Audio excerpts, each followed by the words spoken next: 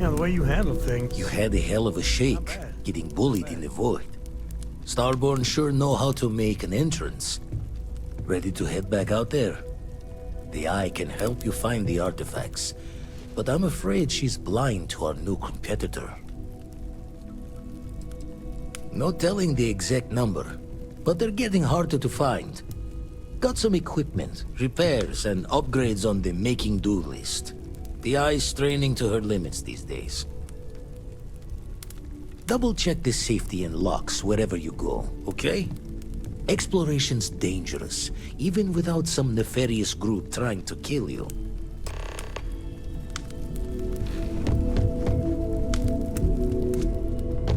As much as I love uncovering new questions.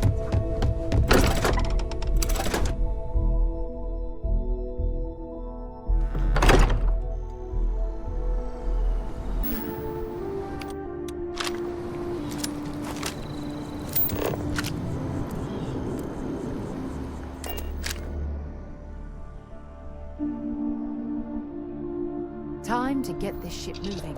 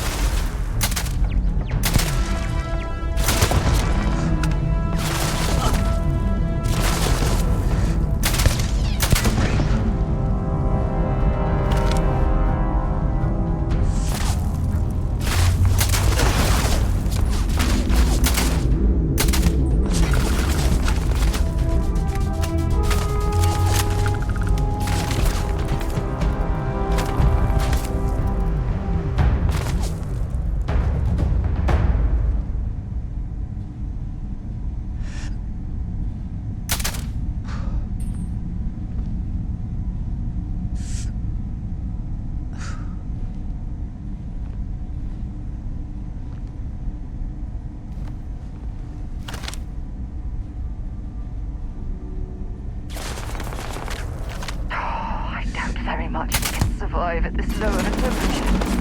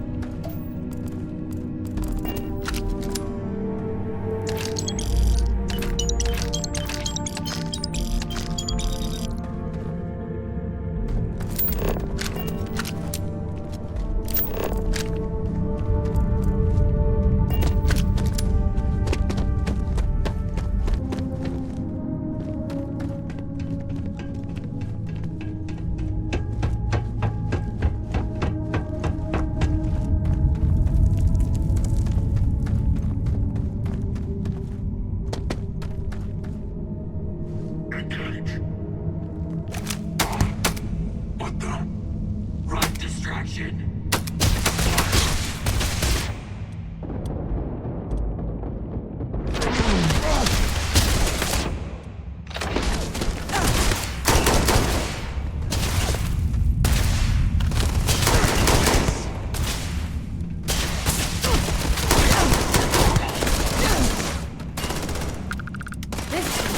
Badly for you.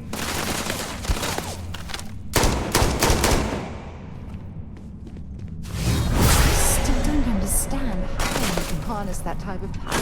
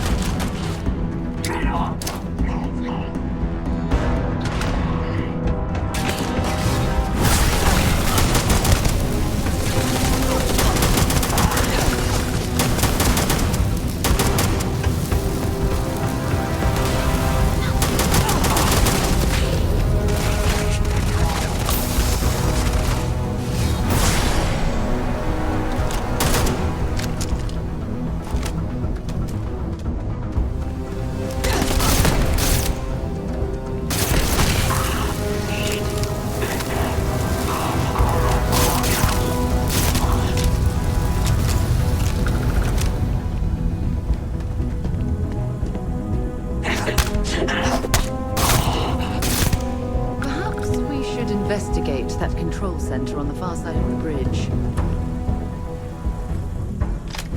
There's something I need to talk to you about.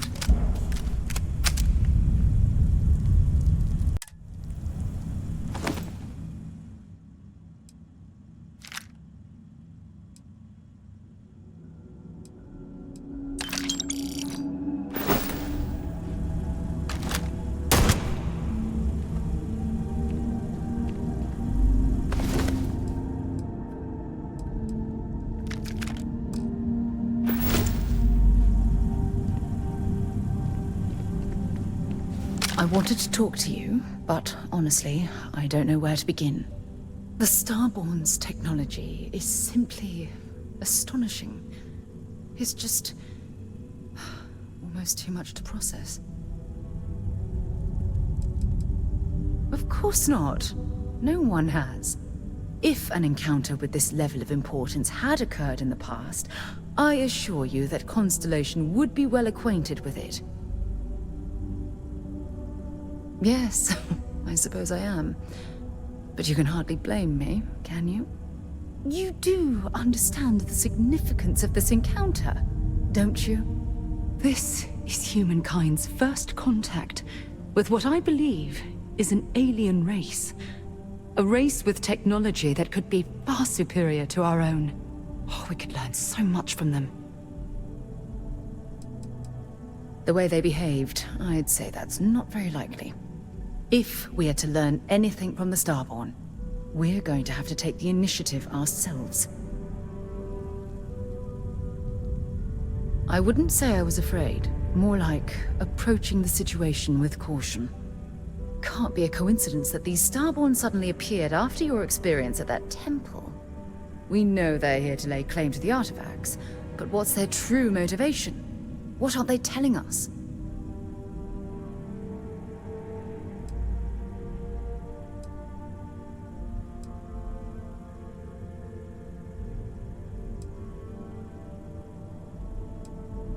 It's very disturbing, especially with all of that cutting-edge technology at their disposal. Damn. Oh, if only we knew more about the Starborn.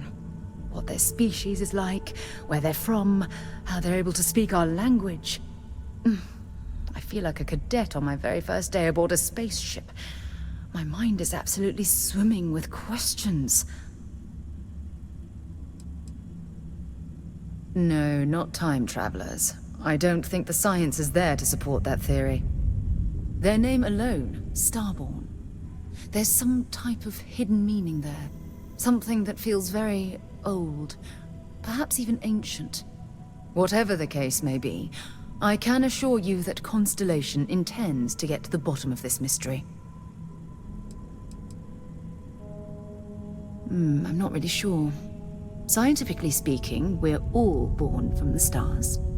Most of the chemical components of our body, carbon, oxygen, sulfur, are exactly the same as those manufactured by internal stellar reactions.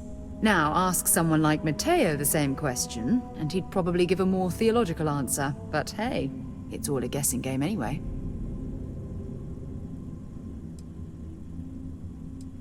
Exactly. We must use all of the tools at our disposal to learn more about the Starborn and their connection to the artifacts. Thank you. I really appreciate your support right now. You know, it's funny. When I was a little girl, I'd lay on the ground and stare up at the stars. I was absolutely convinced they held a secret. I'd remain there for hours in silence, eyes closed, listening, waiting for the secret to be whispered in my ear. This encounter with the Starborn is that moment to me. The stars are finally whispering, and I need to hear what they have to say.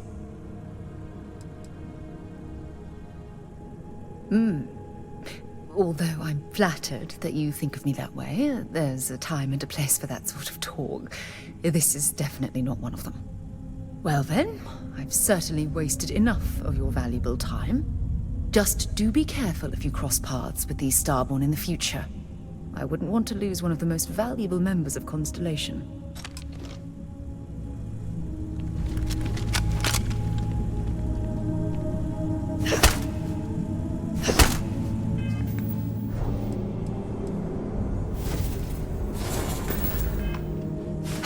My God! I still can't believe you can do that.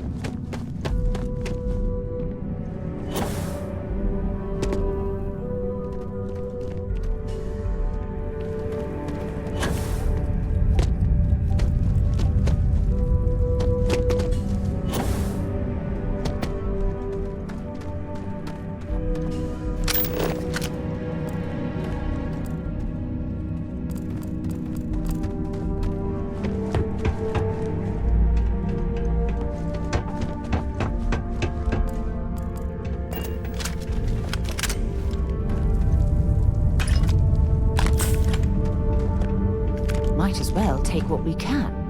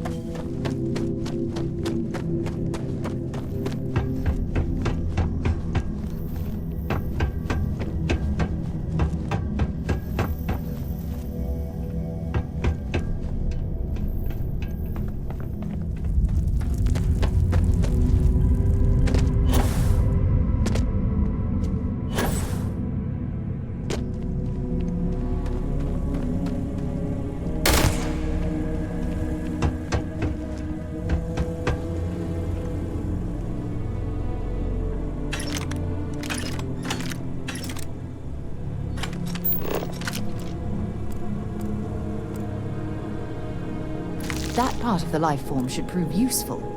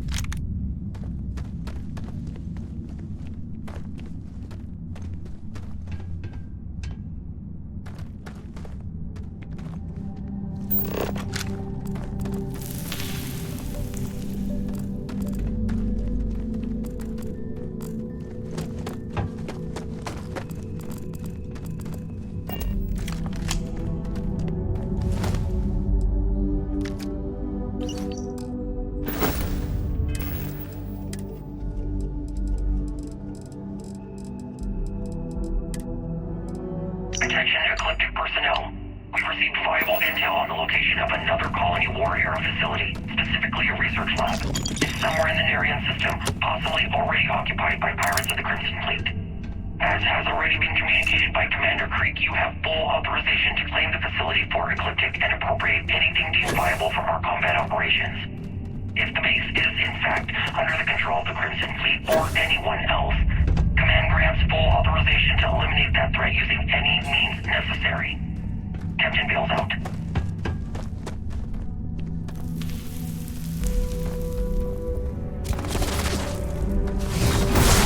How can we do that?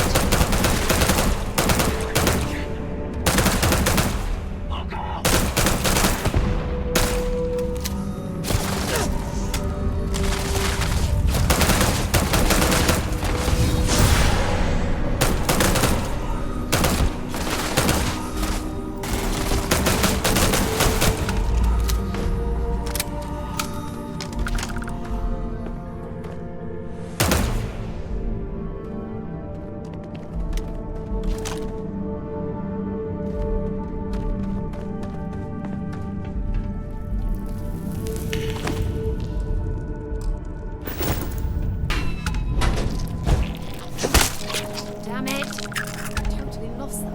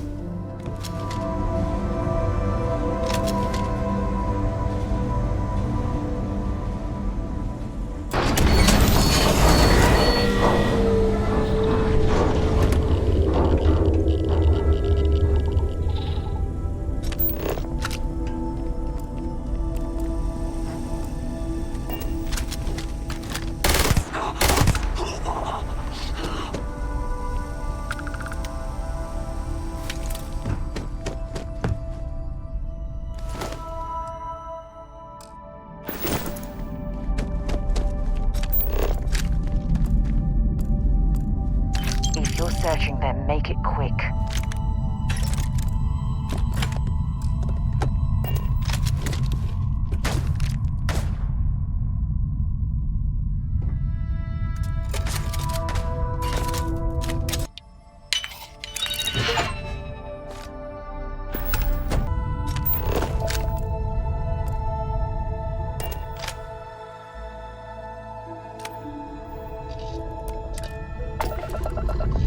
All thrusters firing.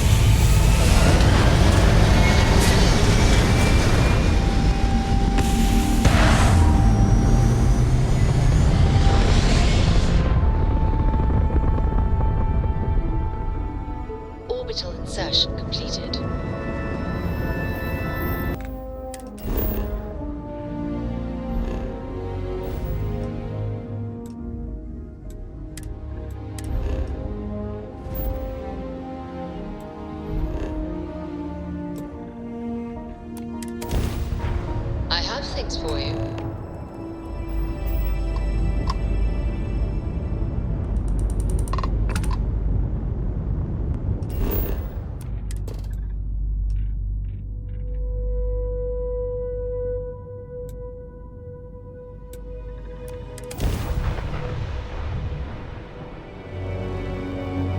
Good to go for landing.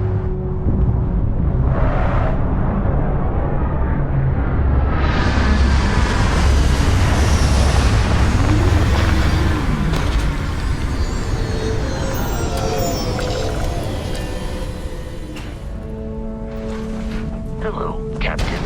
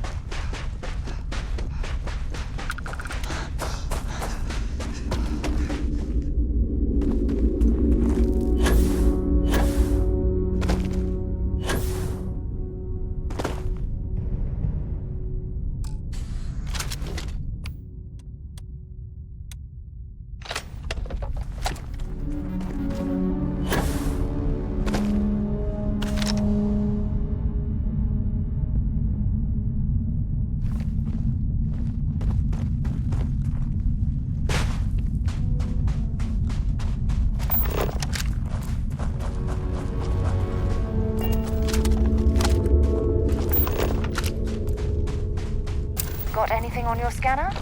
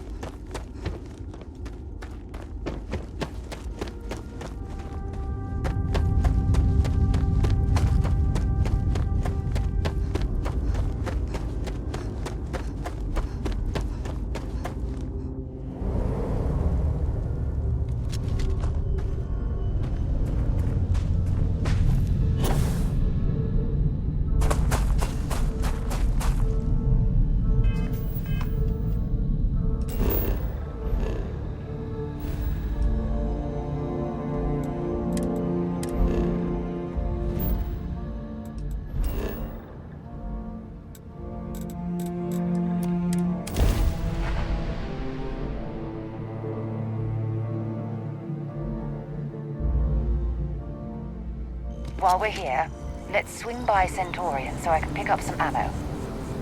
If something's on your mind, you can tell me. I do. See you soon, love.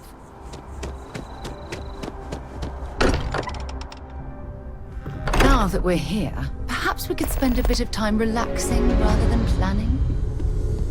Look at how far we've come. It's all becoming so overwhelming. The Starborn, the artifact visions, the music. Is it all worth it? Mateo, are you having a crisis of faith? You? What if the Starborn are right? What if our hunt for the artifacts is a fool's errand, doomed to failure and catastrophe? You think we're doing the wrong thing? We just want answers. Isn't that why we all joined in the first place? The noble quest of discovery?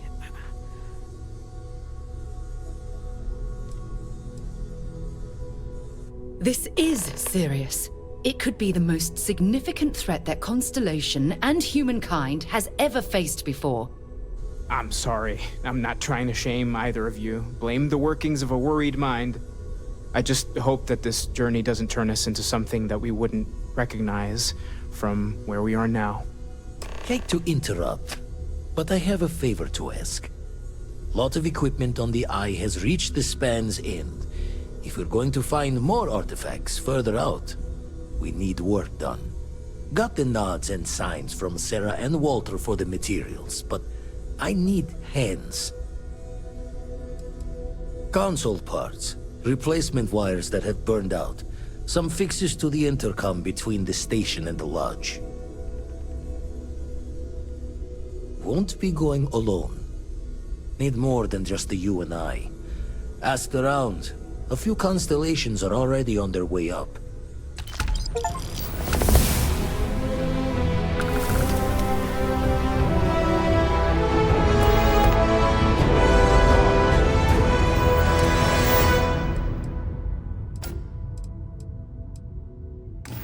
When you have time, of course. I have been in. See you on the Eye.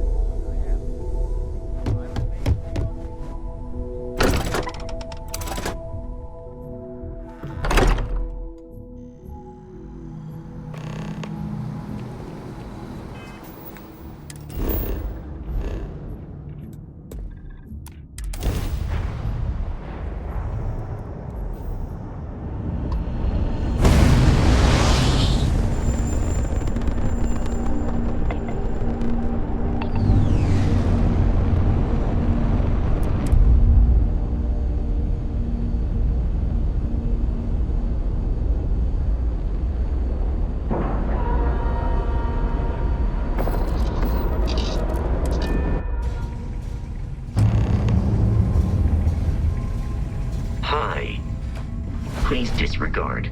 I attempted an informal greeting, but I am dissatisfied with the results. Hey, mind helping me weld up some of these panels? I miss coming up here. We should visit Vlad more often. Dad, pay attention! Why can't I use the welder?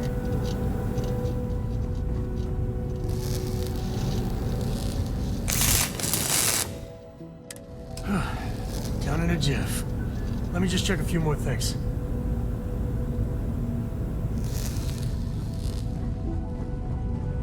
This scanning equipment needs to be installed. I could use your help. If you could help me install these parts.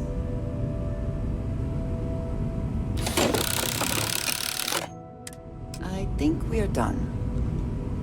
Thank you.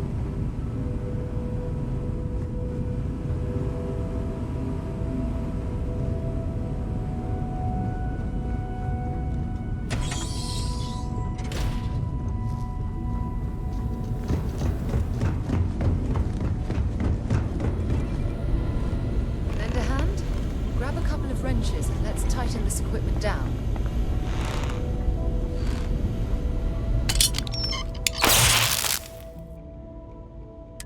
Well, I'm certain that wasn't supposed to happen. Check with Vladimir? Oh, sorry. Was just doing some math in my head. Trade the gaps with you? You color the wrong wires. Station showing red. bad. Nastier than I measured. Figured a few of the parts might be iffy, but this is going to take more than a span. Oh, I should have checked the compatibility when we made the order. I can stay with you until we get all this fixed. No need for the martyr's clothes, but I'm happy to have the help. As for you, while we're giving the eye the swords, need to tip your ear on another matter when you got the time.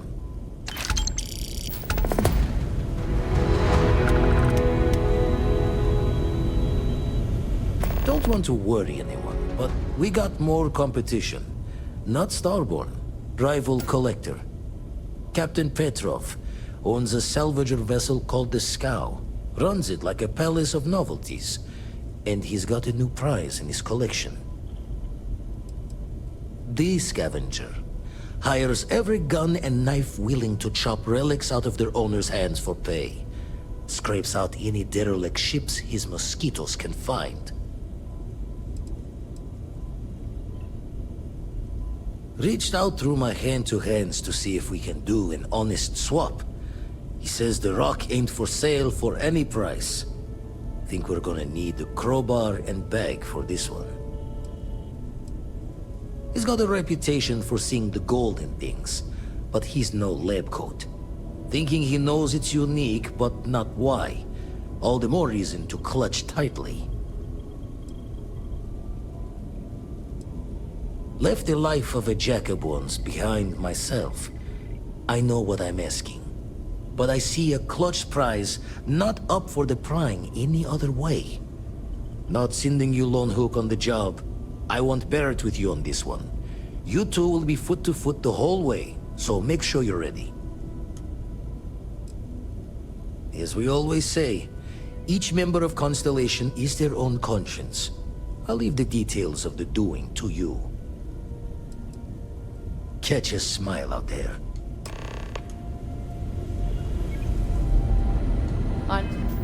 Assist Vladimir for now. You go on ahead and get that artifact. Take a break. Let's chat.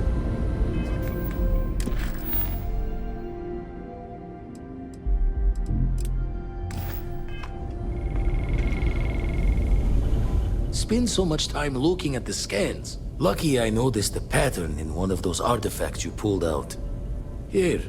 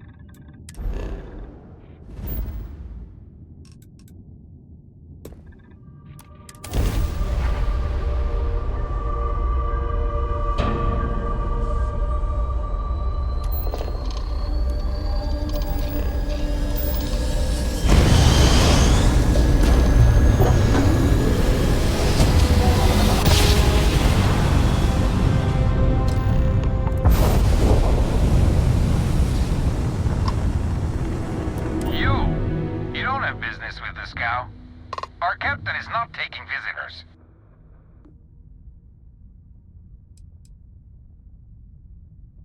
Hey, you tell Petrov his old buddy Barrett is here to see him. He'll want to talk to us right away. Barrett? From Constellation? You're specifically on the list of people not allowed on the Scow under any circumstances. Oh, right. Forgot about that. If I could just talk to Petrov myself, I'm sure he'd want to put that all behind us. Go. Away.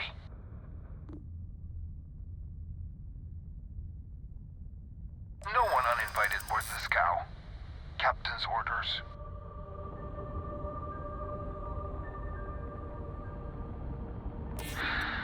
Unfortunately for me, the captain will probably love that. Oh no. Someone just like the captain He'll love you. All right. I'll clear you to dock. Keep yourself out of trouble, or we'll have every hired gun in the cargo bay after you. Got a minute to chat? Maybe a few minutes. Probably not hours, though. But no guarantees.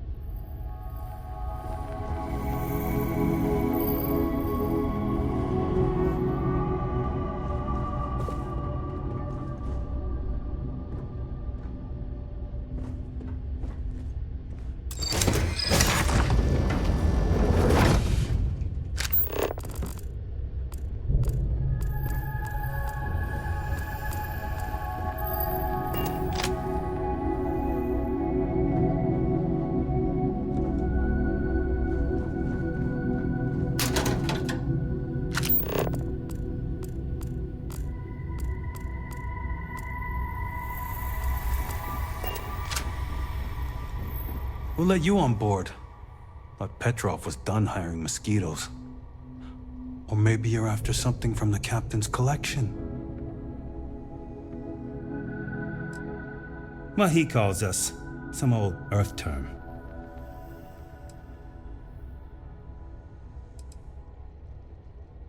Yeah?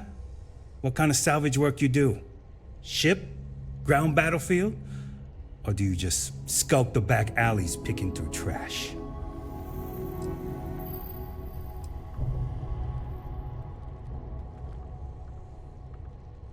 Sounds about right. A lot of spare parts out there. If you don't think too hard about the last guy who had them. A lot of these places were abandoned for reasons. Folks didn't plan on coming back. You're all right, scavenger. Go on ahead.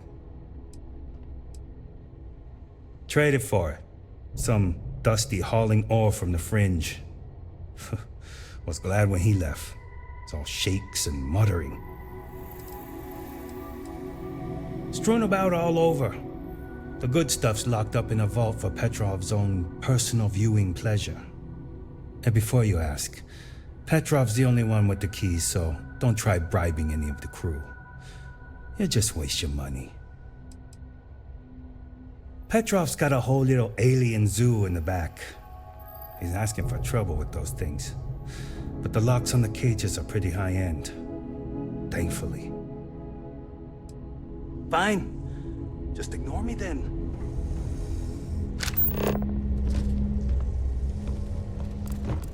Dusty. Let's talk. I have to talk about the Starborn. Do you have a second? You do, right?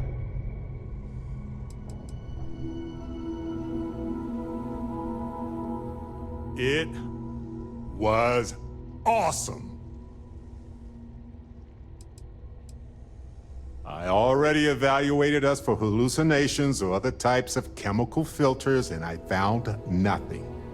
It could be the dawn of a new era of humanity. Or it could be an elaborate prank or any number of mundane explanations.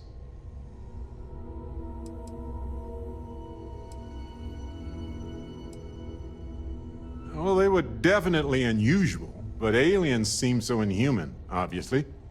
I just have so many questions. We just need more data. There has to be a way to draw them out and figure out where they're coming from. We're going to need a way to find them again, or lure them. This could be a turning point for humanity, you know? Or it could be just the emergence of a powerful new faction, or some sort of elite military tech, or a gazillionaire with nothing else to do. All we know is that they wanted that artifact badly.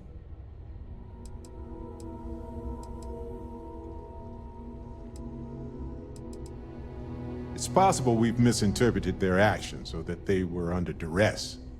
We should remain cautious with them, but I think we should leave the door open to communication. Agreed. That is going to require more observations, more encounters with them. And who knows? Maybe we'll never see them again.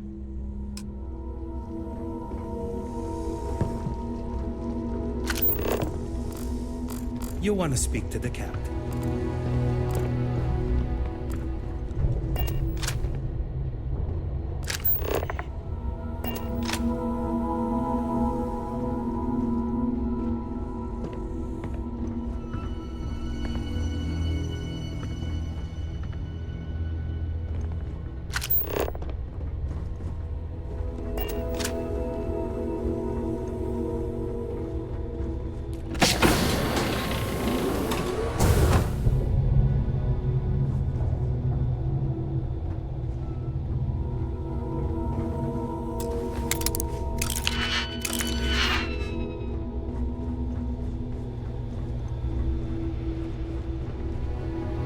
Welcome to Petrov's Palace of Peculiarities, the pinnacle of perfect procurement, the penultimate panopticon of prosperity. Ha ha ha!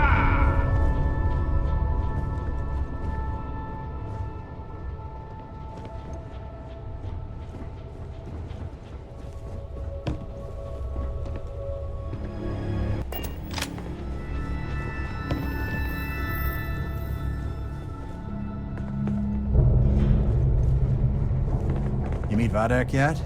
The captain's right hand. I've never seen a man so exhausted. Gun's been holstered too long.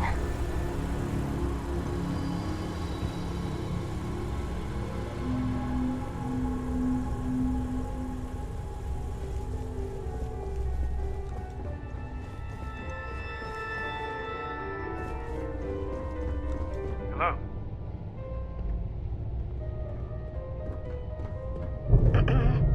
Hey.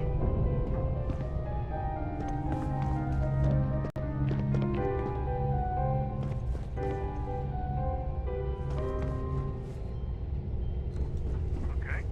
Hello?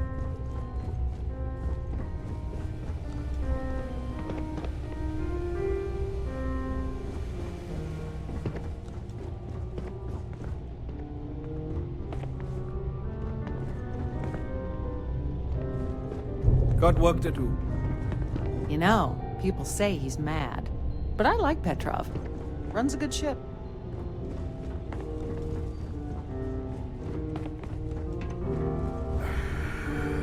I wasn't aware we had the visitors. Vladimir, you didn't tell me we had visitors. We have visitors. Excellent. Now that you've gone to all this trouble to get here, you should make yourself at home. Relax. Kick up your feet on the tables. I don't care they have scorch marks on them anyway.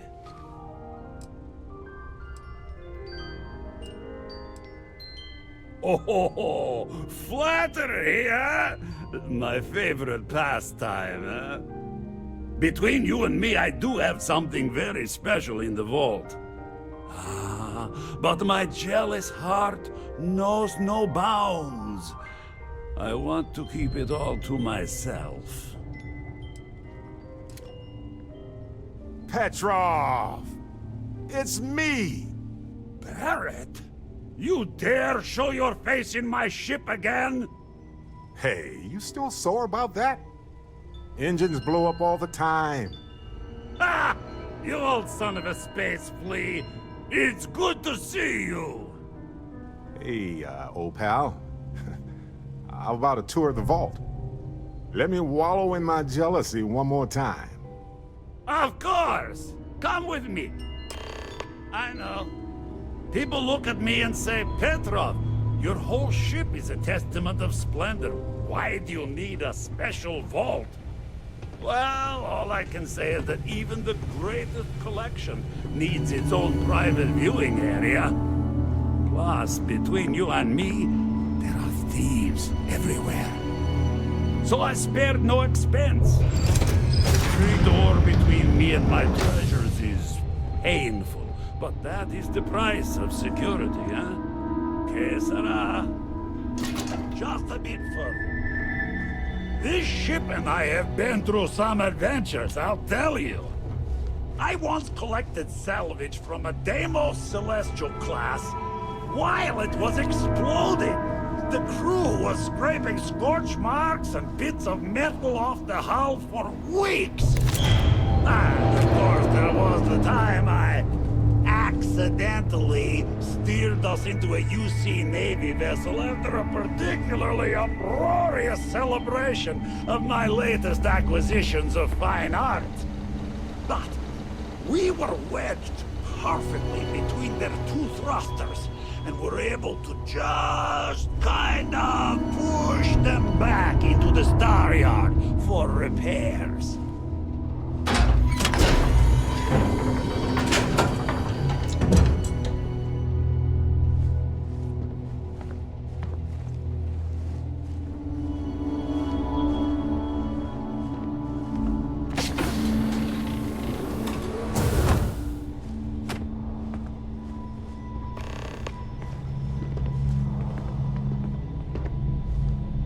Now, the moment itself. Ah, beautiful, isn't it? The man who sold me this told me that it spoke to him. That holding it for the first time was like drowning in your own soul. Alas, I've held it several times, and my soul is still breathing, devoid of any such enlightenment. Why, yes, he did. Oh, no. No. I can't. This one is mine. And it's only fair to warn you. Hands off! I would hate to sour our new friendship by becoming the victim of piracy. We're not pirates, Petrov. We're explorers. Who might do a bit of piracy on the side as a hobby sometimes.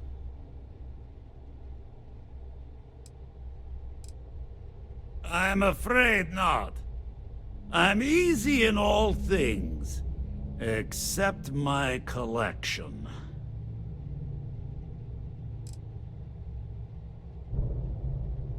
Then I suppose it's just a question whether my immeasurable love for my collection and my crew of hired cutthroats is enough to stop you. Go ahead. Make a move for the artifact. Let's see what happens. Would it help if I said we needed it for scientific research?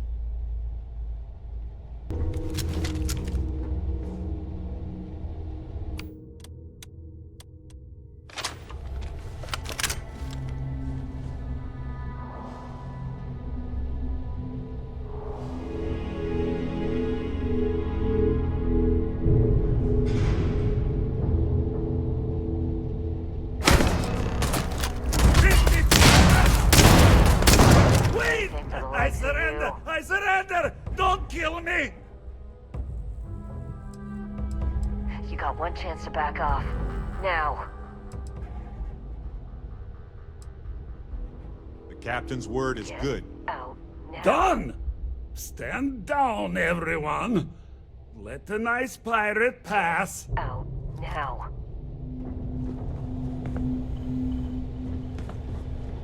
Oh, don't worry about the mess. I'm sure we can find a place to put the bodies. Now.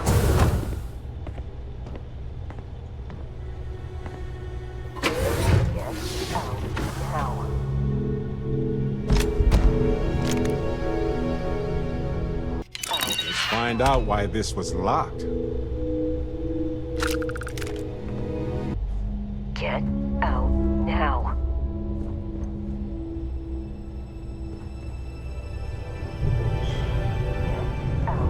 Now.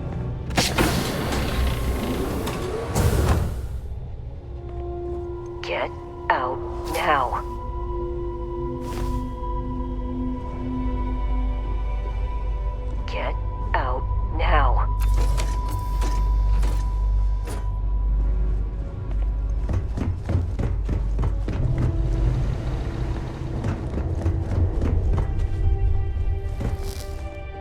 You're lucky the captain's a coward.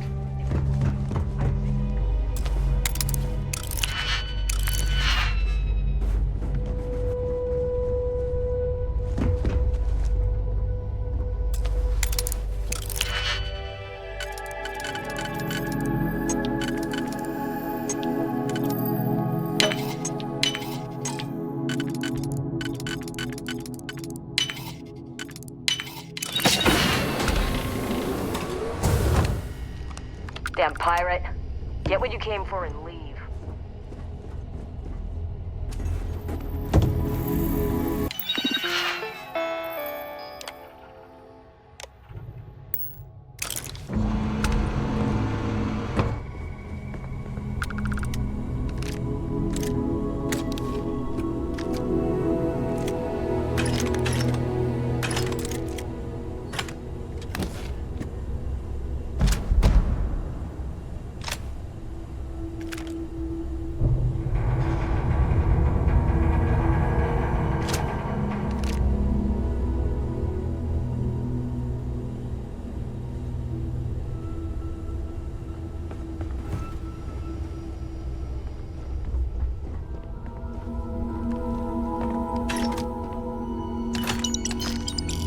Damn it, Petrov. I was just getting warmed up.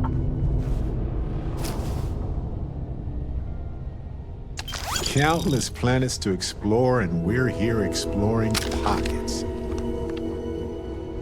Filthy pirate. We're not gonna forget this.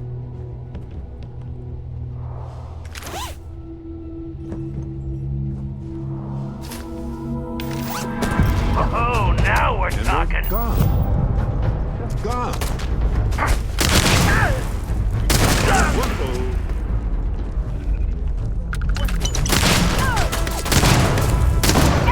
Nice work.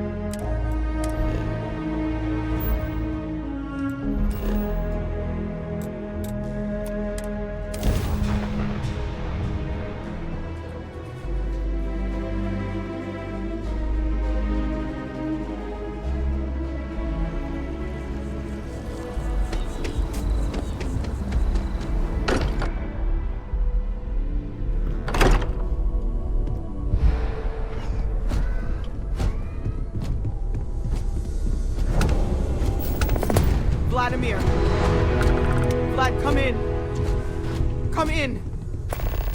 The eye's gone completely dark.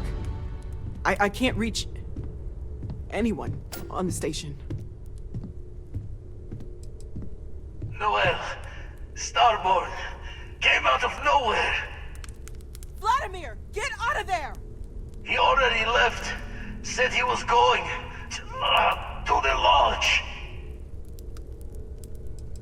Sarah, she's still breathing, but oh God, all that blood.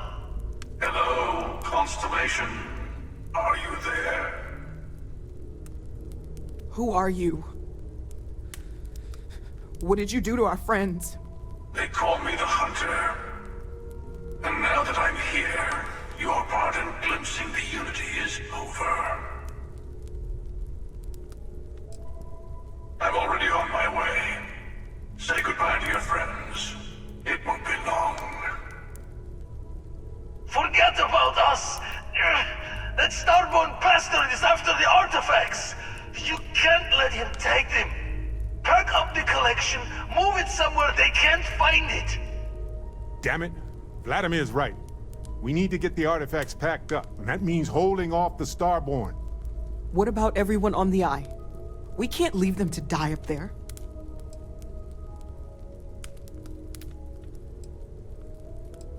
Not happening. You think a homicidal monster is going to stop just because we give in to what he wants? I don't know how long it's gonna take to pack up the artifacts. I'll get started. Hopefully this will only take a few minutes, if my hands can stop shaking!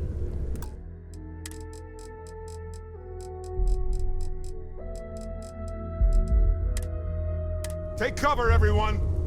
Where? You really expect them to barge through the... If you're going to leave, I'll be barricading the door on your way out. Won't be able to let you back in for anything.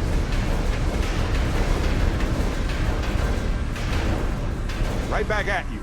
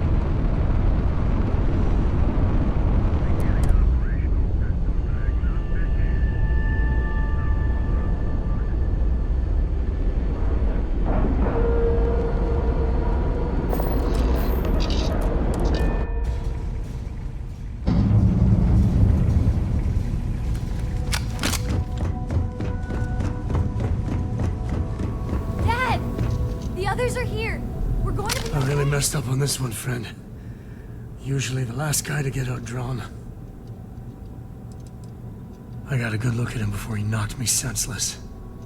I know that stance, that arrogance. The Hunter works alone. Heard someone shout that a ship was docked with the station. We were all geared up, but there was no one there. Poor Vlad got the first swing. Knocked him back into some of the computers. Lights out. That Starborn just appeared. It's kind of all a blur after that. Back at you. I don't think I'm gonna be moving around too much for a bit. But I'll be alright. Oh, thank the stars beyond.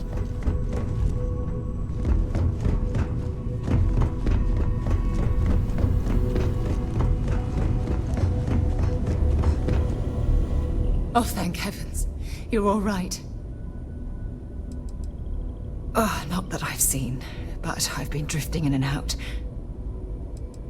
We didn't see the Starborn ship dock until it was too late. By the time we managed to take defensive positions, the doors were already opening. We didn't see him at first. Vladimir went sailing straight into the control room. Then the Starborn was just... there. The rest is just... combat blur. Adrenaline. Pain. No time to waste. Let's get going. I'll be fine. We have the others to worry about. You're alive. Krix's ghost can keep waiting.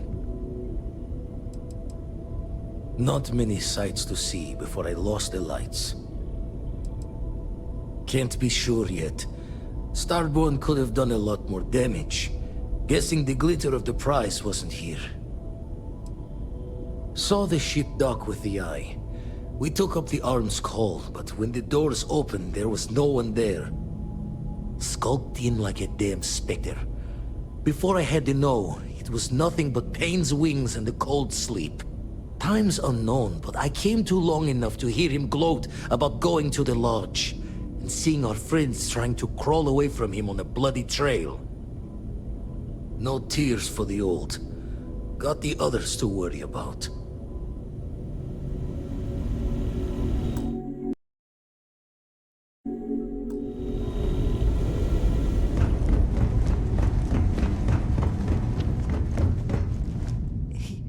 He came out of nowhere. I only saw the one. We were working on the repairs when the ship docked. We ran to defend the station, but after the doors opened, there wasn't anyone there.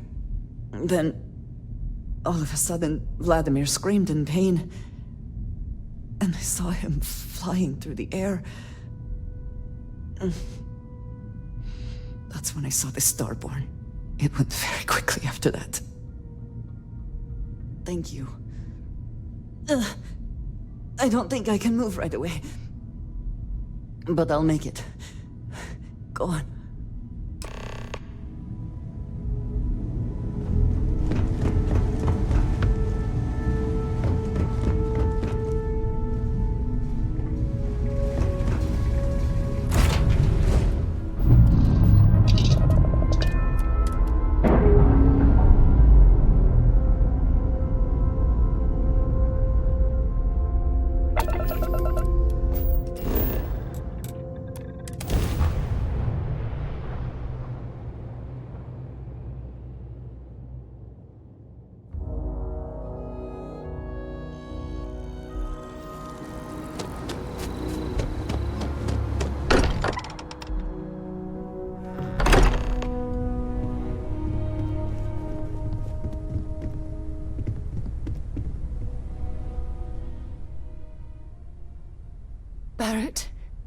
Barrett, it's Sarah.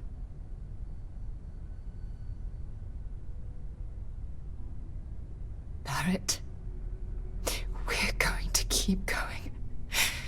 We'll finish this adventure you started. It's okay. Be at peace. He's gone. We can't change anything now. Come on.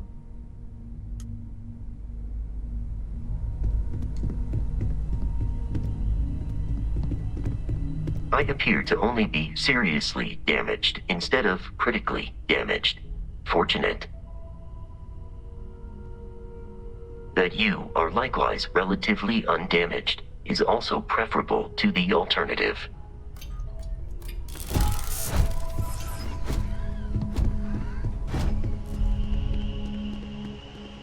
It went quickly after you left.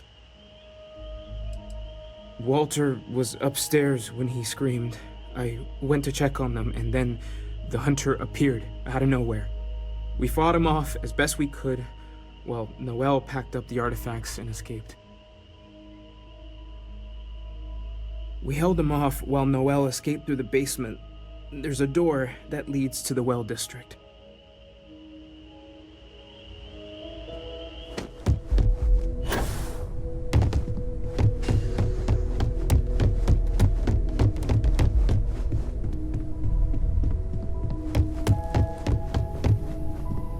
Took you long enough. I didn't see much. I didn't see anything, really. That hunter attacked me, I'm sure of that. I heard the others fighting him.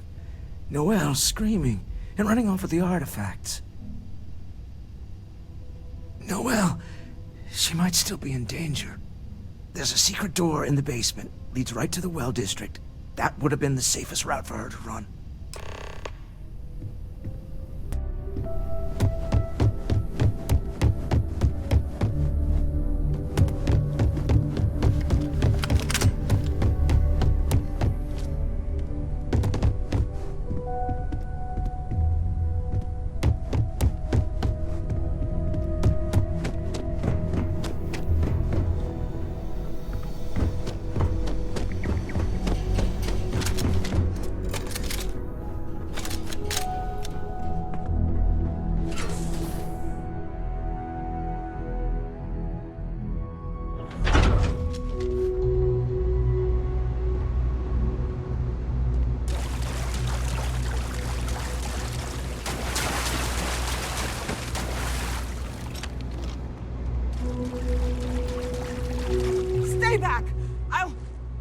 Oh, thank God. Thank God, thank God, thank God. I don't know. I just ran and hid. I keep thinking he's just around the corner. I still have the artifacts, but where do we take them? Oh, there you are. I wasn't expecting you to run to the Eye. You! You're not getting the artifacts! Yes. Let's see if they can slip from my grasp this time, shall we?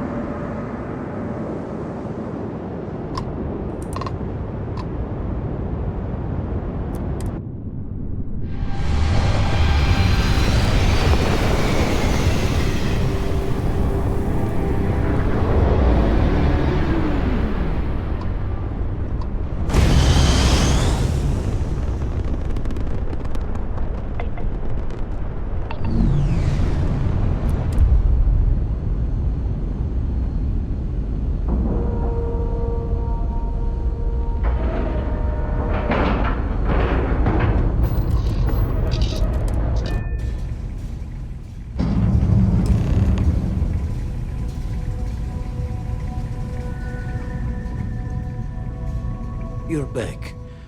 Thank the Blackest Sea that you and Noel are safe. And the artifacts? The lodge. So, we slipped from the Starborn's grasp, but not before taking a stab straight in the heart. We need to talk locks and bolts. Lodge and the Eye are not secure.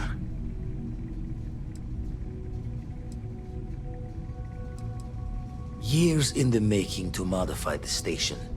Take time to fix the damage, but more is the worse if we abandon her and try to start over. Just means he's playing the waiting man's game. He'll be back once we've done all the work of collecting the other pieces. Hunter, he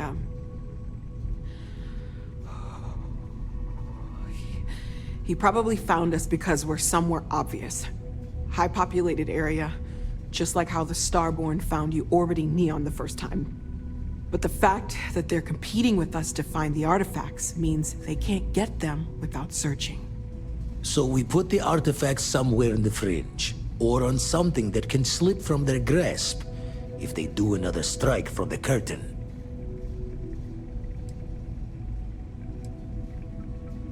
Clear from the few encounters we've had that the artifacts are all the Starborn prize. They could come after us, though. Try to find out where we put them. Need to take the risk. The Eye, the equipment in the lodge, not easily moved.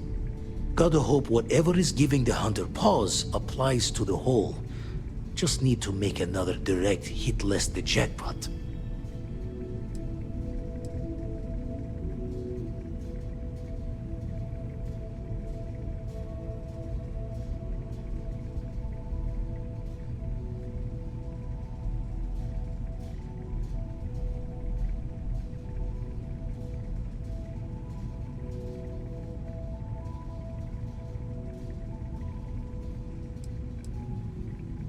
Fine idea. Starborn show up, you can burn helium in one spin of the grav drive to anywhere. Here, keep the artifacts safe. I guess we'll meet back at the lodge after?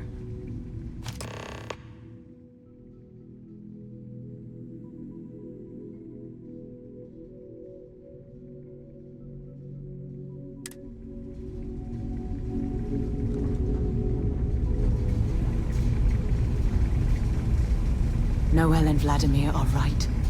The artifacts need a new home.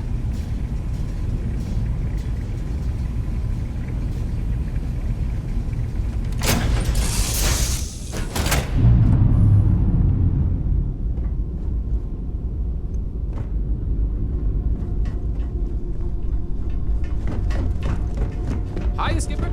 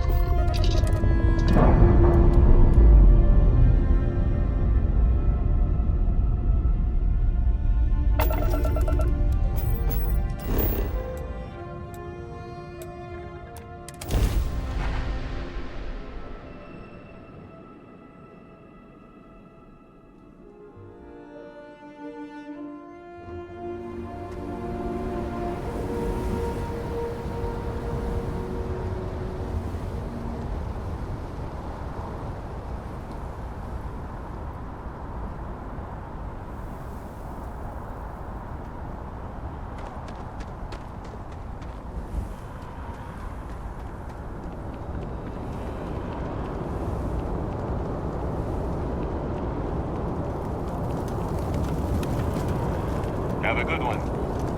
You see the size of that thing? Still more out there. Be careful.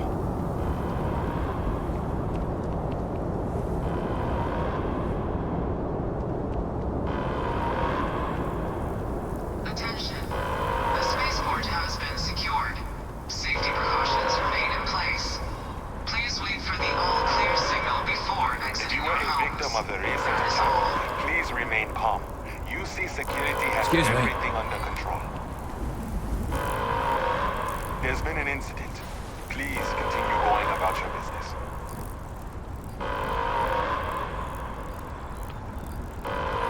If you're with the press, we have no statements to make about the attack at this time.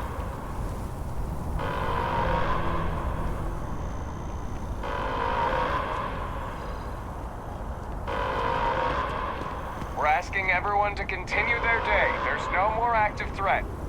Yes?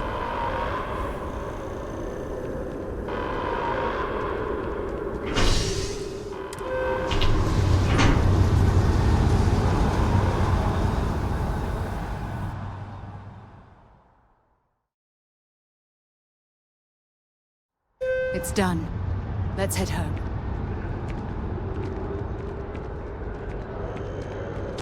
I...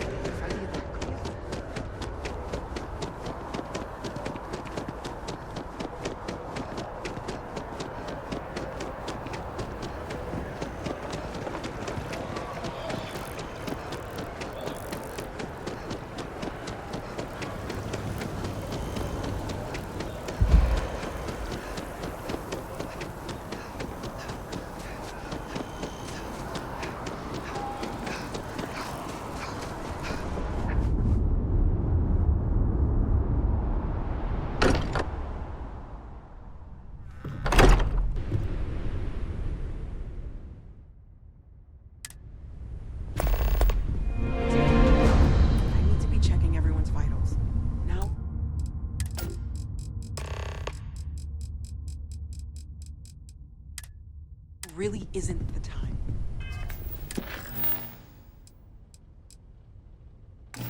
I know. Look, I'm not sure we when all things feel will like we've feel been kicked into the safer. ground a million times over. But we have I not think I been have attacked something. again. I'm serious. If I may, I know our encounter with the Hunter is the last thing anyone wants to talk about right now, but he said something that I can't get out of my mind. Unity. Do you remember that?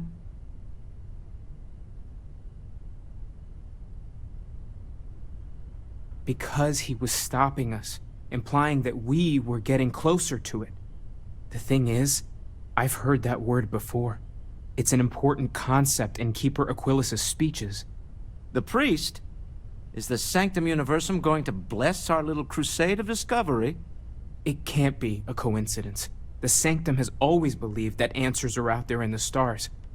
Look, I know it's the longest of shots and the biggest leap of faith I could ever ask us all to take, but why not talk to him? It's right here in the city, just a block or so from the lodge. There's no harm in gathering more information. A visit to the Sanctum might actually be quite enlightening. Thank you. I know it's not much to go on, but something about this feels right. I'll meet you over there.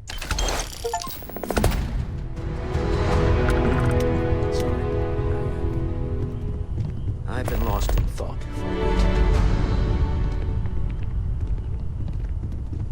I will be monitoring everyone's vitals for signs of continued trauma.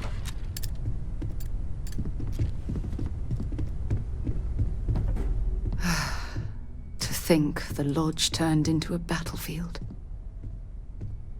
It's reassuring to know that I have you by my side. Oh, I feel like I can take on the world. If it keeps us close. I need everyone looking out for each other. Oh, you're going to make me every time you say those things.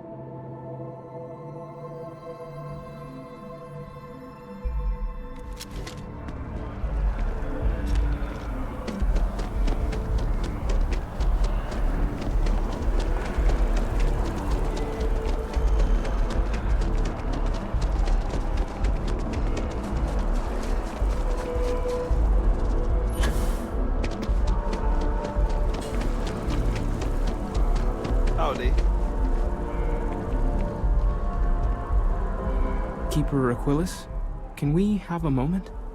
Oh, Mateo. It's been too long. How are your parents? Your mother still struggling with that azalea garden? No, she figured that out a while ago. Had to adjust the pH levels in the soil. But, Keeper, I didn't come to catch up. Oh. Well, what's on both your minds? Keeper, we were hoping to talk to you about unity. You want to subject your friend here to one of our talks, Mateo? The future of humanity is always a long discussion. No, that's not exactly what I meant. Keeper, when you talk about unity, well, does it mean anything else? Something secret? Perhaps we should talk about this inside. Have you ever heard one of his sermons? They're really good.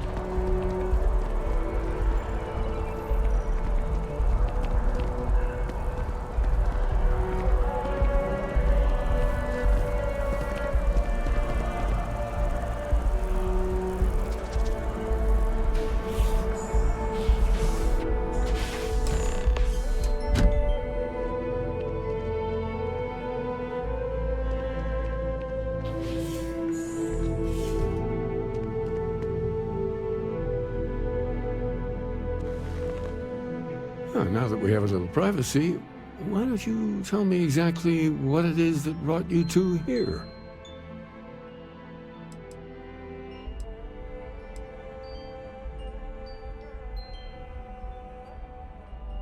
They're like nothing we've ever seen, Keeper.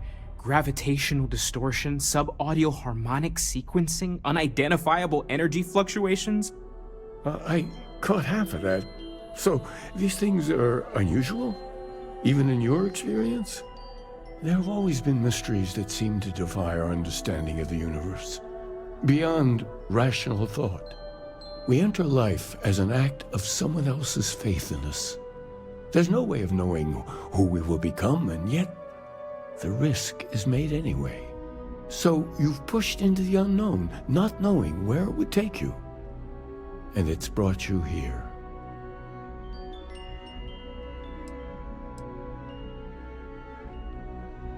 I think I can. If you're willing to find your way in the dark for a bit longer, I can give you a path of discovering its meaning. There's an old story, far older than the Sanctum Universum, of someone who walked the settled systems and saw every corner of it. This pilgrim claimed he found the true meaning of unity. I always thought of it as just a parable for trying to bring humanity together, but maybe it's more. I'm not sure if he was, but if what you're looking for is connected, then anything might be possible. In my story, the pilgrim met the founders of the House of Enlightenment and the enigmatic cult of the Varun, and he gave them each a part of the truth. Then he goes to his final resting place to live out the rest of his days in contemplation of infinitum addendum, his addition or contribution to the infinite. But what if the story isn't a metaphor, but a code, a way of finding the pilgrim again, or at least his grave?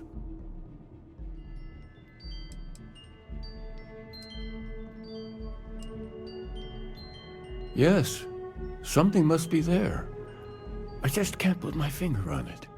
Maybe the answer will become clear when we have more. The House of Enlightenment and Varun have versions of this story. Because I wasn't looking to find unity in the same sense you are. A fresh set of eyes might reveal the truth.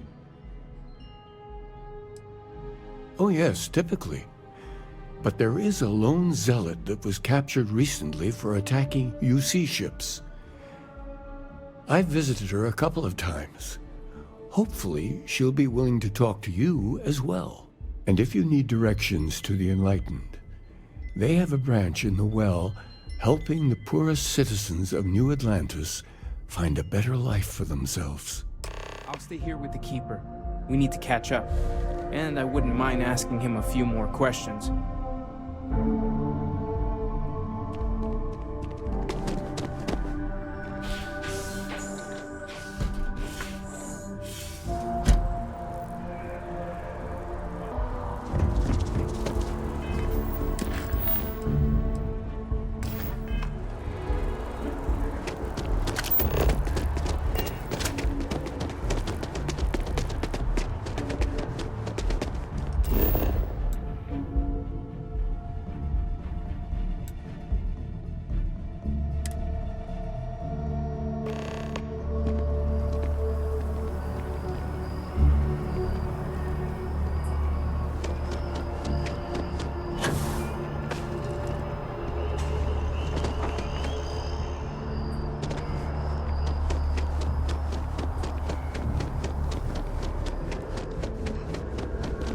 One day, I'm gonna leave New Atlantis.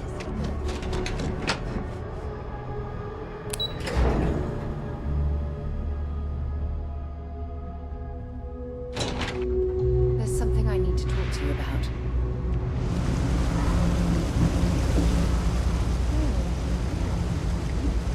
Look, I wanted to take this opportunity to thank you. The fact that you risked your life to save me, I don't know what to say.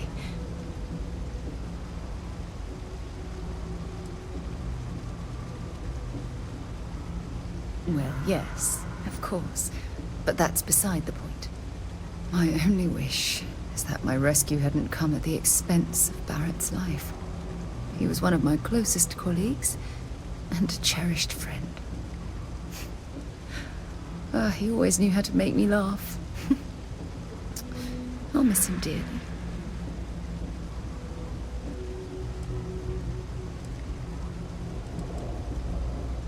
I really wish I could believe that.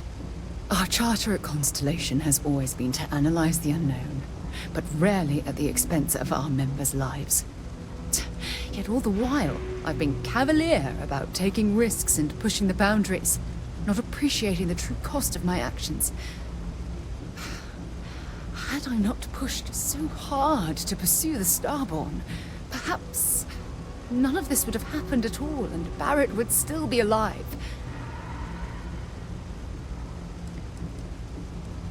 I can't sugarcoat our mission statement. Space travel and planetary exploration is inherently risky. Even Constellation's founder, Sebastian Banks, went missing on an expedition. But this particular danger with the Starborn is off the scale. We truly don't know what we're dealing with.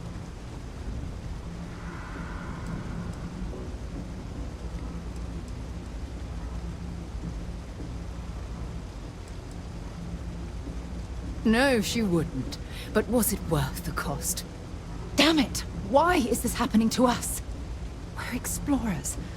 Our curiosity pushes us to seek answers to life's mysteries. It's one of the core traits of humankind. Yet in return, this is what the universe throws at us. Beings from God knows where who are trying to murder us. Why? What have we done wrong?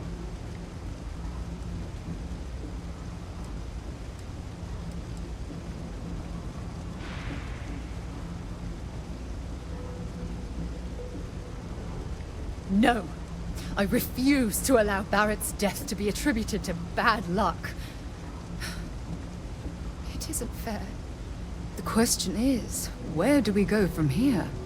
Do we stop exploring? Stop pushing the boundaries? Take a more aggressive posture towards the universe? I don't know where to begin.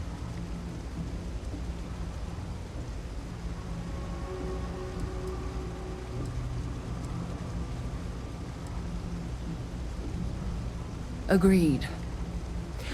I just hope it's enough caution that we don't leave ourselves open to another attack.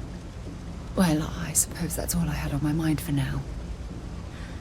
Oh, it was a relief to get all of that out in the open. I'm sorry I got so angry.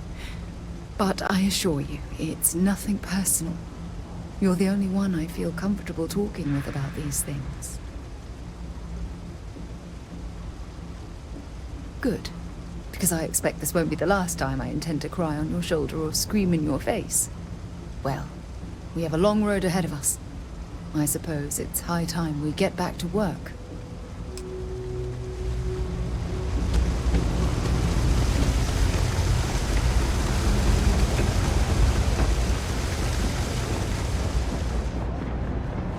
You're in the Vanguard, right?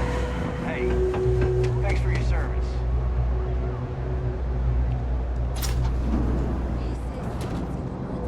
We run a number of social programs, from financial aid to food banks. If it's about the financial or food assistance programs, we are backlogged. Don't worry, we're doing everything we can. Oh, we're not.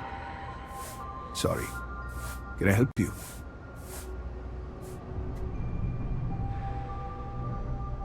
We don't mean to be intrusive. Any information you could provide would be very useful. Listen, I've talked about this with him a ton of times, and there's no record of a Unity pilgrim. But since you both insist, our early records are mostly administrative. Humanitarian projects, group counseling notes, charity expenditures. But there is a series of exchanges the founding members recorded in a lot of detail. It's the closest thing I have to what Aquilus is describing. Yeah, I mean, he's always going on about trying to bring people of all beliefs together. Really wants there to be some shared story or origin. Look, I like the Keeper, but belief is the problem, okay? We don't need a shared narrative or theology. We need to help each other in practical terms.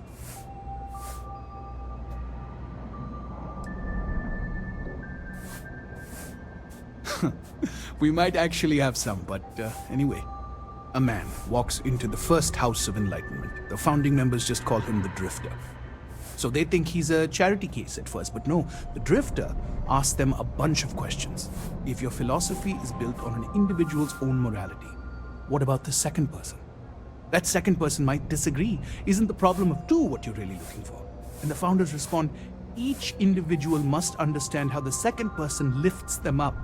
All of human effort is a story of cooperation pushing us forward. And it kind of goes on like that. He comes back every week for a year. Same conversation every time. Second person this, the problem of two that. It's part of our core principles. There's no God pushing us to do good for some eternal reward. We have to help each other because we choose to. If no one takes responsibility for making the settled systems better, then we're just leaving it to the tyrants to bully the rest of us. Honestly, I think the founding members made it all up. There was a little more hesitation being openly atheist in the early days. I think they were experimenting with writing their own scripture. Fortunately, that got abandoned pretty quick. After the records of the Drifter end, you never see anything like it again. Besides what the Keeper would say about it, sounds like a gathering point, or a center. Or, in mathematics, it would mean one, like the one. The first at the beginning. Always happy to help. If you'll excuse me, I've got a lot of aid efforts to coordinate.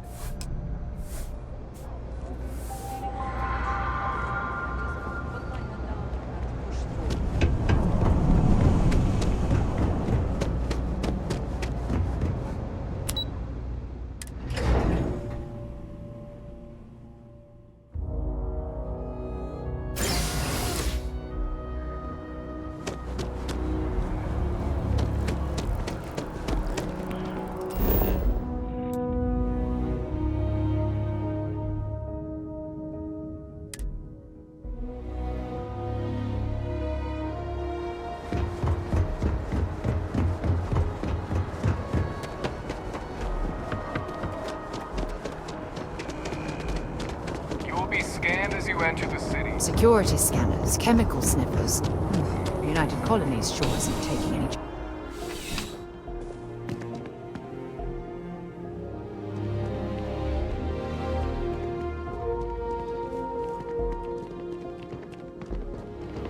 Hello.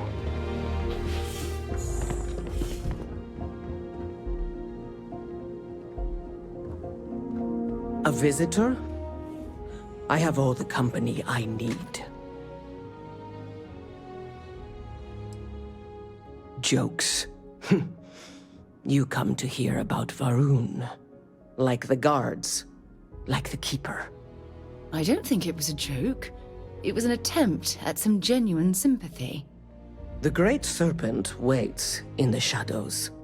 He will entwine the universe, and all but the faithful will be made as dust. That is the truth. No more, no less. Yes, I do as well. We both like to keep an open mind. The knowledge of the Great Serpent sweeps away all concern. There is only his inevitable return, and those he will spare. Nothing else.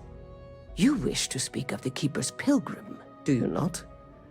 I will tell you of him, and then you will leave.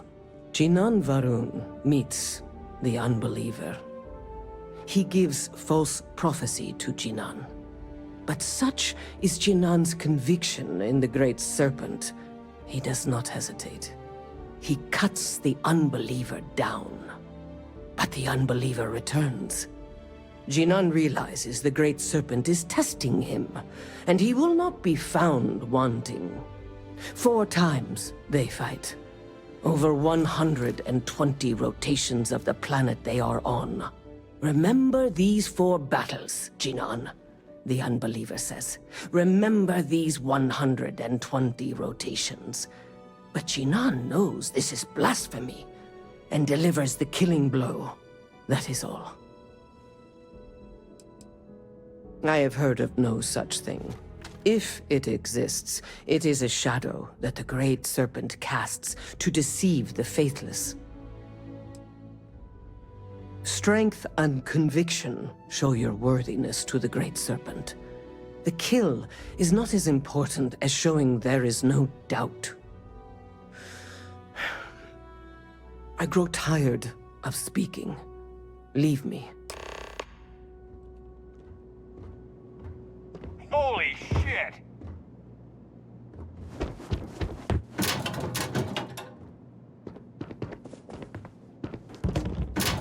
Come on, seriously? Kill for a cup of coffee right about.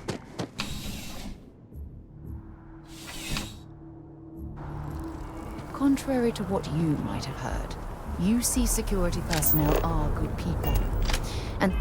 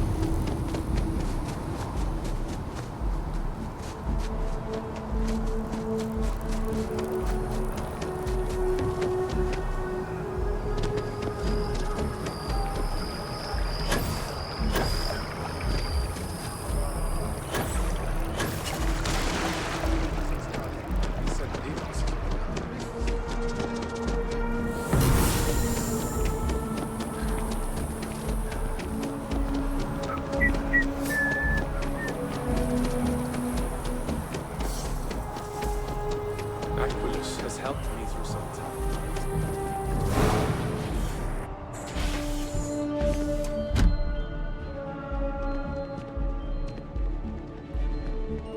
Oh, you're back. What did you learn?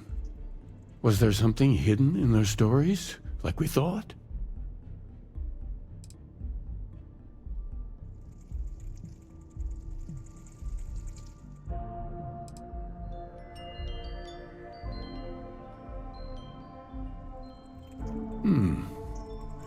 Planets are often named by number.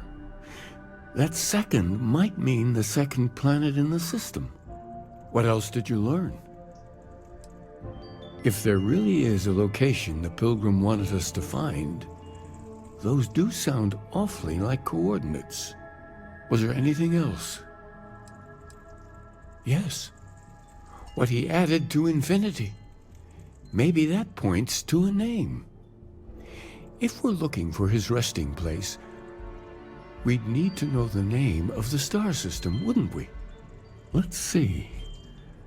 We have something that could be coordinates. Something that could point to a planet in the system. But what's the name of the system?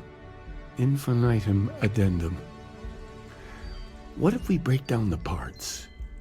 No systems named finite or add. That just leaves in and dumb. Well, that's certainly how I feel.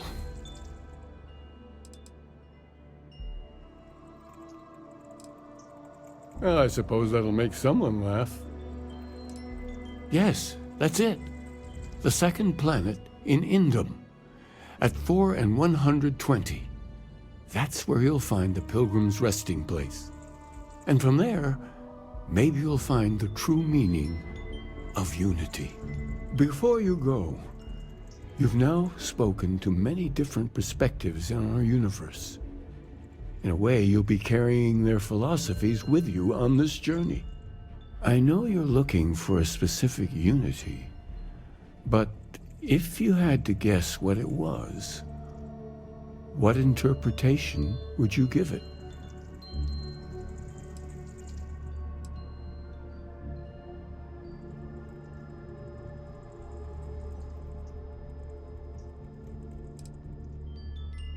Ah, but what makes something like that holy? Gravity is also a force that brings things together. Should that be sanctified?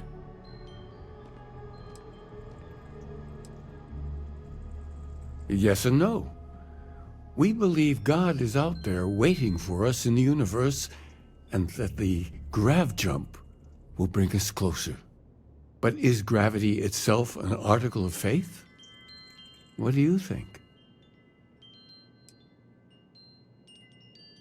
It is one of the great contradictions of belief.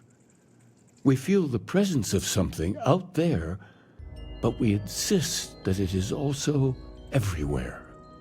So you think this word unity describes that divine unknowableness that the pilgrim searched for? Ancient humans thought the concept of gravity was miraculous. Until we know more about the unity, we also could be jumping to the wrong conclusions. Well, I won't keep you any longer. This has been fun, I have to admit. Go, find your truth.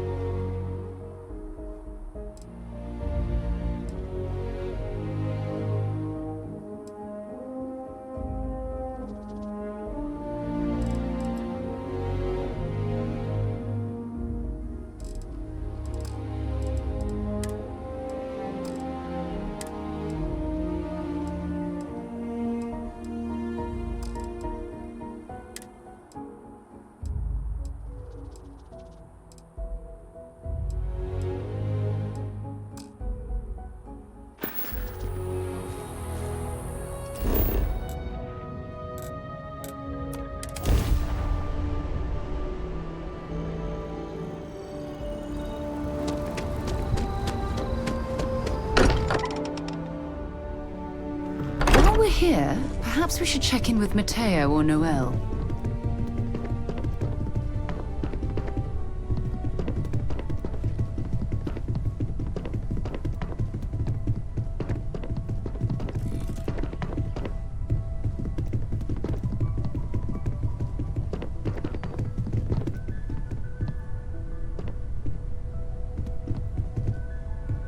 If you need time away from here,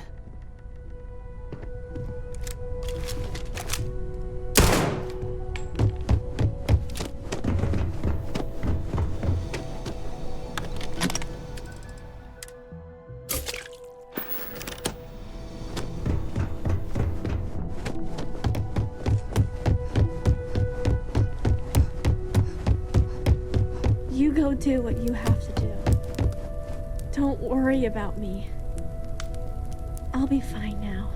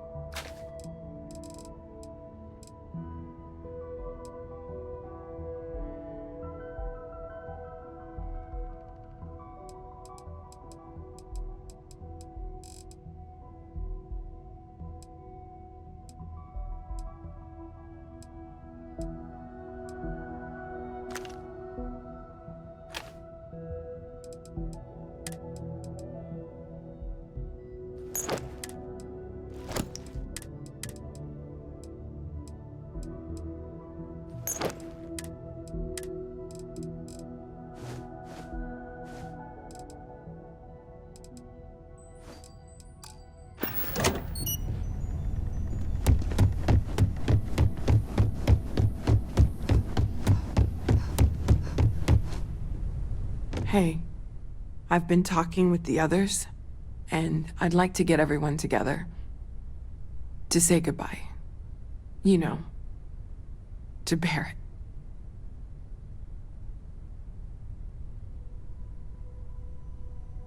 Thank you. It wouldn't be the same without you there. I'll have everything set up in a few days.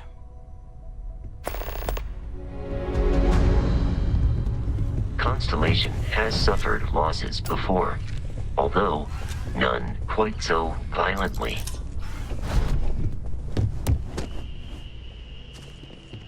Everyone is staying in their rooms a lot more lately.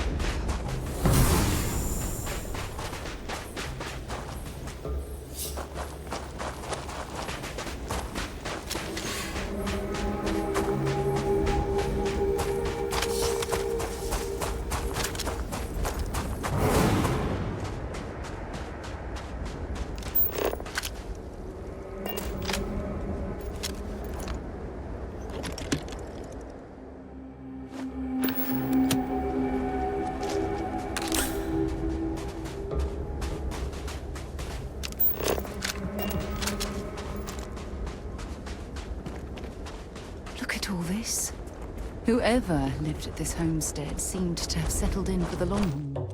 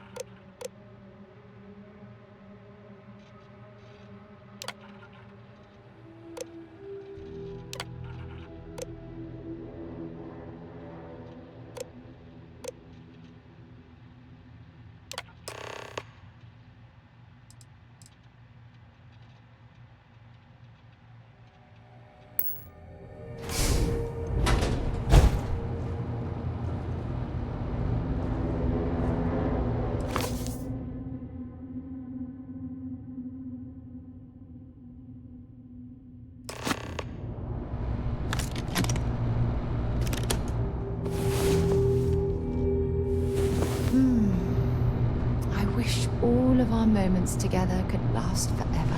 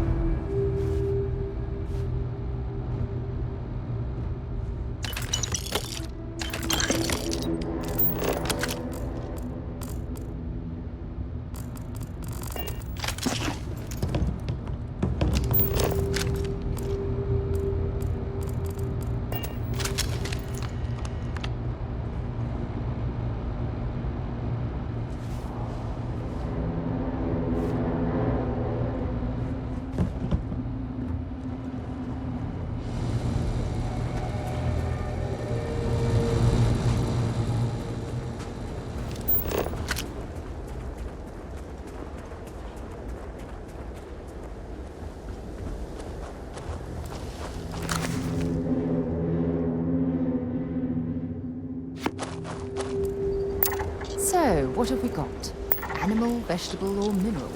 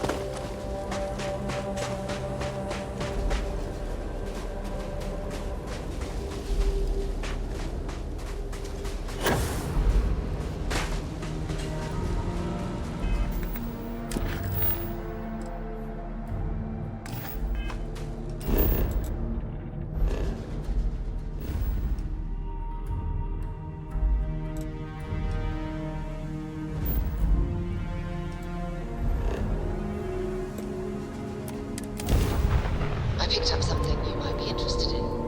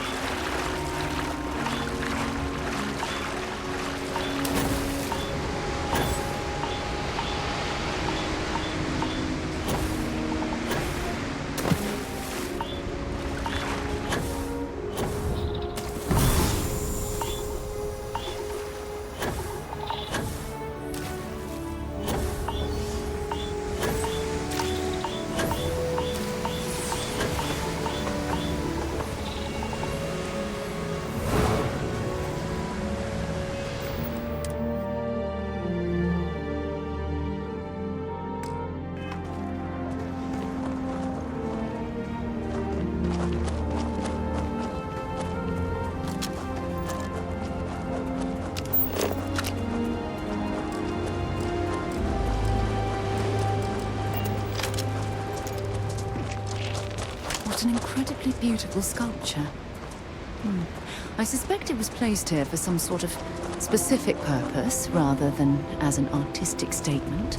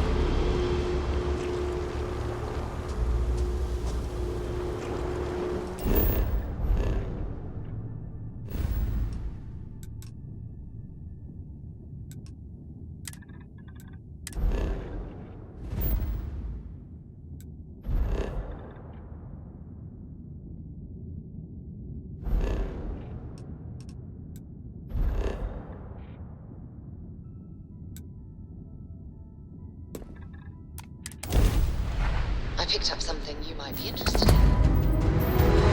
It can't be. You found me. I knew I made the right choice in letting you go.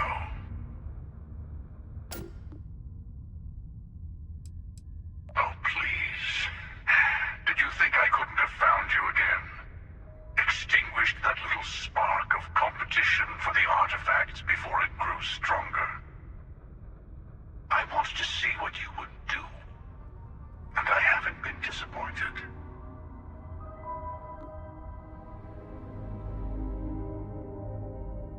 You did. Now it's all starting to make sense. You should come aboard. There's another Starborn here who is very interested in meeting you. I can speak for myself. Constellation ship, you weren't invited to this meeting, but much of our conversation has been about you. It's only fitting you should join us. I will personally guarantee your safety as long as you come in peace. And think of it as a ceasefire meeting. Your one shot at getting those answers you must desperately want.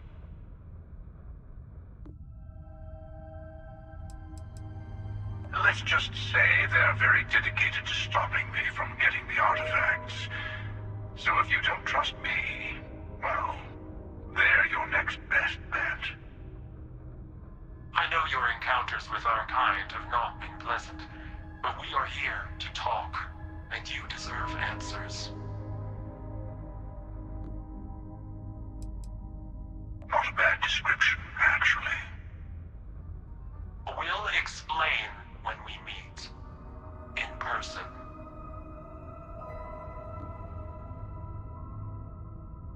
Good. See? We can all get along. For now.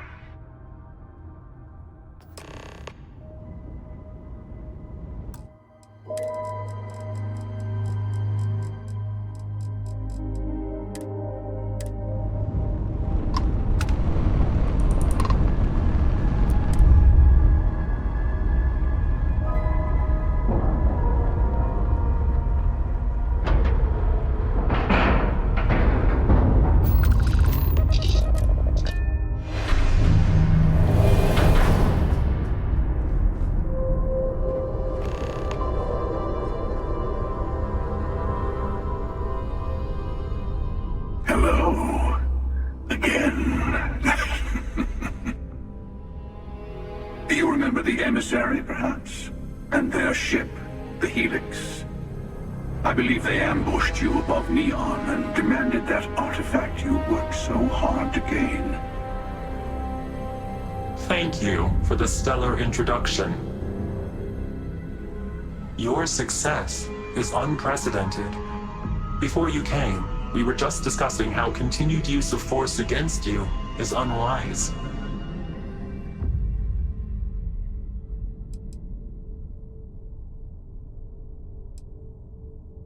Yes, we did. We are not a monolithic people. The Starborn are individuals. Some are united in cause. Others are in it for themselves. We're all in it for ourselves. Some of us are just more honest. The Emissary threatened your ship, demanded you hand over your artifact. How is that so different from what I did? We needed to warn you off. Every encounter with one of our kind could spell disaster. For whom, exactly? I say whoever can collect them should.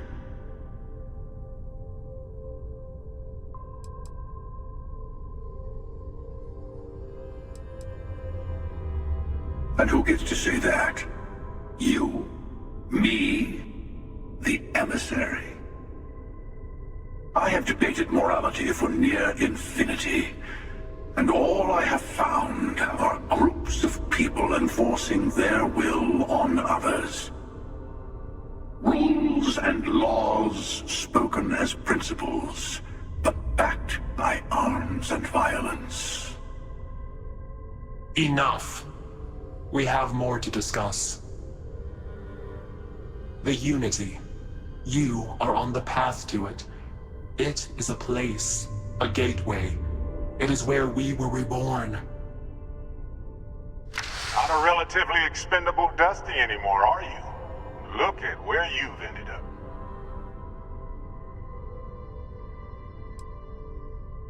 I'm not who you think I am. This universe is only the first one you've been to. I've seen hundreds.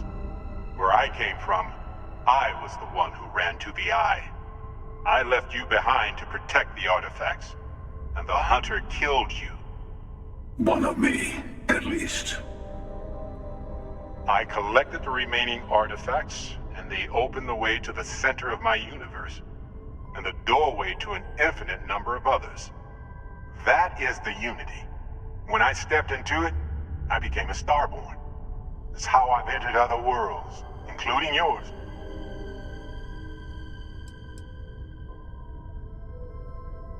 They are all connected. I have to. This is bigger than all of us. All the artifacts are needed to complete the Armillary and open the way to the Unity. In every universe, the Starborn fight over them. Innocent people die. You've witnessed the power granted by the temples, the anarchy that can be unleashed. Someone has to decide who should get them. Here it comes. The Emissary tells you only the worthy should enter heaven. You're twisting what I mean. They're hypocrites. They use the chaos caused by the hunt for the artifacts to establish an order where they decide who's worthy. I attacked your lodge because I wanted the artifact, and you held me off. You got away. That wasn't some morality play. You didn't survive because of righteousness. You won because of persistence, luck, and skill. As I have done countless times. I was also human once. But what does it matter who or what I was when eternity is within your grasp?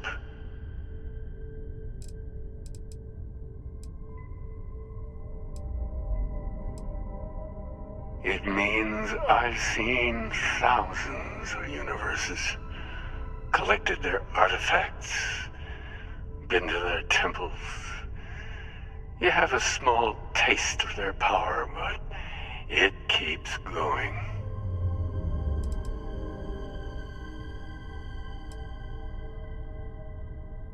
Oh, say what you really mean. That if what you're seeing is true, that means anyone can act the way I do. See things how I see things. You say I can't be the same man as Aquilus? You're really just talking about yourself. The real monster lives within us all, doesn't it? You've never come this far. Not in all the universes I've seen. The path to the Unity is opening to you. You're going to tip the scales one way or another. Better your hand be on one of our sides.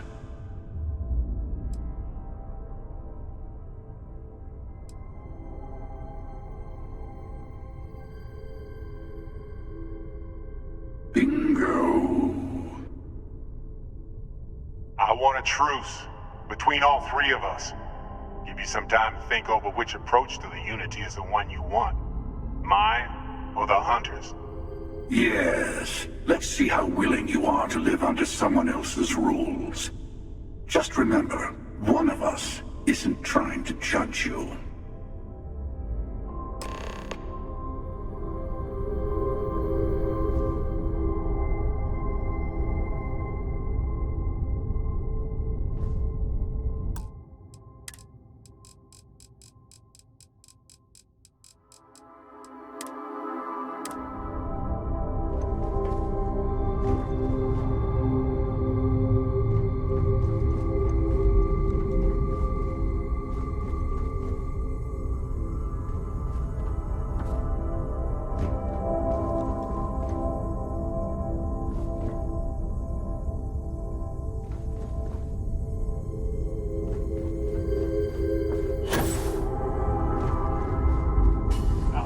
Everything I can.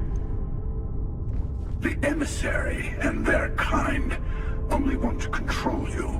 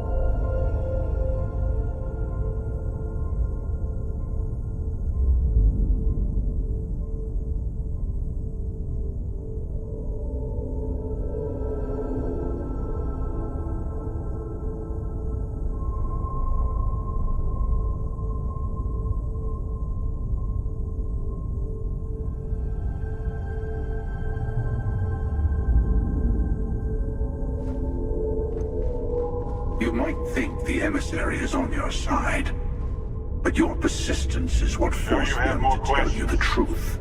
Ask. Remember that. Before you leave, I want to give you something. A way to another artifact, but also a lesson in how dangerous they can be. Seek the moon of old Earth.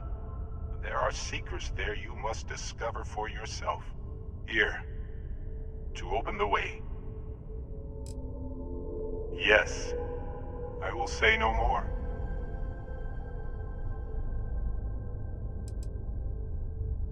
I do not always know if you are a person I should be helping. Forgive me. I have also found that advice is a poor substitute for experience. I ask you again, go to Earth's moon. You should also talk to your colleagues in Constellation. I am sure that they have gathered more information on the remaining artifacts in the fringes of space. Part of me wonders what they will all say about what you have learned. But I will leave that to you.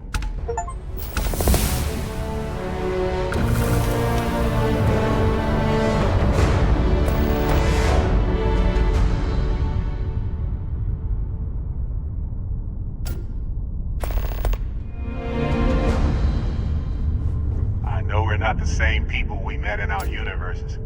Still, it's good to see you again, old friend.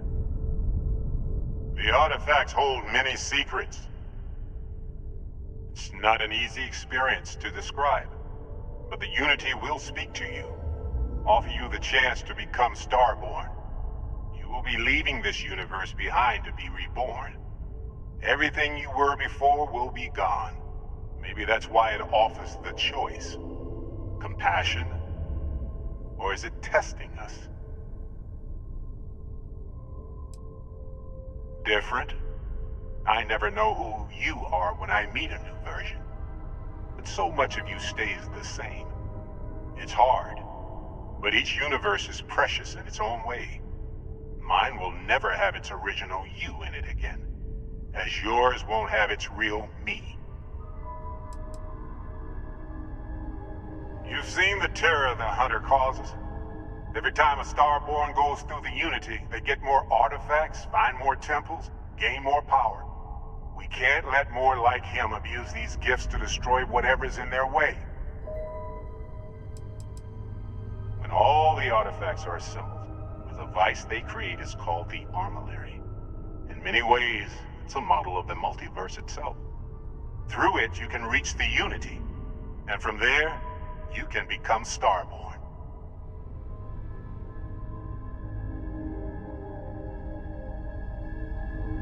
The Unity is meant for whom? The Emissary and their kind. Whoever created the artifacts and built those temples is playing a game with us. One whose prize is access to the center of all creation. There are no rules. Whoever gets all the pieces wins. And I've won. Over and over. I don't kill for the Unity. I find the easiest pathway to it. I've simply found that it's the quickest way. Talking, forming alliances, waiting for the right moment to commit theft. It's all so tiresome. I'll admit, you getting away has been the most interesting thing to happen in quite some time. As soon as I realized what had happened, I knew I needed to wait until this meeting with the Emissary to decide what to do about you.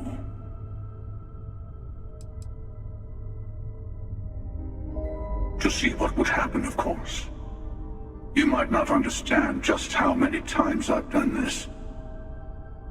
Usually, you're the one who ends up dead, and whoever cries over your body goes on to become the Emissary. Sometimes I manage to get you all bunched up and take care of the problem in one go. Sometimes the Emissary has gotten to me first, and I never arrive. Hundreds and hundreds of variations of me, hacking through Constellation. And it's almost never you. You making it to your ship on your own. It's new. I took it as a sign. I don't get many of those anymore. They enter the Unity, take artifacts from others, employ force. All the things I do. I am many things, but I would never tell anyone what to do with their gifts. That is your decision, not someone else's. The Emissary wants to become the judge of who gets to enter, but the Unity itself doesn't judge. No, we always end up having this meeting at this time. But it's the usual affair. Can we make peace? No. Oh, how tragic. Honestly, I was beginning to wonder why I kept attending. And it's a bad habit I started a long time ago. Perhaps I just like meeting the Emissary to gloat. But you have provided something quite new to talk about. Maybe you're a random die roll. Or maybe the Unity is finally responding to all my hard work.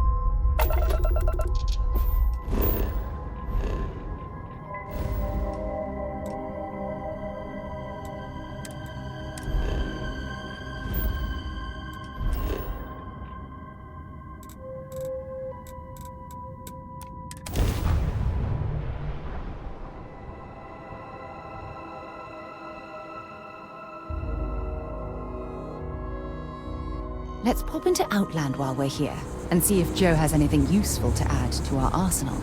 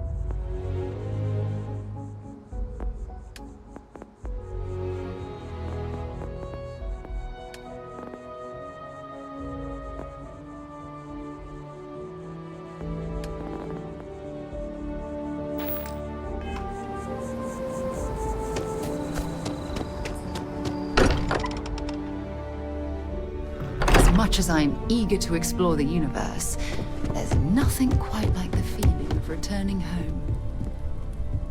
Matteo told us about your pilgrim's voyage. You found it, didn't you? The meaning of unity.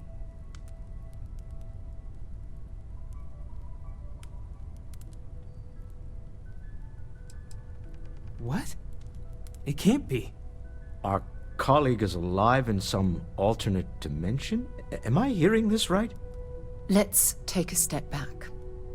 This is everything we've been building towards, and the implications are a lot to take in.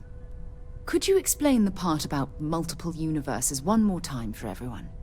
Yes, I wouldn't mind a little more detail.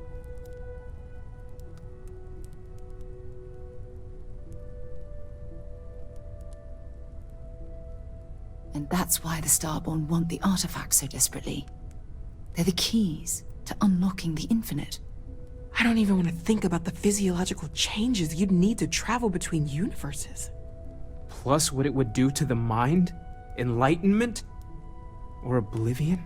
Like the Hunter. You have the opportunity to reach the closest thing to your god that might exist. And you're second-guessing it? One doesn't approach the afterlife without some trepidation.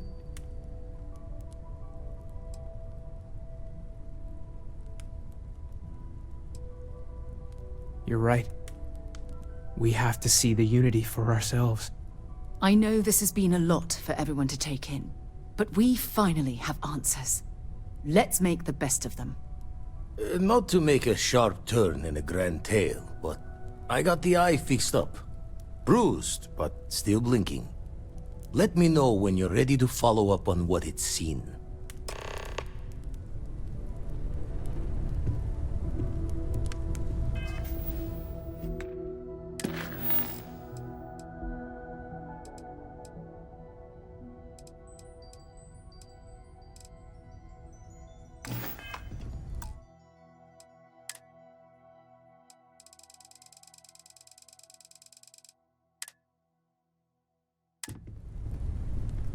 These last glimpses from the Eye are from the farthest fringes of known space.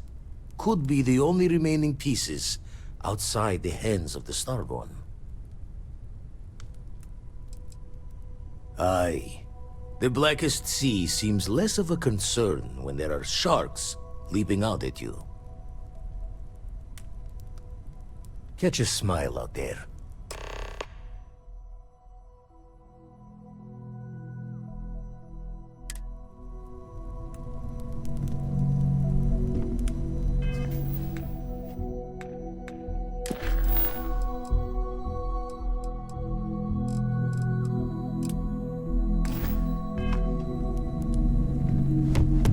Morale in the lodge immeasurably. Have a moment. I'm here for you, my love. Fishing for a handout.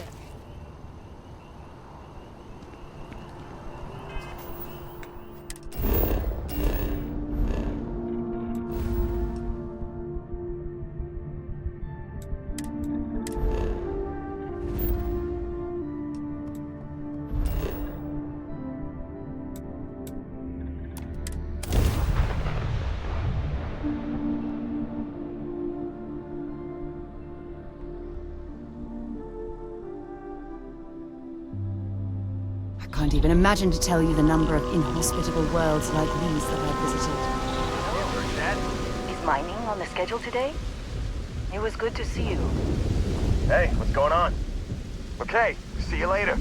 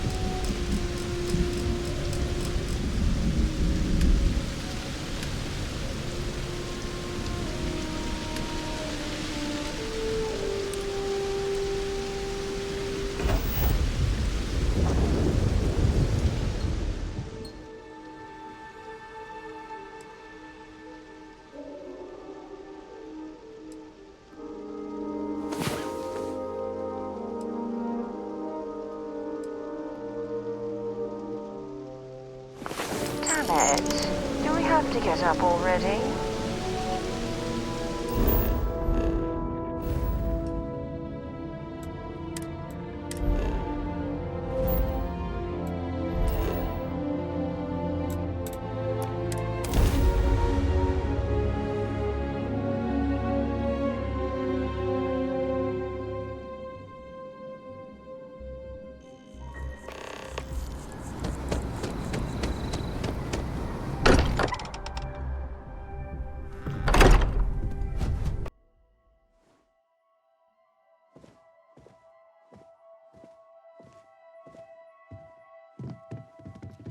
Constellation is no stranger to loss.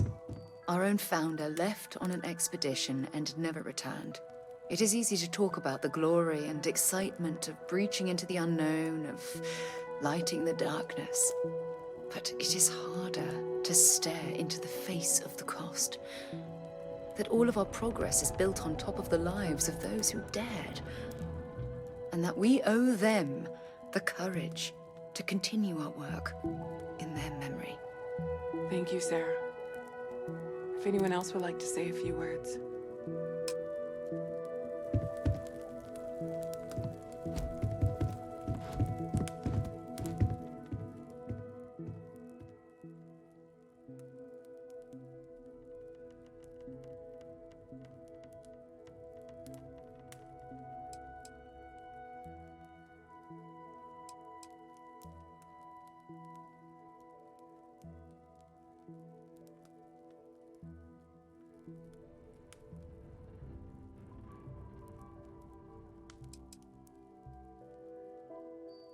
Thank you. If anyone else wants to say something. I hope this is all okay. Between fixing things up and sending out messengers and getting all the paperwork done. It's not much. I haven't really been sleeping much. I'm not having the best dreams right now.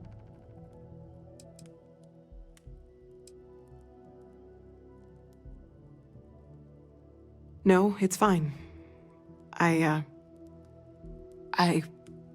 Sorry, if I talk any longer, I'm gonna start crying.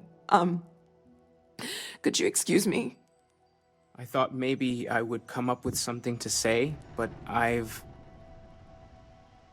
got nothing. So, instead, I thought I would quote something that gave me comfort a long time ago. Is God real? The more proper question would be, is reality divine? Existence itself is a mystery which yearns to be uncovered. What is goodness but a comparison to the good? What is existence but a participation in being? For where the diversity of the universe inspires awe and wonder, it exists only in contrast to a simplicity so pure that it may only be understood as primordial and even divine. Our essence is what was imagined by its mind, but what we consider imagining and what we consider mind are in fact so far beyond our understanding that even these metaphors are like the tiny white caps on a massive searching sea. There's more, but those are the parts that speak to me the most.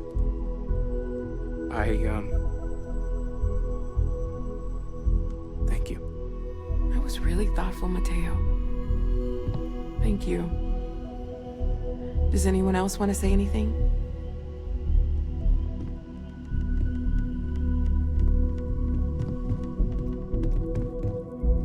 Hey, how are you holding up?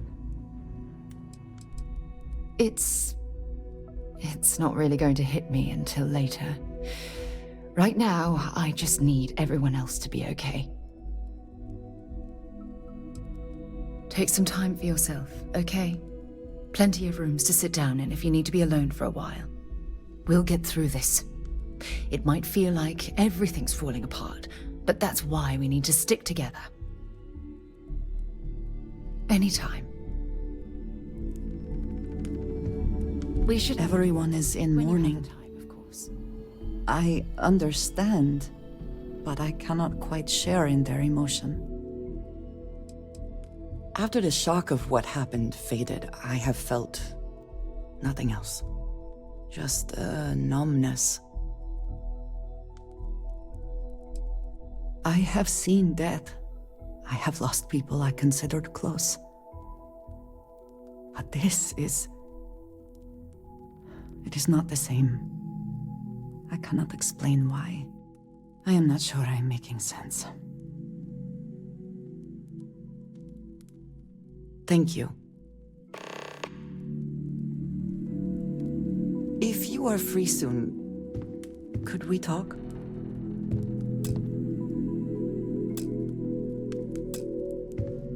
It almost feels wrong to be grieving. Selfish. No amount of tears will bring the dead back.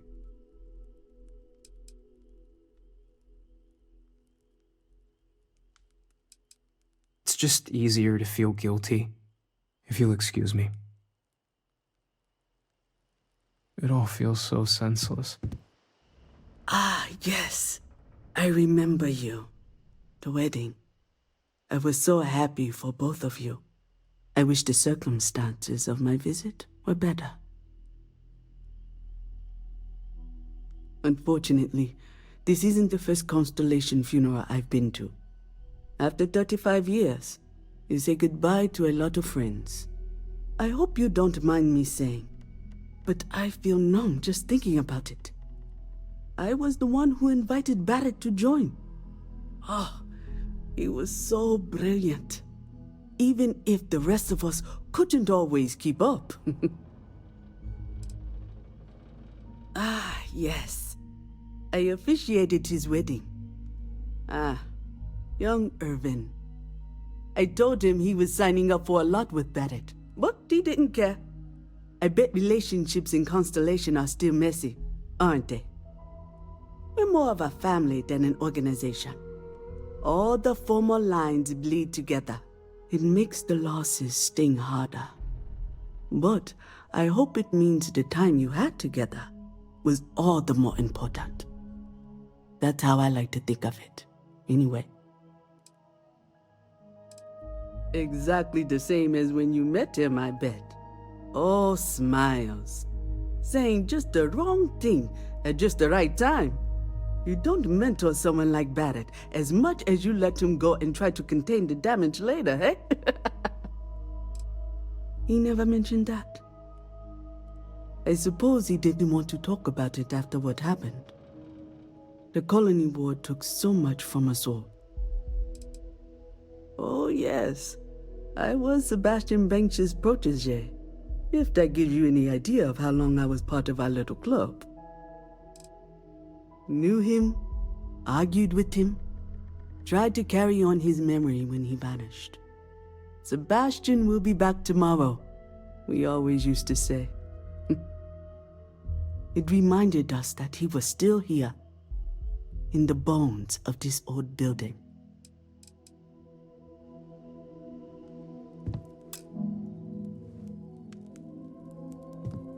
I'll be fine. Don't worry about me.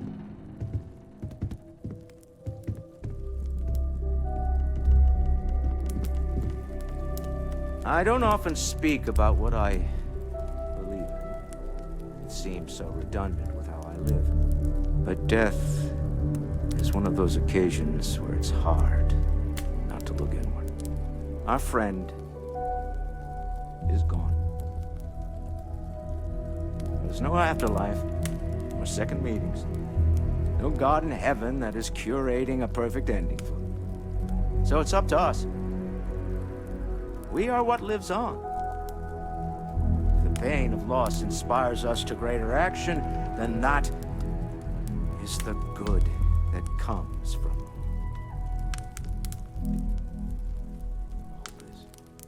humanity is what truly creates our world. We are the ones that judge things to be good or evil, joyful or mournful. Let us take responsibility for it. Let us remember what we have lost. Walter, are you part of the House of Enlightenment? I never knew that. Yes, well, I like to keep some things private. However, I know Barrett would have appreciated the sentiment.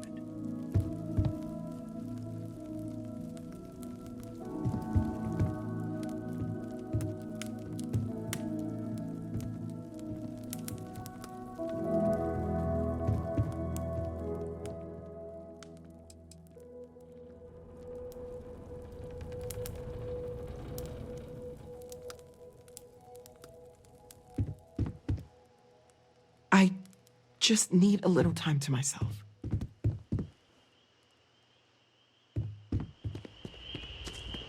Chat for a bit? Normally, I hate talking to people at funerals, but, well.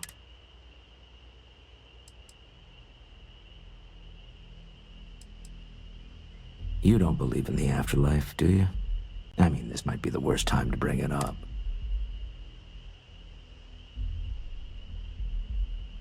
Yes. Won't we all? Well, I've taken up enough of your time.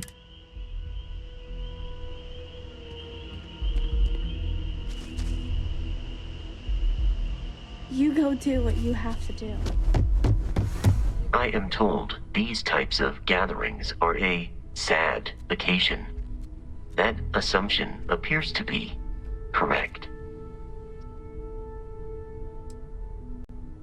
No, I don't. I'm programmed to analyze sensory and biometric data, so I can cross-reference. But I do not feel, as you seem to imply. I appreciate you verifying my analysis, although I am certain my thanks will do little to improve your current psychological trauma. If you would like, though, I can add some consoling language to my programming.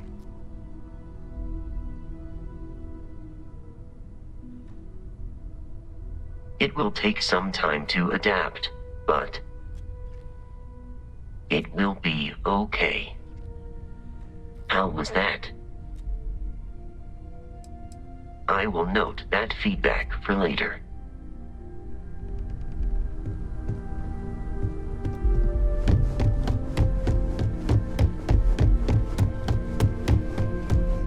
Hi. No. And don't keep asking.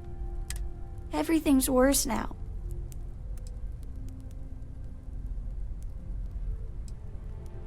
So many people here. So many. Huh. Are we supposed to...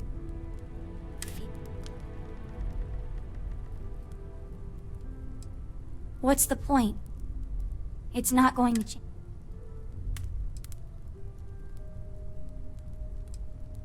I just feel like I want to be a million light years away from...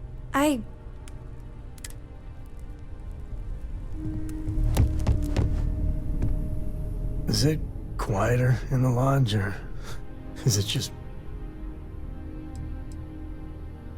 I guess it's good to be in fashion. You know, there's an old Aquilus story about two pioneers who got lost trying to find a new frontier to settle. One of them takes ill. Clear he's not gonna make it, he turns to his partner and says, "Don't bury me. Let the ground take what it's due. I'd rather be a ghost chasing after you than walk through the pearly gates knowing an eternity of loneliness until you get there." Sad story, huh? You look after yourself. I could really bend your ear when you got a moment. Drink? Pour one out to the blackest sea? Two old friends. May their ghosts go past the edges of space, to the great beyond. I...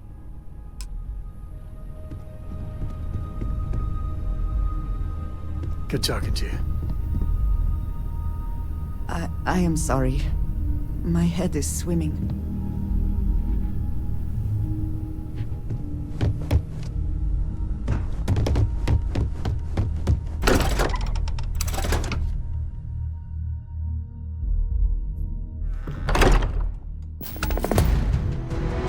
There's something I need to talk to you about. Forgive me for pulling you aside again, but, well, there's so much to process right now. The Emissary, the Hunter, the Unity, an entire multiverse. I can't even begin to wrap my head around it all.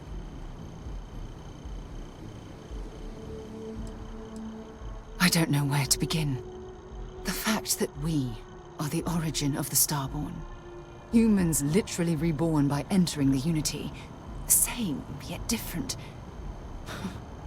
It's unbelievable. I feel like most of the knowledge we've amassed in the last few centuries about the universe has just been made obsolete. Oh goodness. Almost every facet of science. Astrophysics, physiology, evolutionism, grav theory, the list goes on and on. There are areas of study that will need to change, and some basic rules of science that will need to be completely blown up and reinvented.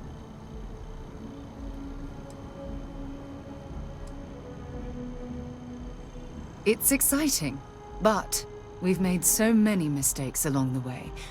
I worry about the damage we've done to ourselves. We've been pushing further and further outwards from our home, when we should have spent more time being prepared for the consequences. Our current problem relates closely to the nature of humans as a species. This rushed curiosity has led us to enter the Unity and become Starborn. It certainly is. Without curiosity, our motivation to explore would vanish. But in this case, there's a difference between exploring the cosmos and blindly entering the unknown without being prepared for the consequences.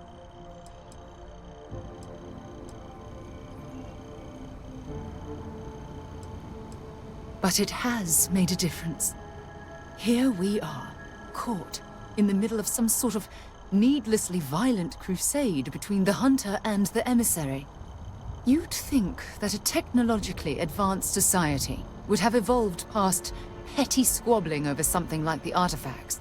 It almost makes me wonder if entering the Unity has done them more harm than good.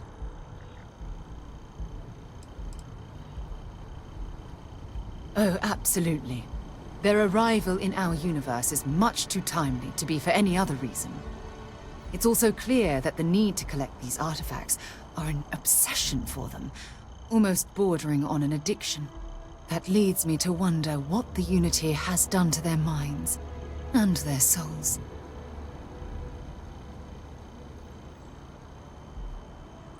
No, that's not it at all.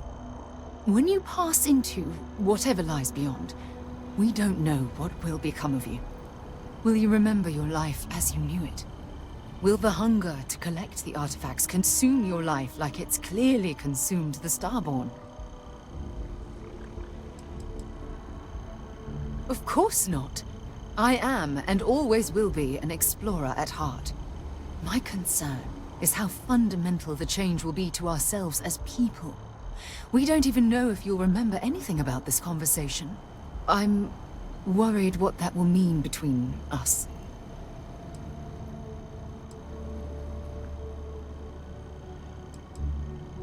I'm just as curious to find out what's on the other side as well, but that's not the point. As the chair of Constellation, I want all of us to have this opportunity to explore the Unity. It would be the pinnacle exploration of our lives. However, after we enter the Unity, we'll likely evolve. You and I, as we stand here right now, will essentially cease to exist.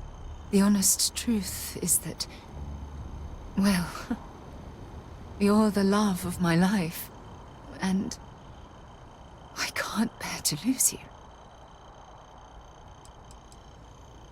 I'm not sure. I'm guessing based on what we've learned. Even if I accompany you into the Unity, the question still remains.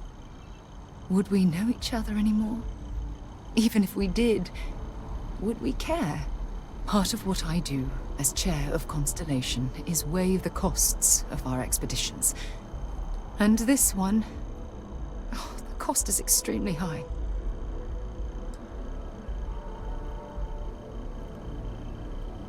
I do love you.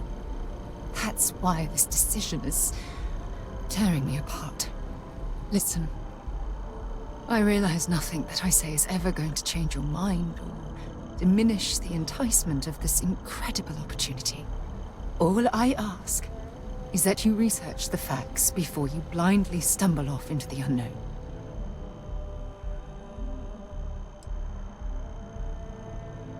I don't know if I'm ready to make that leap, but knowing we'd be doing it hand in hand would certainly make it more comforting. Well, I suppose I've ruined the moment again, haven't I? I'm getting quite good at that lately. I'll let you get back to whatever you were doing. Just think what we discussed. I know I will.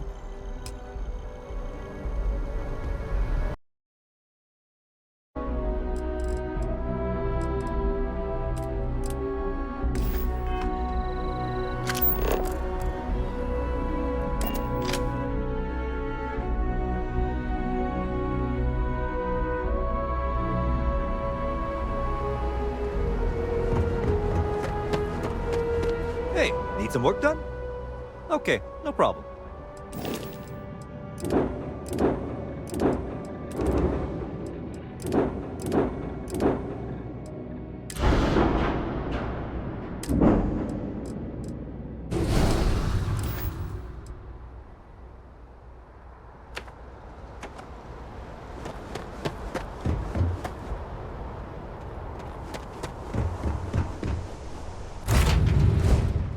Suppose I have time for a nap before we leave?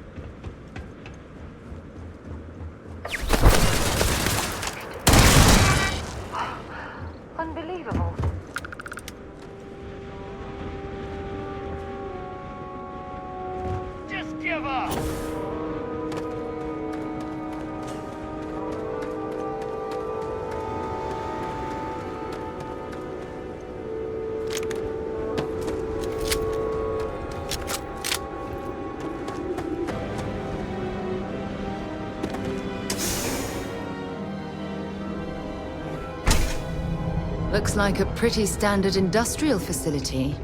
I presume there's a reason that you brought us here?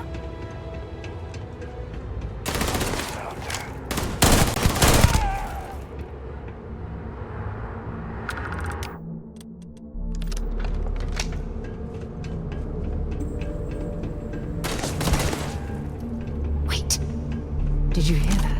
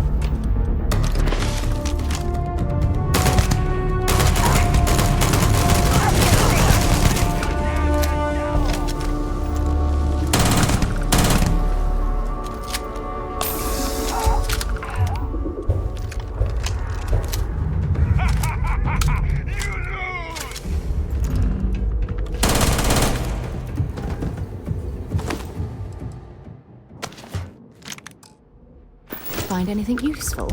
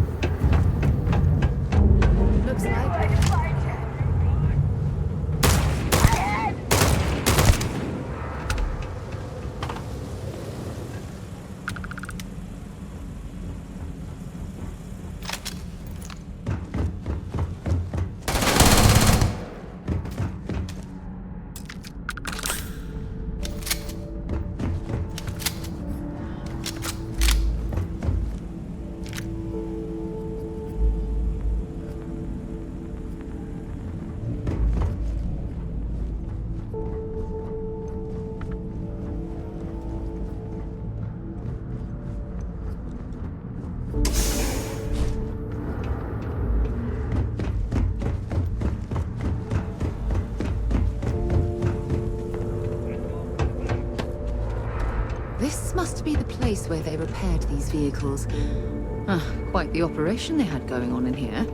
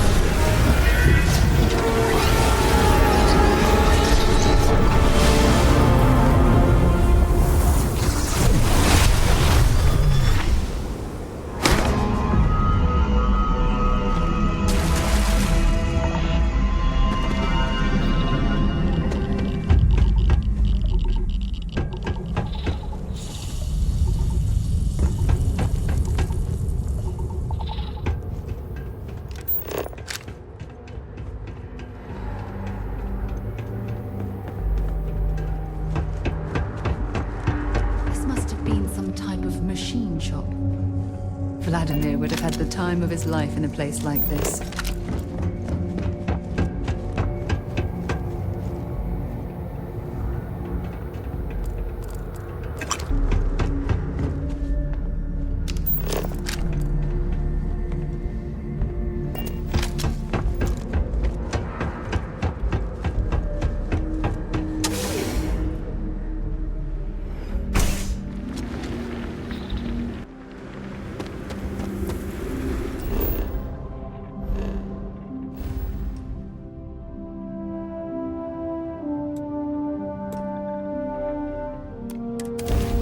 I have things for you.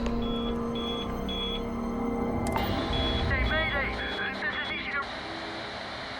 Explosion, high energy research lab. Massive damage. Overrun. Requesting emergency evac. Please.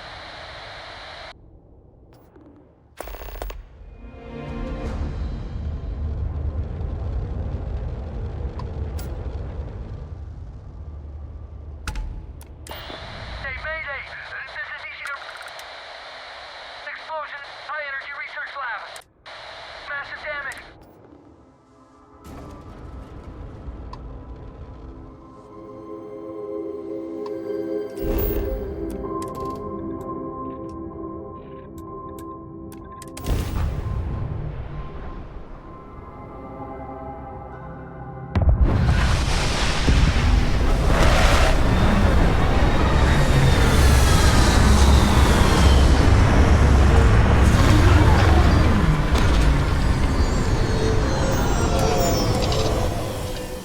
I never tire of visiting worlds like this.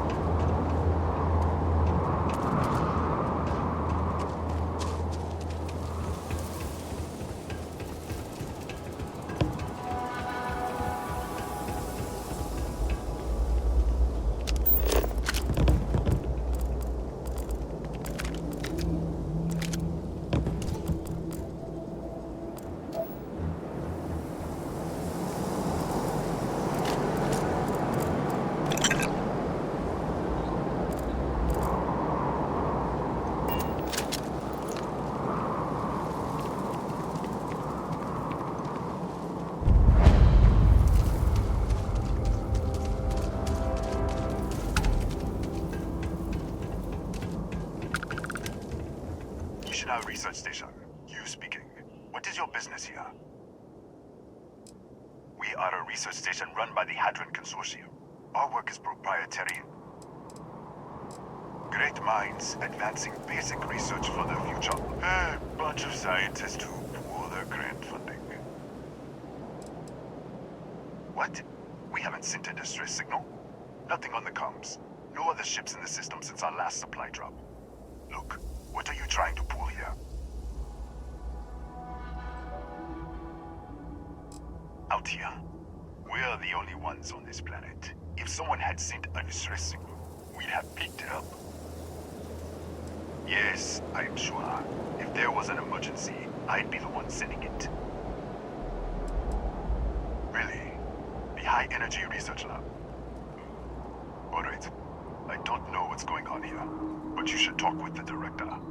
For security, I'm going to have to ask your friend to wait out there. Once inside, stay with me and don't make any sudden moves. I'll get the door. Welcome to Nishina. I'll watch things from out here, and you go do what you need to do. Just be careful.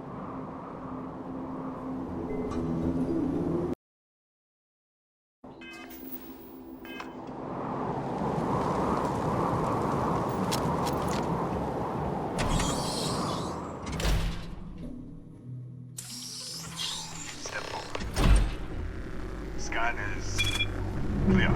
One moment.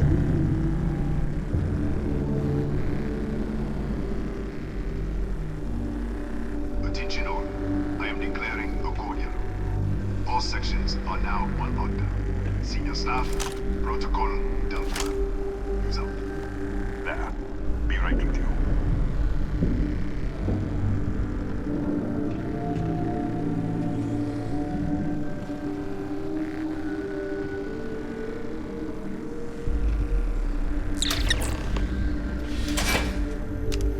Ethan Hughes, Chief of Security.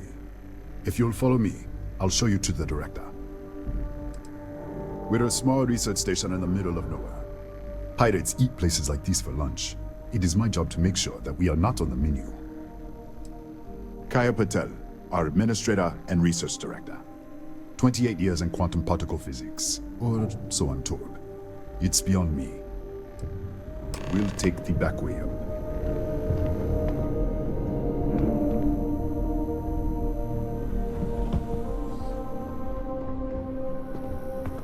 Here, you can see our lovely storage area. Don't touch anything. So,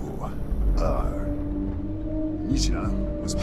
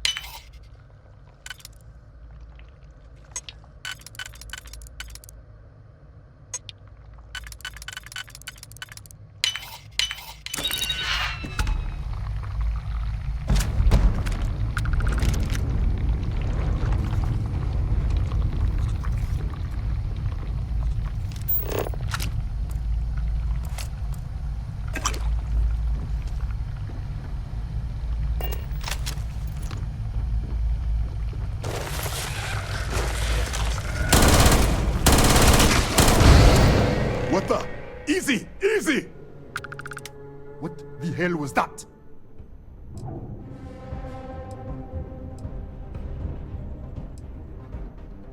What?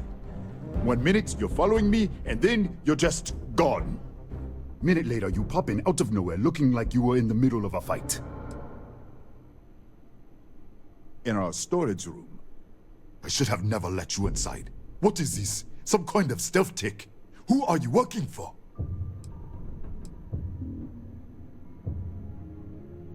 Look, I don't know what's going on. Let's get you to the director. Maybe she can figure this out. Come on, this way.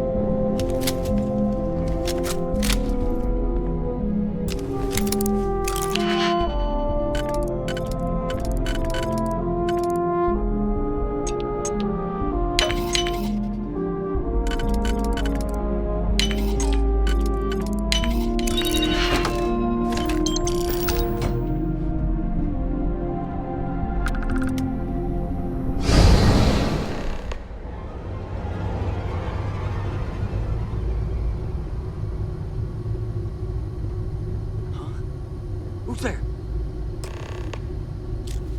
Oh, thank God.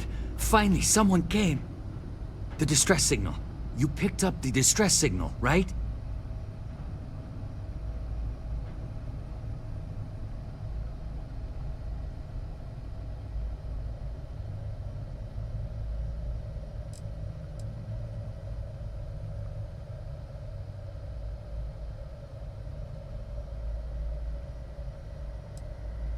Rafael Aguero, chief engineer here.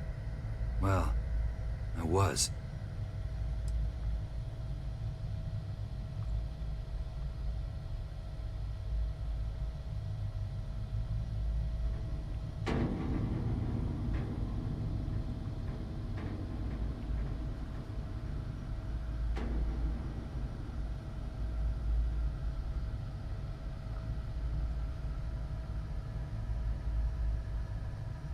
Yeah, I know. I wouldn't have made it much longer. It's been so long. I'm out of food, out of water. But I made it. Wait. How did you get in here?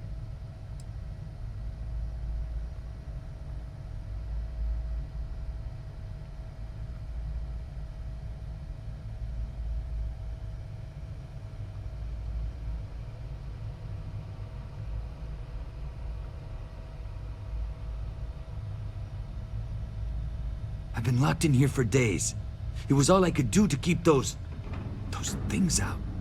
You're here, but you didn't open any of the doors. So either I'm hallucinating, or...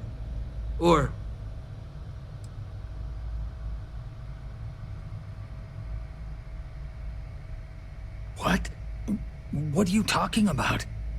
No. No. This doesn't make any sense. Unless... the accident. Maybe this is a side effect of the accident. If the probe is still feeding power to the distortion, then...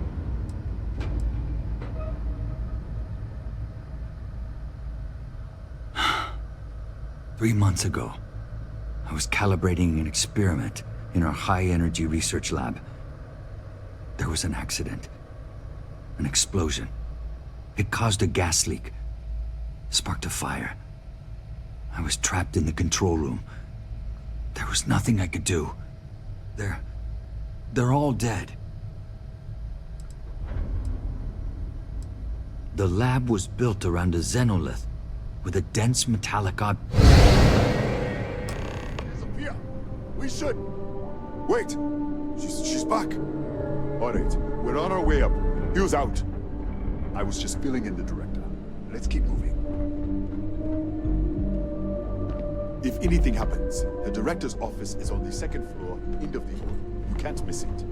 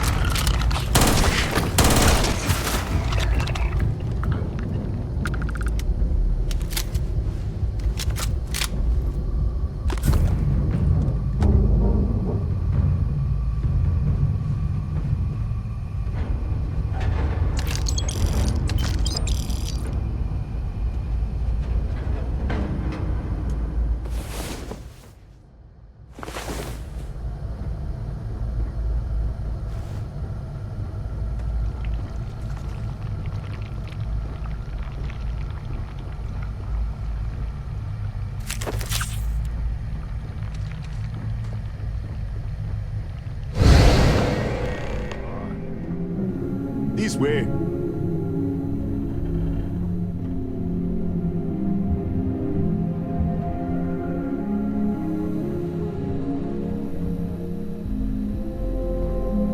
Let's go. This way.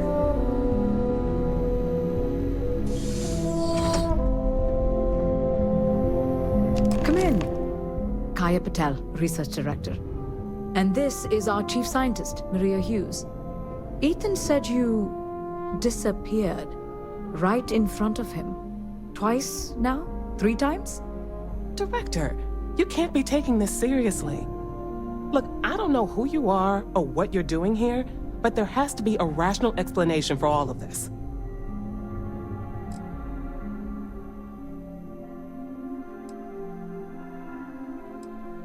What does our research have to do with this?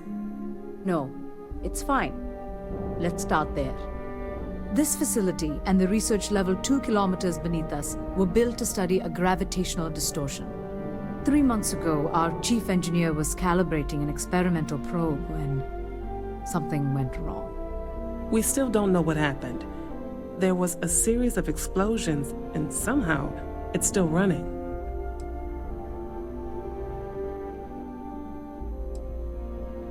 That's all we know. Whatever happened, we're completely cut off from the research level.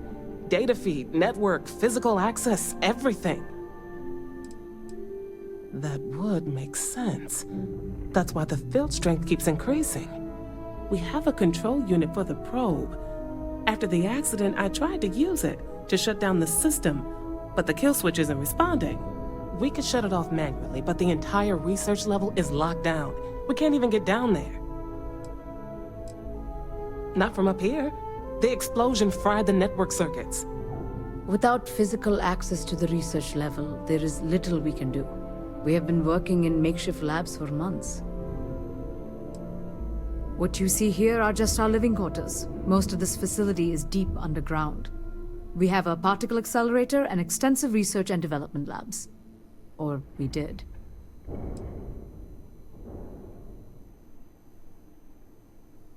An artifact?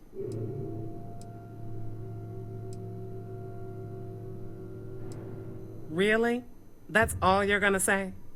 No, fair enough. You have a prior connection with them then. Maybe that's why this is only affecting you. So far, no one else has reported anything unusual. Either it's your prior exposure to these artifacts, or perhaps simply the fact that you're an outsider here. We didn't know. That's why we were researching it. That is science, after all. That is quite a claim. What makes you think that? Tell us about this other universe.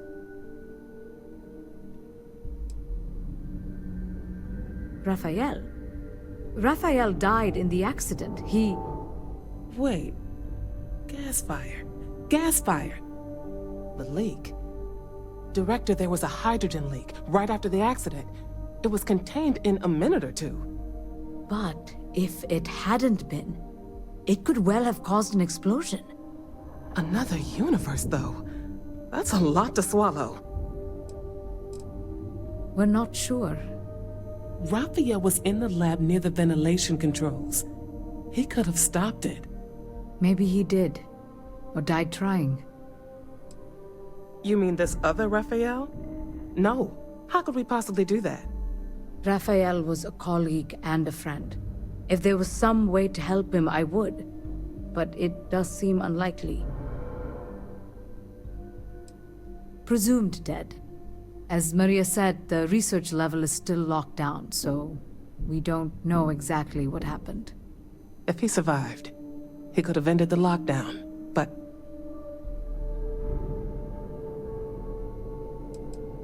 How? I told you the research level's locked down. We can't even use the damn elevator.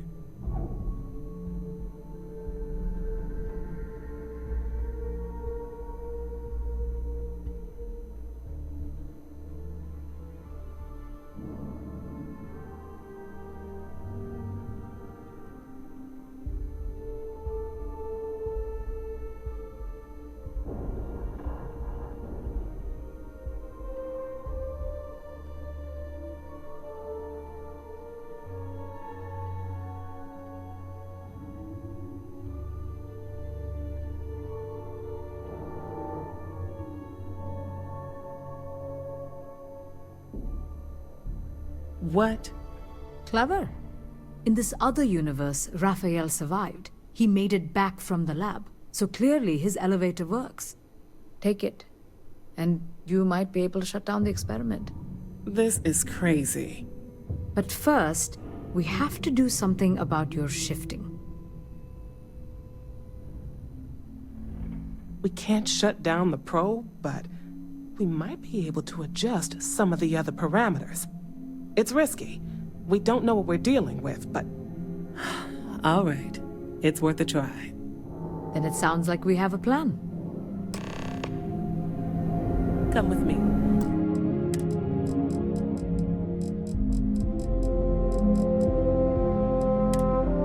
The control unit is in the fabrication lab next door. What have we gotten ourselves into?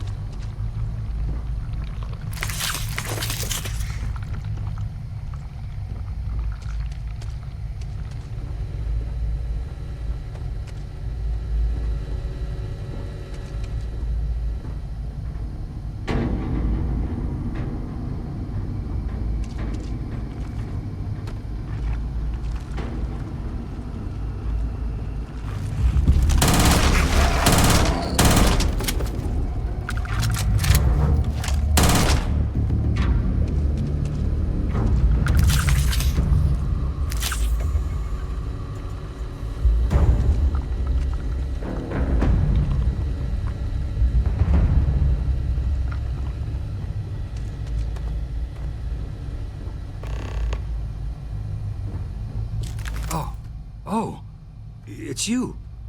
What happened? You disappeared, and the ceiling caved in, and... I thought I'd finally lost it. I'll manage. Look, can we just go?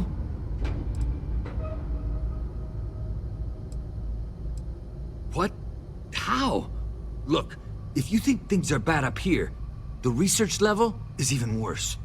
I barely made it out, and that was months ago. I don't understand any of this. If I hadn't seen you disappear with my own eyes, I wouldn't have believed it. Okay. You're my ticket out of here. We'll do this your way. We can get out through the pantry. Here's the key. I'll back you up, I guess. Keep it together. Keep it together. I was in the lab, working on the frequency calibration for the probe. I was walking out of the control room when it happened. I heard the tanks rupture. The alarm sound. I only had a second to react. I jumped back into the control room. The doors sealed. I was safe. From the gas, the fire, everything. But I was trapped. There was nothing I could do to stop it. If I had gone the other way, maybe I could have made it to the ventilation controls. Killed the system. Even if it killed me. I don't know. I don't want to think about it. They're a native species. We had an electric pulse field to keep them out. The fire took out the generators, damaged the foundation. They just keep coming. I'm not sure. It might stop whatever's happening to you. It's a reasonable theory, I guess.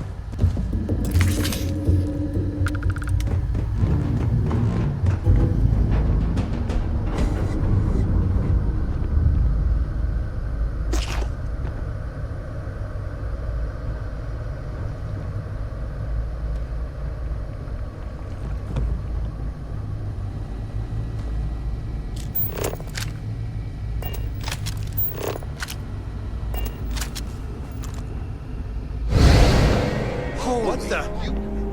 Security breach! Go! Everybody out! Out of my way!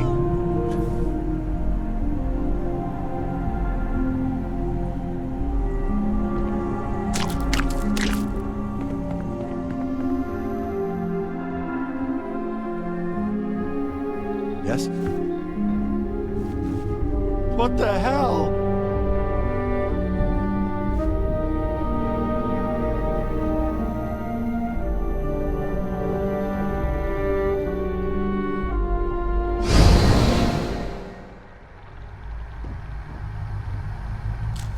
Get out of here.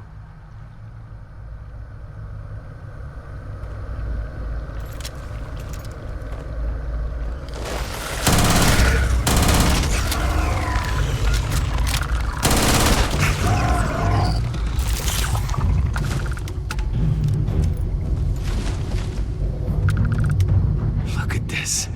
It's going to take hours to clear this out, assuming the rest of the building doesn't come down on top of us. How should I know? You're the one who keeps winking in and out of existence. I just want to get out of here. Go do whatever you're going to do. I'll see if I can clear a path to the door.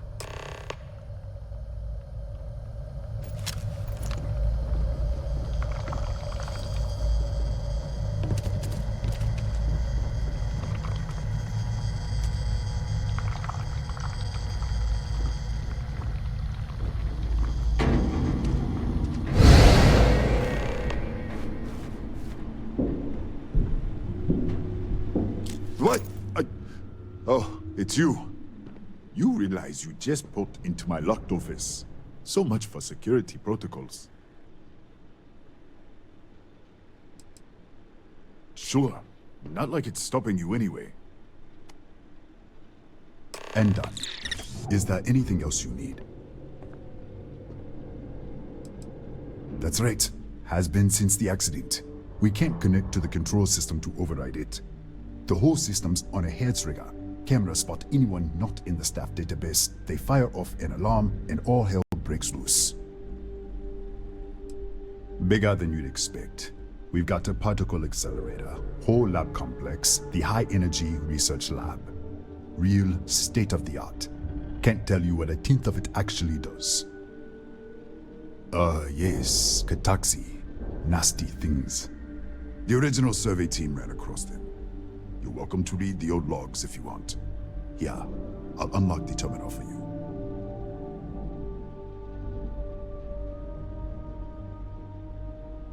The Kataxi in the other universe. Wow. I've got an experimental thing one of the engineers put together. But...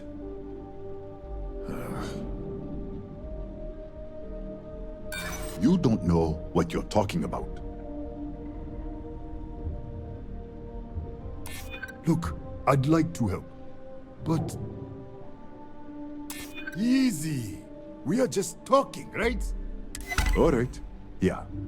It's never been field tested, but all yours.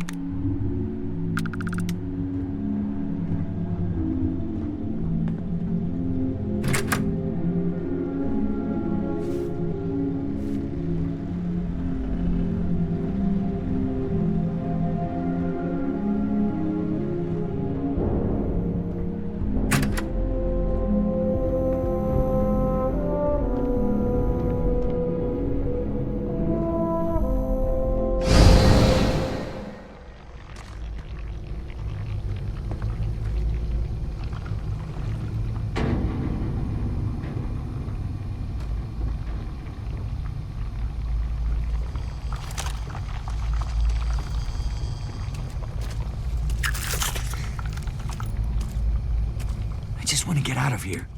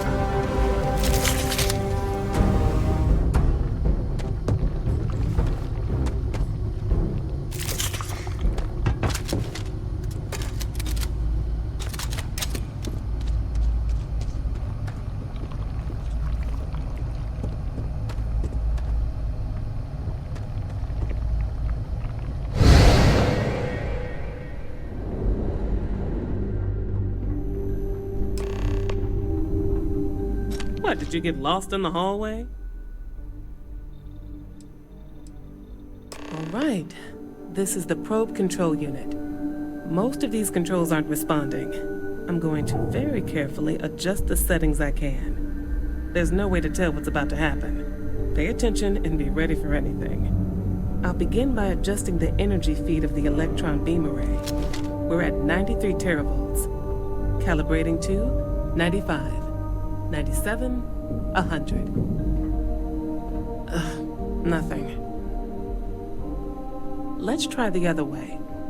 91, 89. What the? Okay. It looks safe to approach, but what in the world?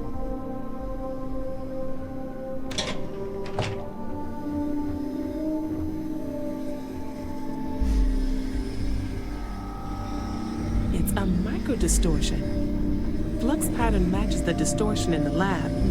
The setting is just exposing it somehow. Step into the distortion, please. It's possible. That's what I want to test. If that is what's happening, what does that mean? How many of these distortions are there? All around us, all this time, and we've never noticed. I don't know. Look, whatever's going on here, it's not affecting me. You want to call this whole thing off? Fine. Otherwise, step into the field.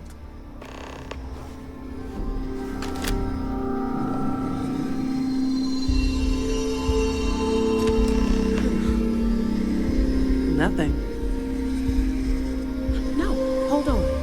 There's a slight pattern change. Some kind of resonance. Right, stay there. Let me turn the feedback up for a moment. Calibrating to 90, 91.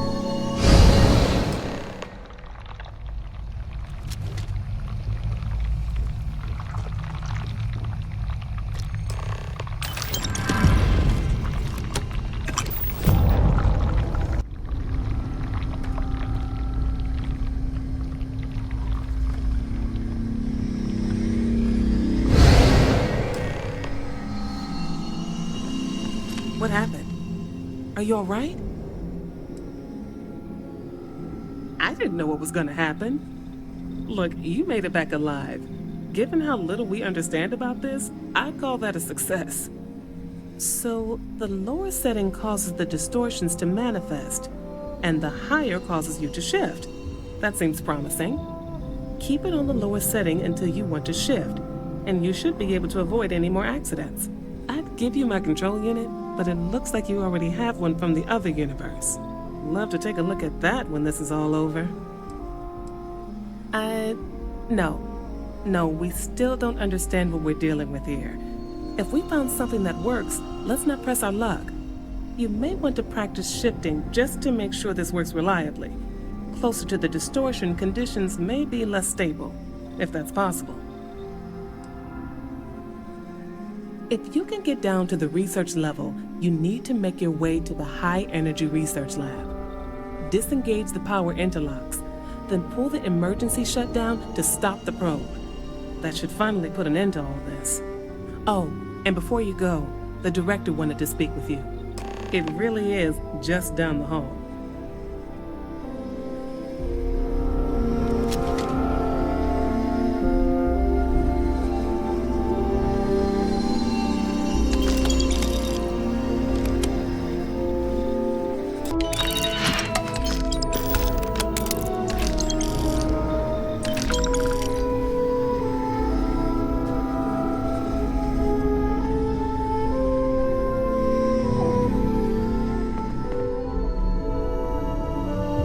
Well then, all set? If you need supplies, I've asked Dr. Barakova to take care of you. It's the least I can do after everything we've put you through. Before you go, there is one other thing we should discuss. If this experiment is the cause of your shifting, when you shut it down, the shifting will stop. What happens then? To you and to us. Exactly. And when you shut down the experiment, the probability function will collapse. You are the outside observer in the system. Whichever reality you are in, at that moment, is what will become real. For you and your universe, at least. The question is, which will you choose? Of course. Not that I can see. If this were a choice between my life and Raphael's, I would ask you to save him. But as the director of the station, I am responsible for the lives of my staff. 30 people. People with families, careers, futures ahead of them. In this universe. Nothing will change. Nothing can change. If the universe was other than it was, you would not be here to make this choice. What you choose will be what happened. In your universe, the universe that brought you to this point. I don't know. I'm not sure it's possible to know. It may cease to exist. It was one possible universe, but not what actually happened. We or Raphael actually did die months ago. Or it may remain real, just not in your universe. Or in some quantum sense, perhaps you make both choices and both outcomes will be real. Welcome to quantum mechanics. Have you reached a decision? You don't have to decide now, but when the time comes, please, keep them in mind. Now, it's time you are going.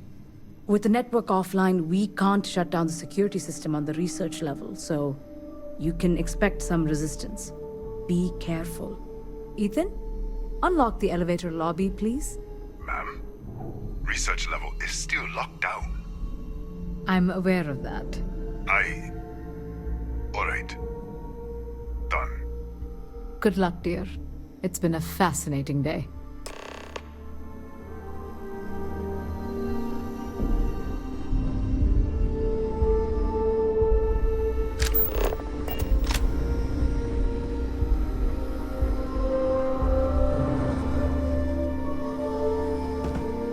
Howdy.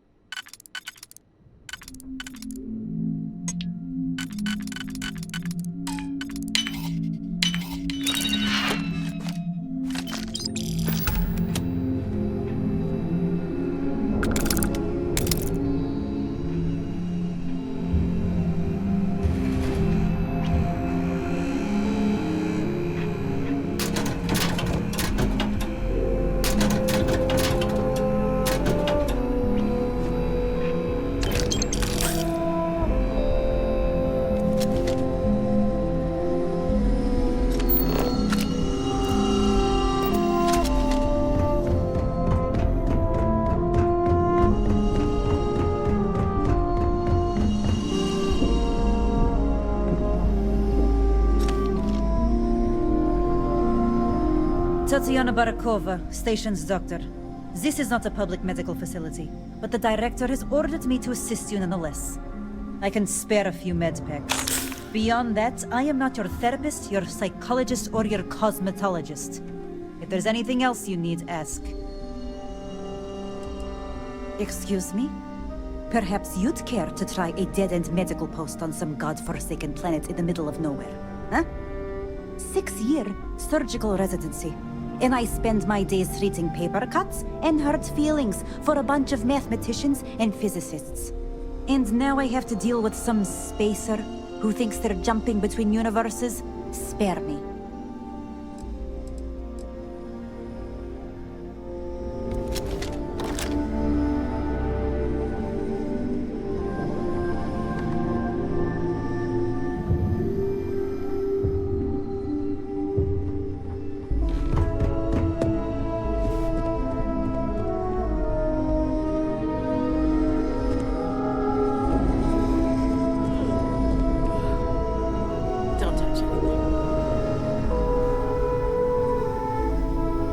Don't touch the equipment. Pardon.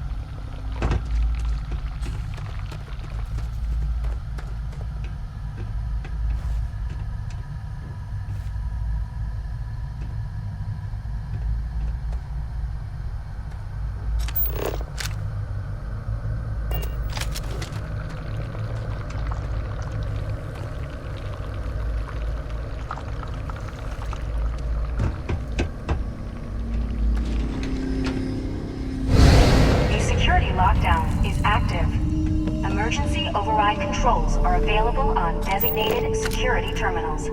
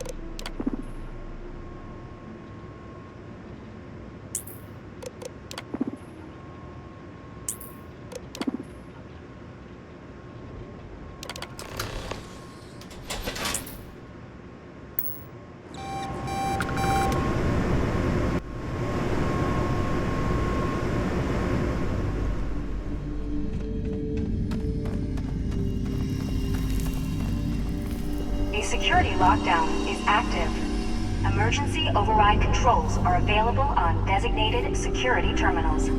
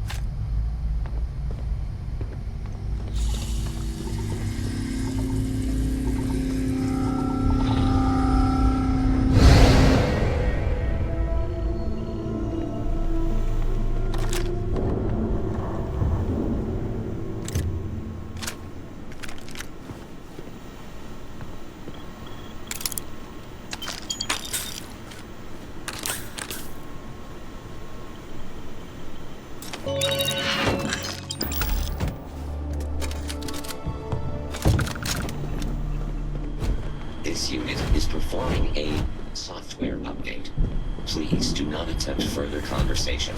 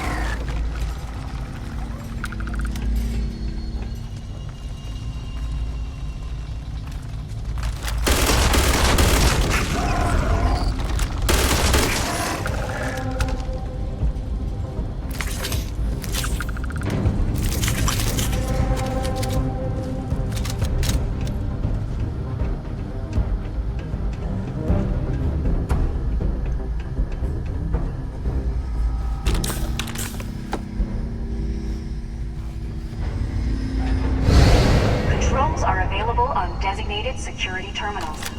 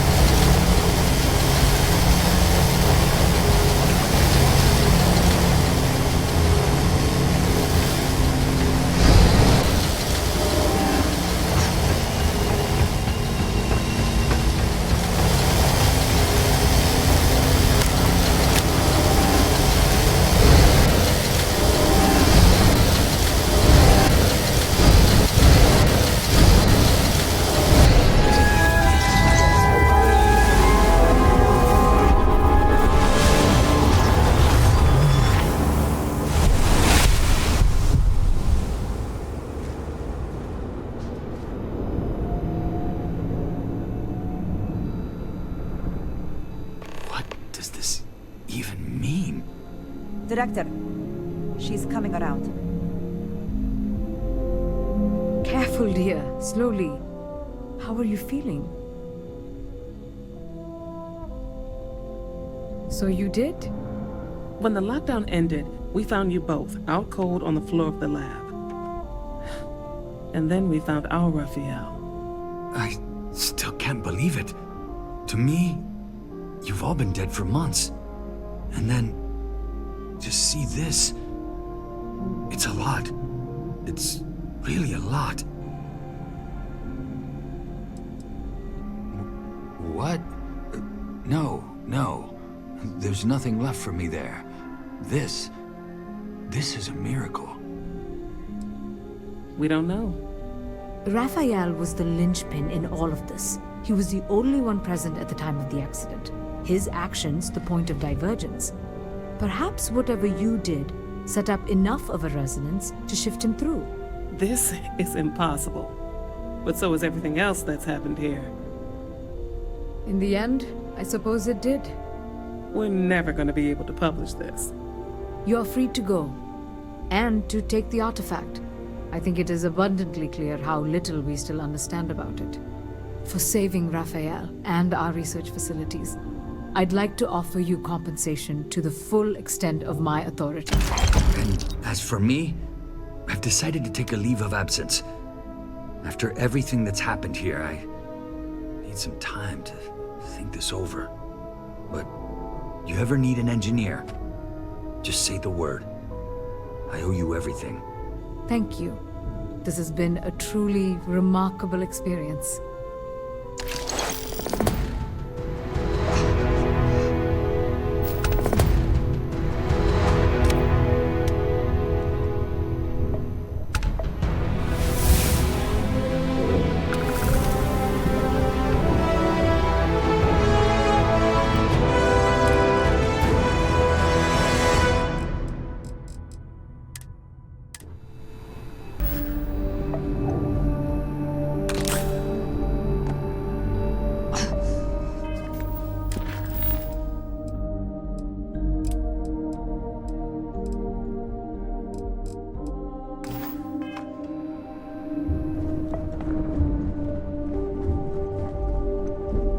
The doctor wants to keep me a little longer, but I'll be on the next supply. The next time you're in New Atlantis, look me up at the viewport. I am, but not right now. Let me get back to New Atlantis, get some rest. And then, yes. I still have friends in New Atlantis. I'll stay with them until I'm back. Next time you're in the city, meet me at the viewport. It'd be great to have some. It's like I've woken up from a nightmare. But all this still feels... I saw their bodies, or what was left of them in my universe. To see them all alive, here, now.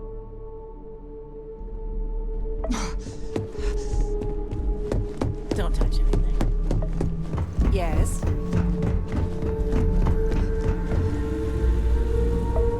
Hey.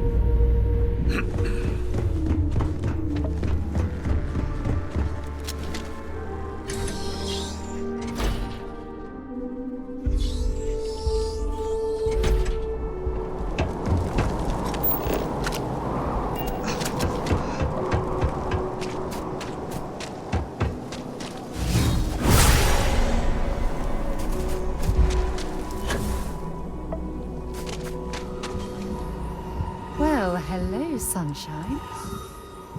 Or isn't any time. I will never love.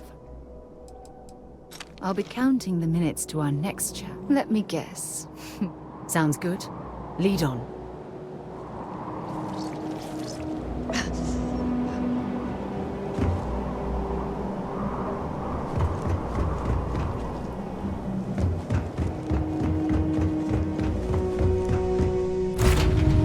I have something for you when you have a moment.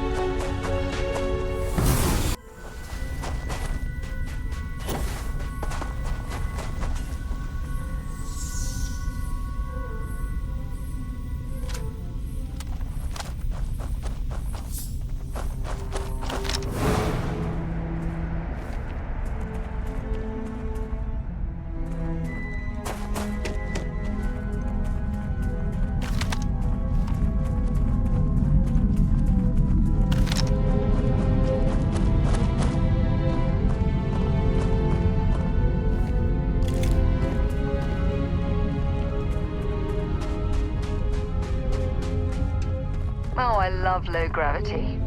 Makes me feel like I'm floating on air.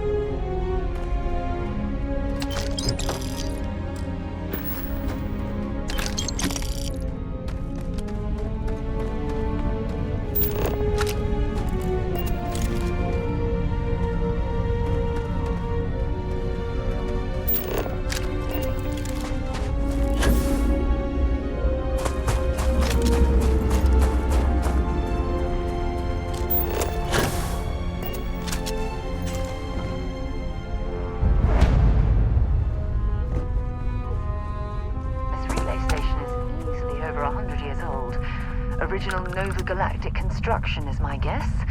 Built to stand the test of time.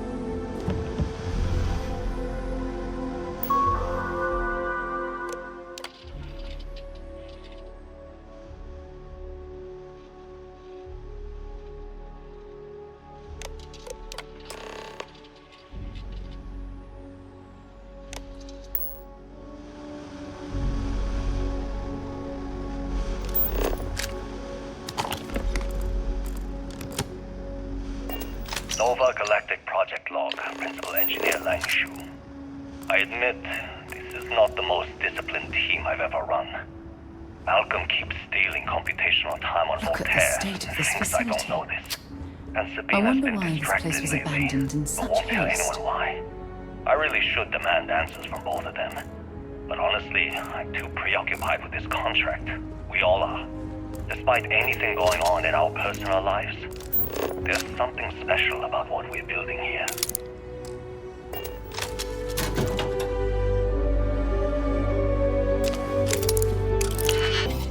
I'm hoping there was a good reason that was locked.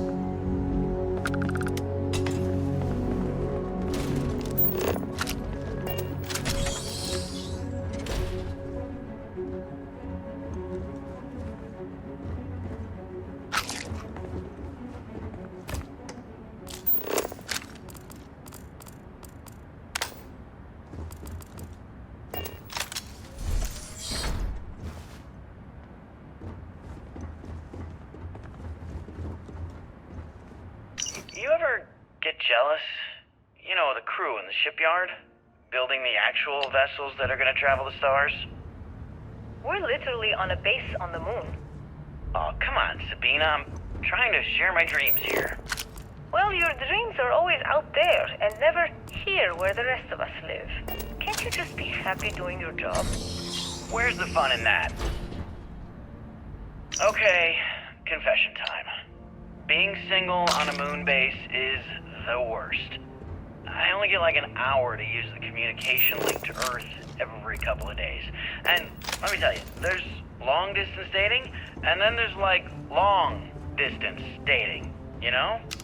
Oh, hey there, I'm a scientist, deadly employed, willing to take you out for coffee in like 6 months when I'm back from space.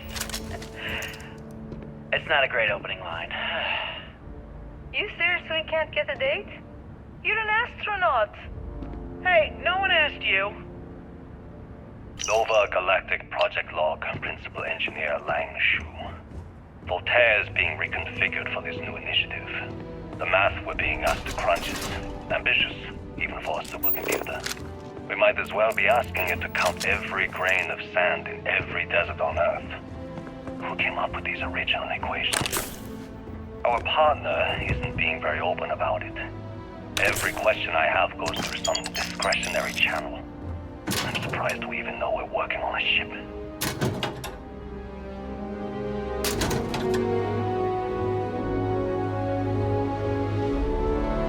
Voltaire really is something else. A supercomputer so powerful they put it on the damn moon to keep it cool. Although by that logic they should be running it purely in the vacuum of space. But hey, good marketing material. I've been spending some off hours running some dumb simulations, just because I can. My favorite so far is simulating the sound of every duck on Earth quacking after receiving a piece of bread.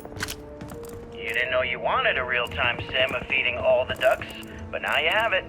You're welcome, humanity.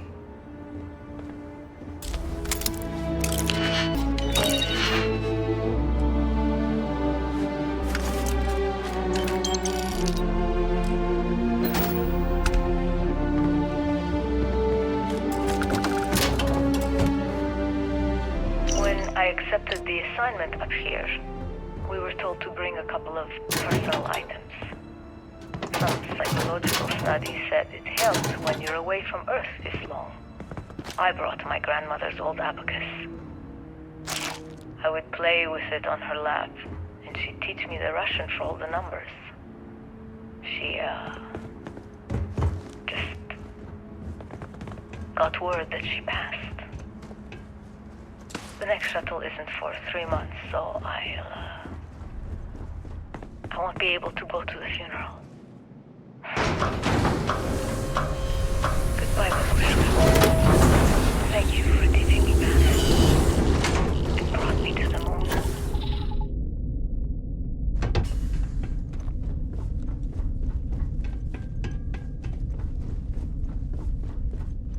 Engine spin-up time almost complete. Total time 5 minutes 22 seconds.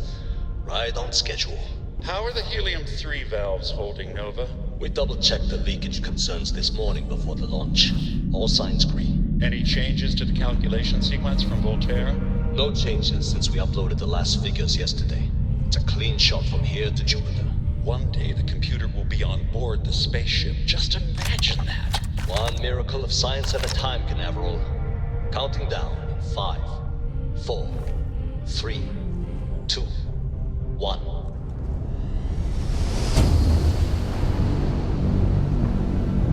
Canaveral, are you reading? All clear, Nova. Indicators look good. The ship should be cruising Jupiter's orbit right now. Visual confirmation will be possible in 32 minutes. Afraid the speed of light is on the slow side these days. How does it feel to break the laws of physics, Canaveral? We're all pretty excited down here in NASA, I won't lie. Excited enough to tell me where you got the original data? Not in a million years, Nova.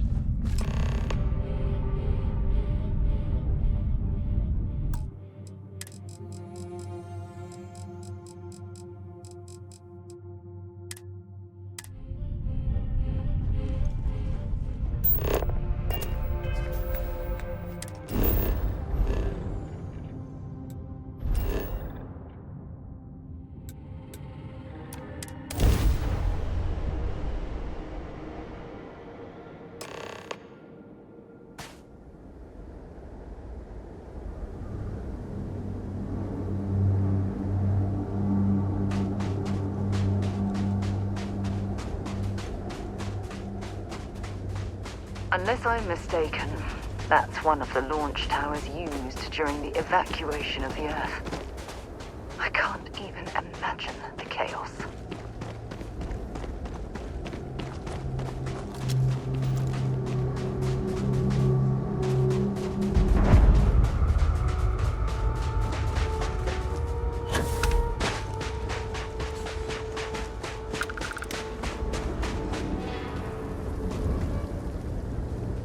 The most likely way into the NASA facility would be via an elevator shaft taking us straight down. Hopefully the system is still in operation.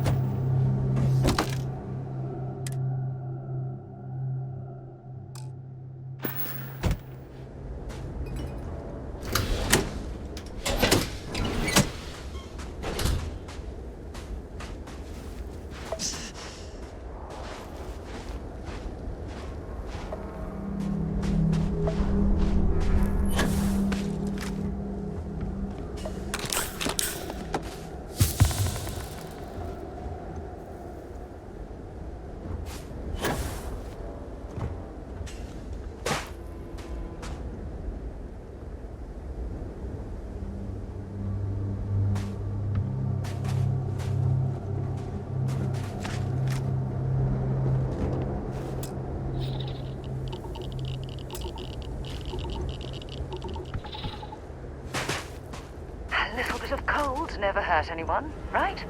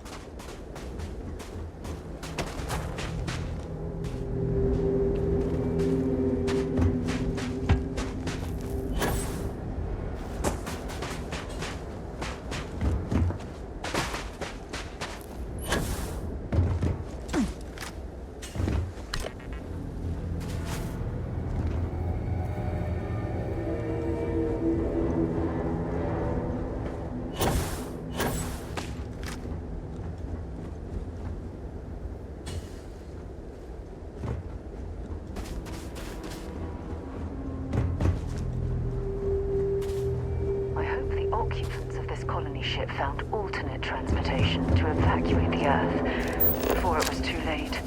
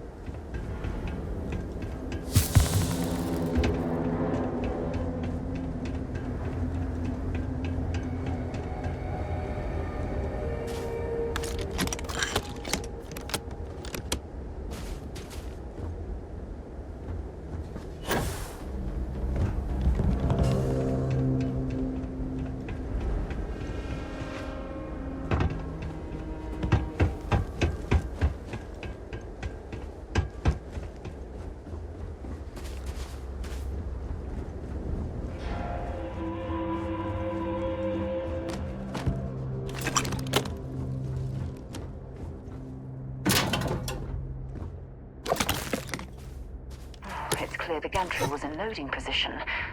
I wonder what prevented this particular colony ship from lifting off.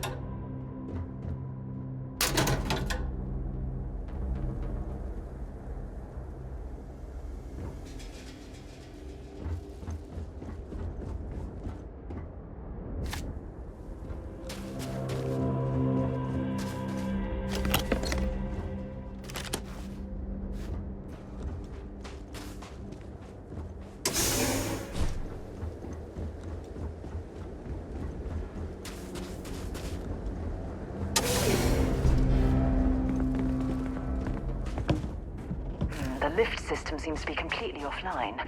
We should search for a way to restore the power and get it back into operation.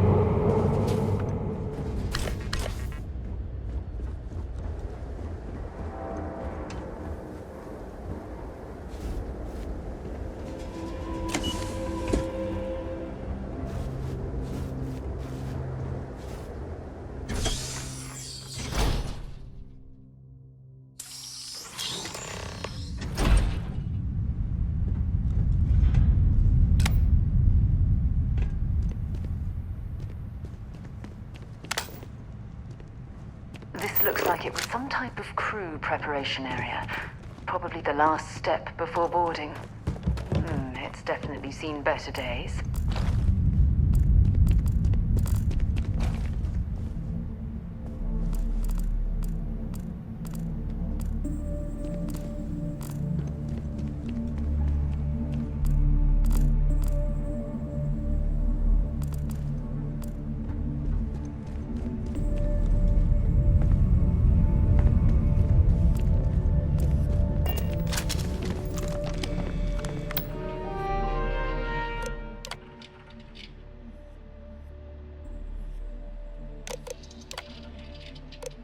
Station log.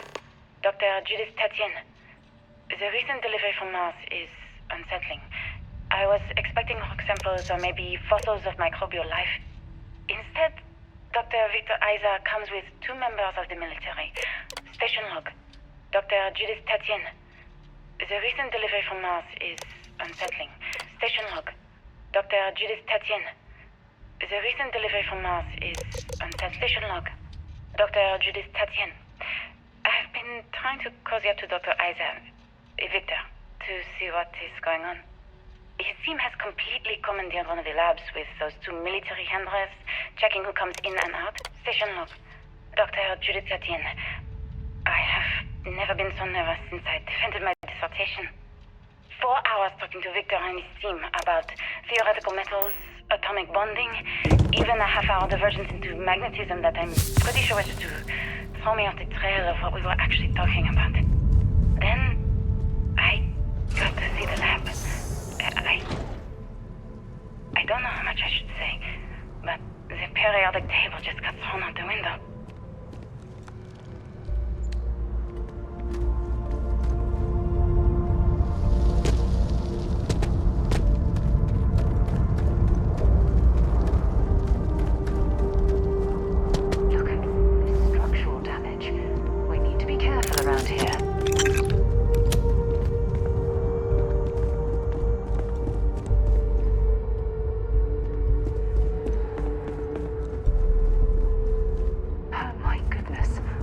Some of the artifacts here are from the earliest years of NASA.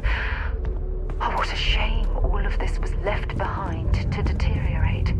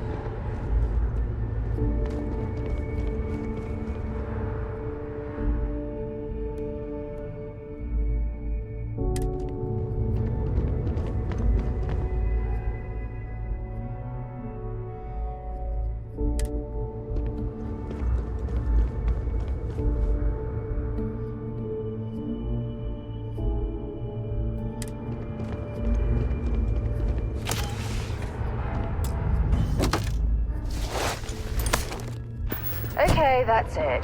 Time to sell some of your junk.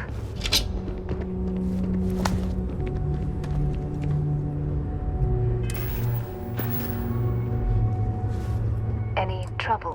If you have any gear you want me to haul.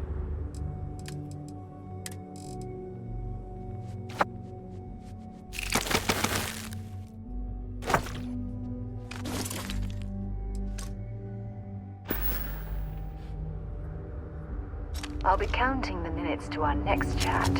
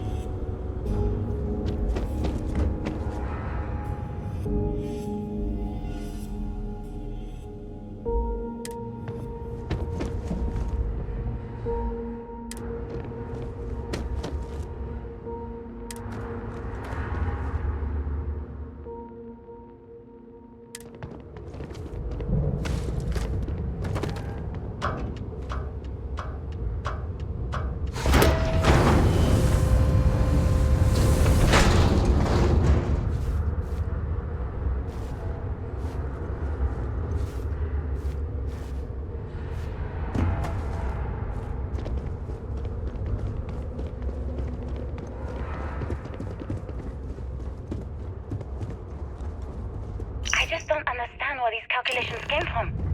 There's something wrong with the math? I think it's quite straightforward. That's not what I'm asking. We've had no success extracting even a sample of material from the object. No explanation for the gravitational effects, no motion graph to explain its harmonic frequencies. I can't even establish a melting point. Judith. But you had me building these prototype colliders for months. And now you want me to pump helium-3 into it based on this equation you've written on a goddamn napkin? I just need you to trust me. I have been trusting you. We keep slamming our heads against a brick wall, getting nothing. And you keep coming up with something new to try. Like, you know what's going to happen. Where are you getting your information, Victor? I'm sorry, Judith. Look, not here, okay? Somewhere off base. I'll tell you everything. But I'm not lying, okay?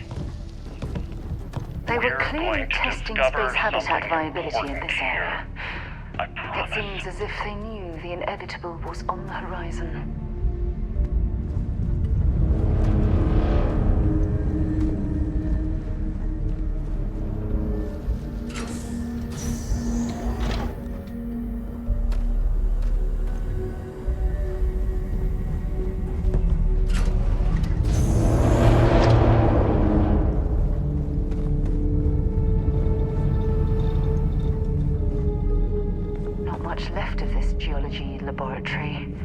Ironically, the surrounding rock appears to have sealed the fate of this part of the facility.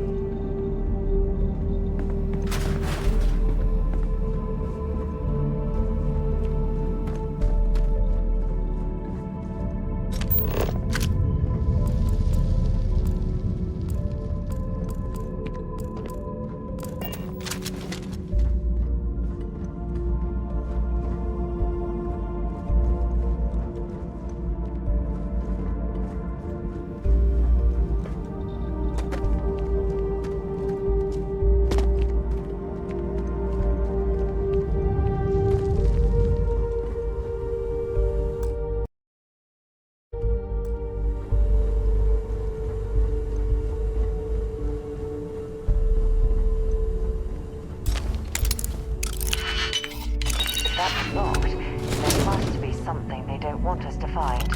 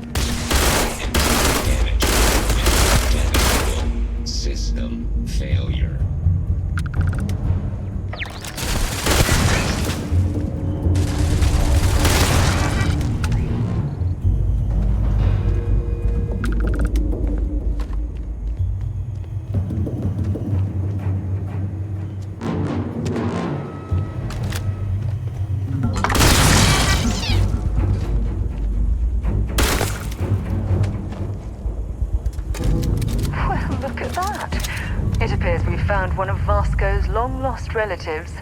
I'm sure he'll be thrilled to find out.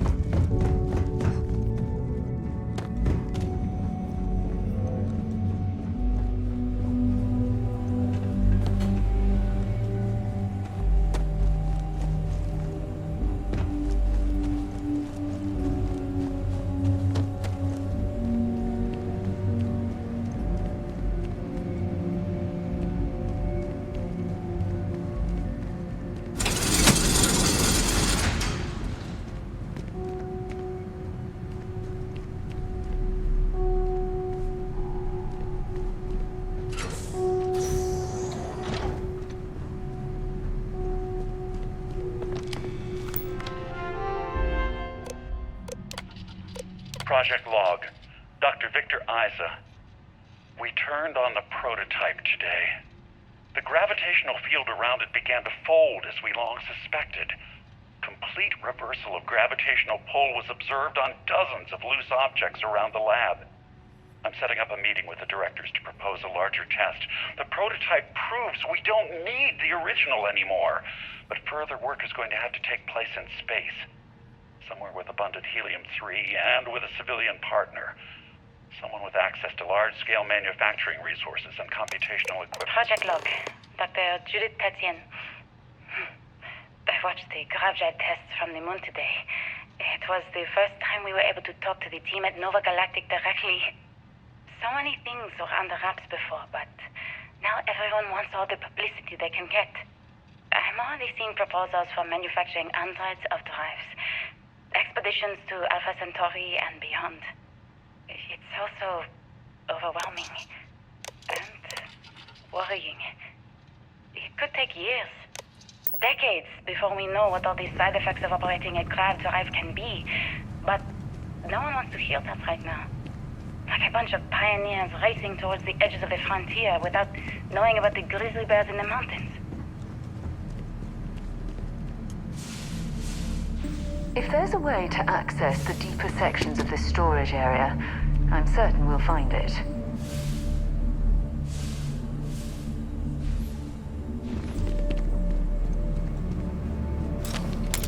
I haven't seen a lock picked that easily since I traveled with Vladimir's soul.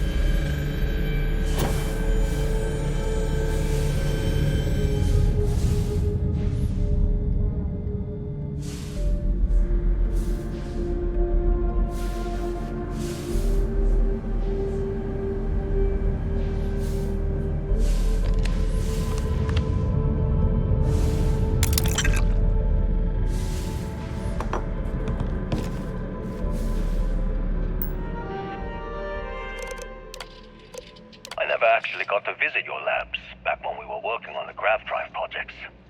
Seems like ancient history now. Only thing we're doing these days is launching weather satellites.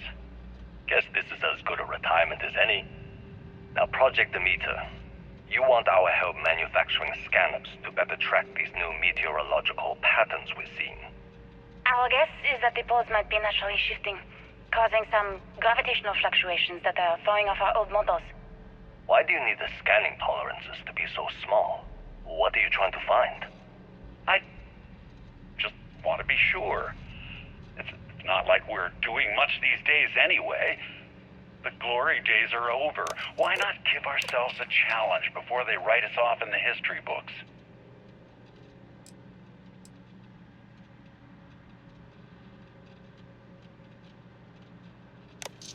I know what I'm seeing, Victor. The data coming back from the satellites is very clear. It's the grav drives. All those jumps from the moon. At this rate, Earth's atmosphere is going to start sputtering out into space. Can the drives be fixed? I'm working on some designs that should discreetly solve the problem, under the guise of an emergency update to the fueling pumps. We're talking about the end of Earth, and you're trying to be subtle about it. Judith, the last thing we need is people losing faith in grav drive technology. That might be our only option. To what? Are you seriously saying we should abandon Earth? The timeline is under 50 years. A blink of an eye for a planet, but more than enough time for a human exodus. And what do we tell people? We say it's an act of God, one that science has found a solution for. Time for humanity to take its place in the stars. You knew, didn't you? You lied to me. All this time, I dedicated my life to this discovery, Victor. And you knew we were going to kill off our planet? You haven't seen the future I've seen. There's an infinite expanse of promise out there. A meteor could hit Earth, a plague, another world war, colonizing other galaxies. My name is Dr. Victor Isa. And if you're listening to this, then you probably already know the truth.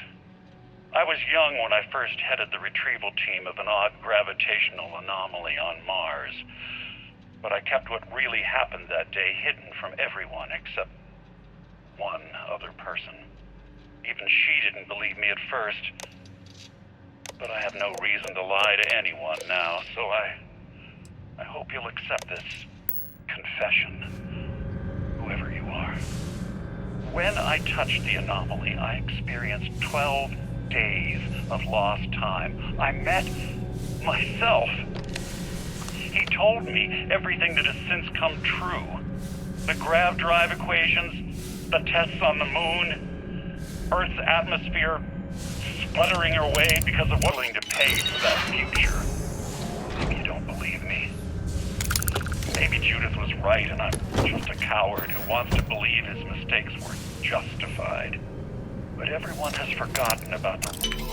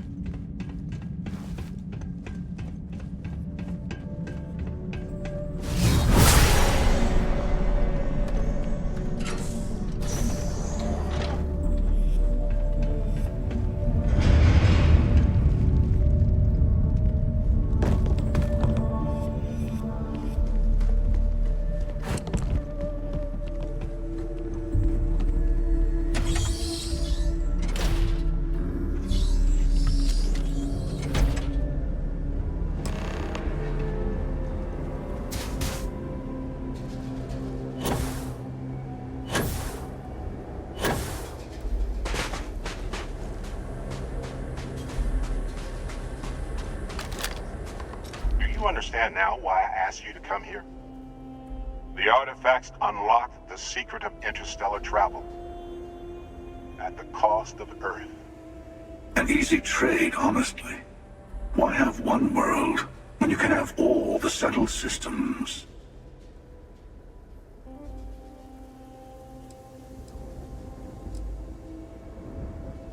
Every grav drive in the settled systems was built on technology that came from an artifact that was discovered on Mars. But these early drives shook the gravity field surrounding Earth. Eventually, the atmosphere started to slowly sputter away into space. That's why Earth is uninhabitable. The artifact gave the scientists a greater understanding of time and space, but not the wisdom to see where that would lead. The settled systems wouldn't exist without the artifacts, in other words. We owe what happened here in NASA a great debt.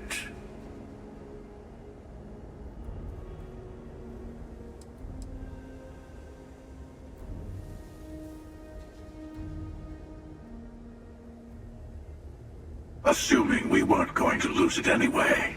War, disease, famine, all the classics. Don't you see? The power of the artifact forced humanity to the stars. They didn't get to make a choice. How many would have chosen Earth? And what gave Victor Isa the right to choose for them? You see the hypocrisy in what the Emissary is saying, right? They don't want to rob people of their free will, but then they steal the artifacts for themselves. In the wrong hands, the power of the artifacts can make anyone a tyrant. That's why we watch over them. The only thing you're watching out for is yourself.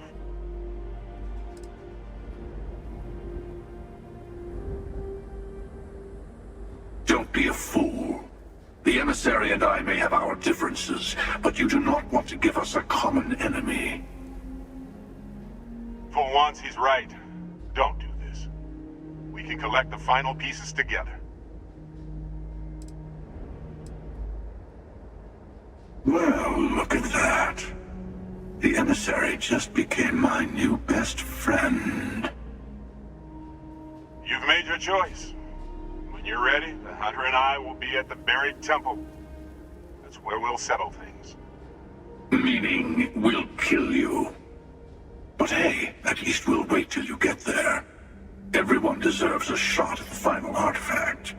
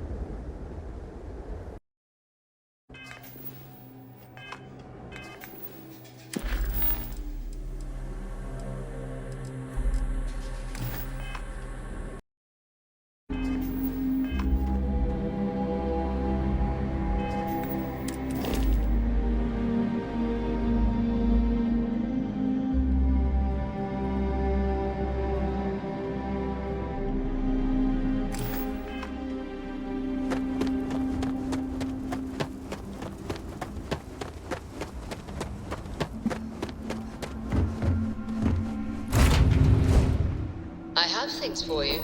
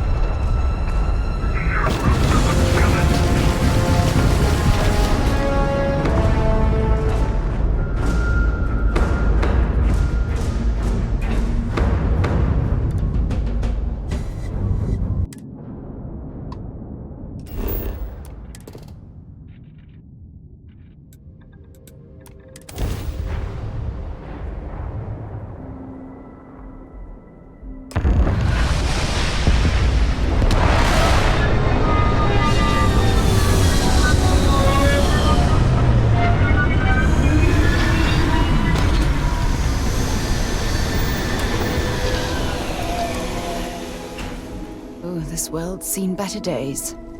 I wonder if it's always looked like this.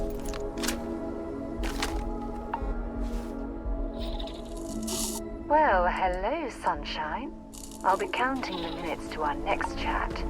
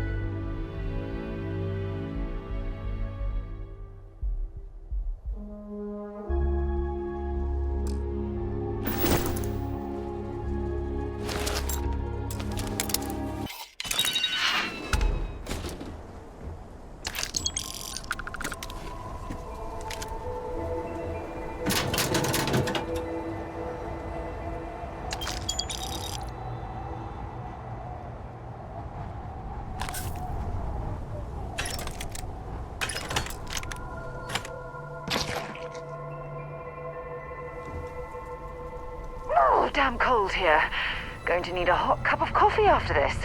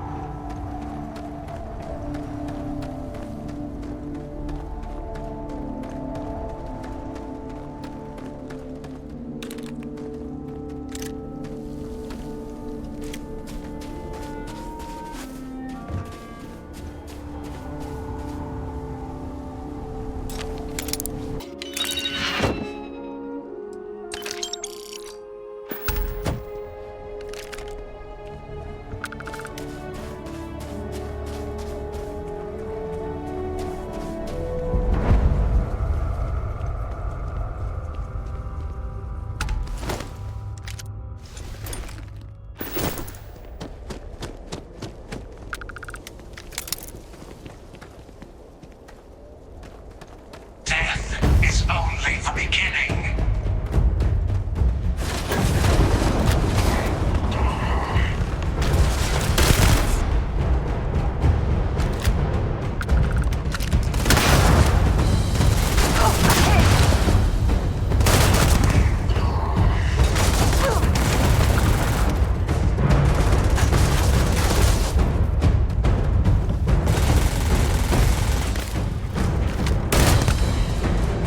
Arise!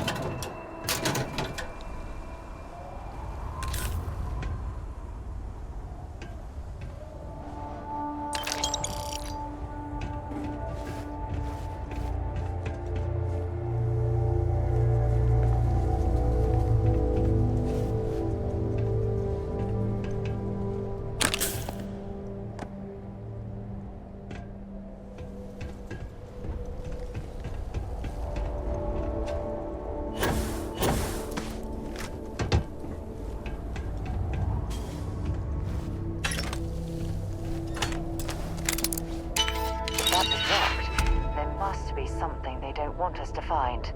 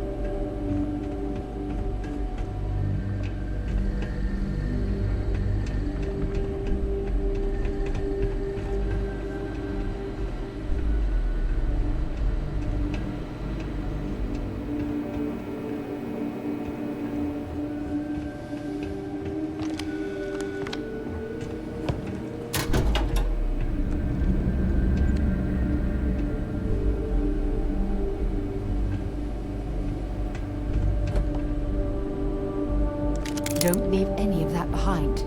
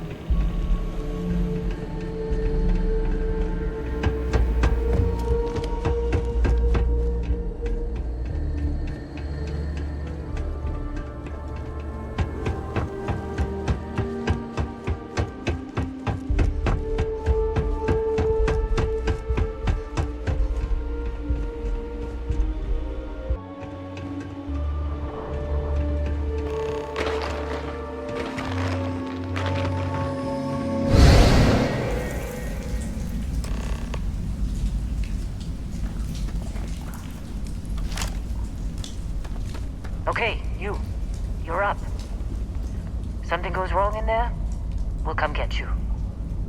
Why would anything go wrong? Shouldn't we... Would you shut up? Both of you do your jobs. Client is on his way. What are you waiting for?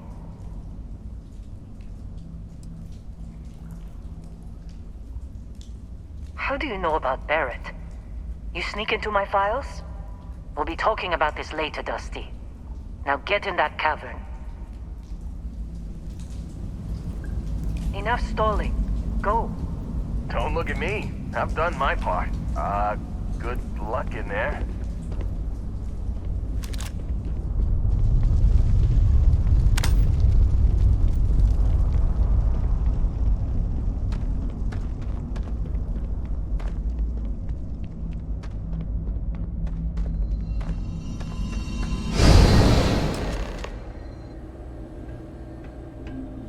Well, well. Stay safe, darling.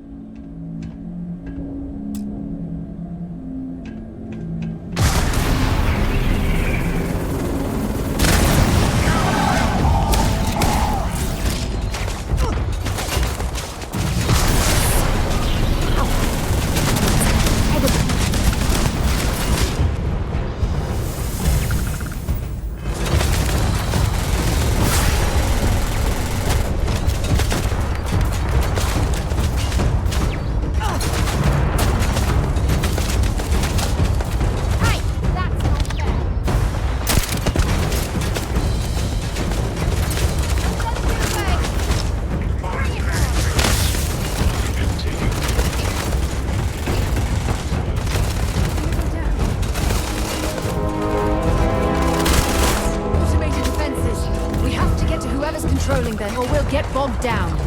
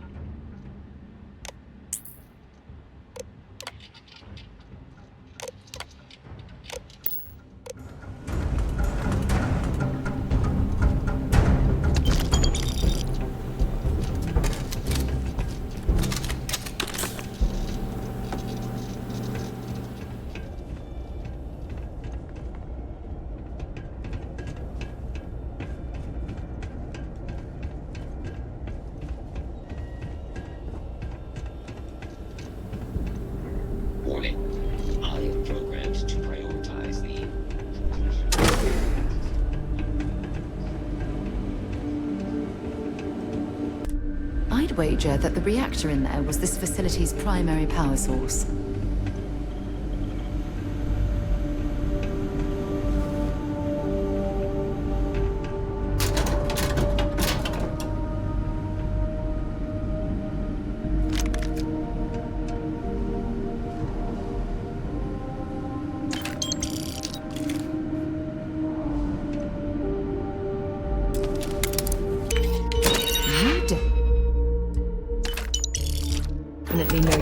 around a log.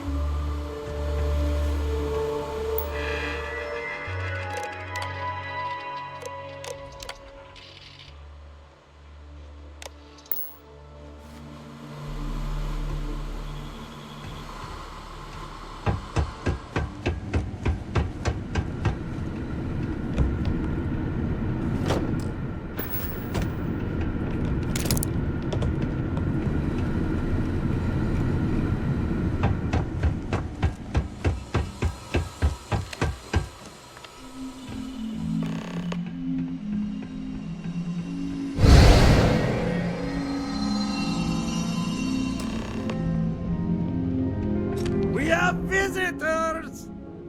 Vadek, you didn't tell me we have visitors. We have visitors. Welcome. What's mine is yours. Well, no, it's still mine, but you get what I mean.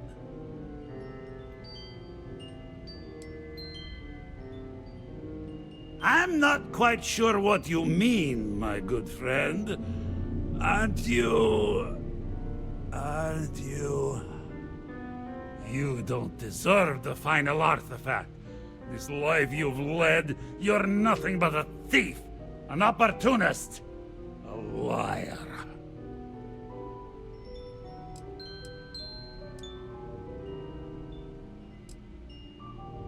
It's more than credits that the Unity will demand of you.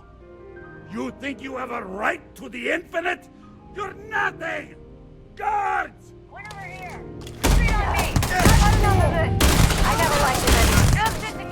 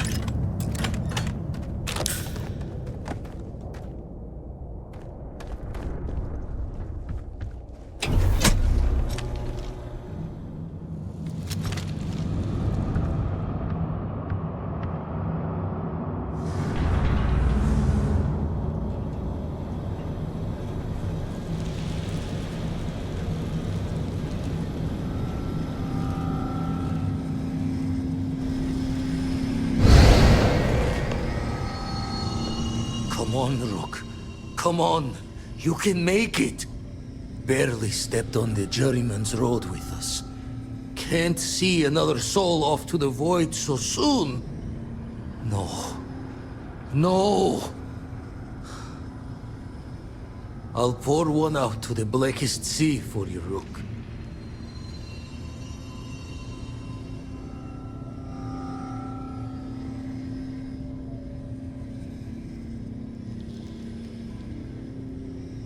What the? Crix's ghost? What kind of cruelty?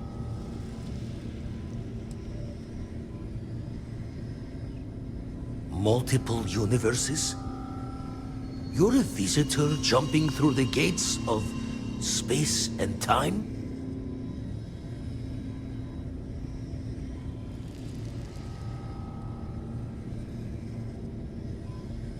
Not sure if you're just a reflection of a shattered brain, but okay.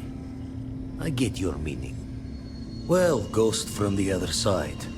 I'll keep what you said rolling around in my head for a spell. But for now, wouldn't mind if you gave me a bit. I just lost a friend.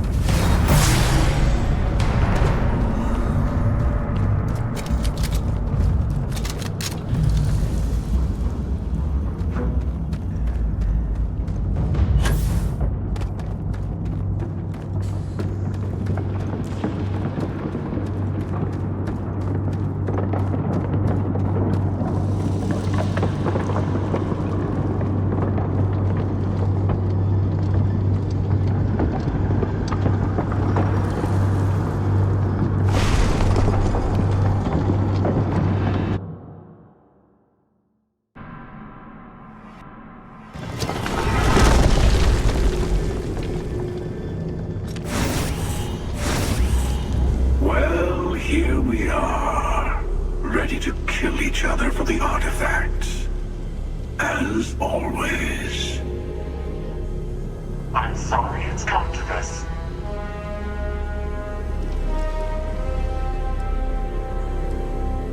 More talking? I'm a little disappointed. No. Wait. I want to hear this. Fine.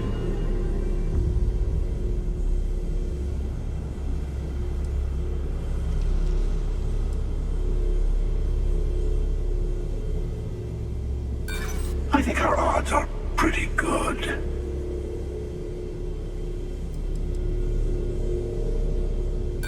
The power vacuum you would create over getting to the Unity would be worse.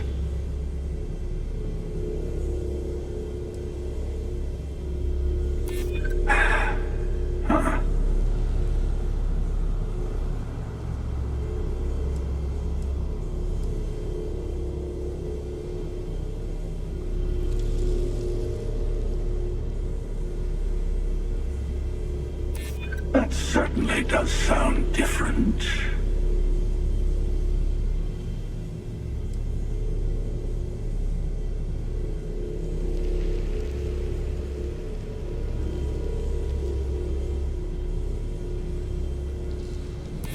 An interesting conclusion to jump to.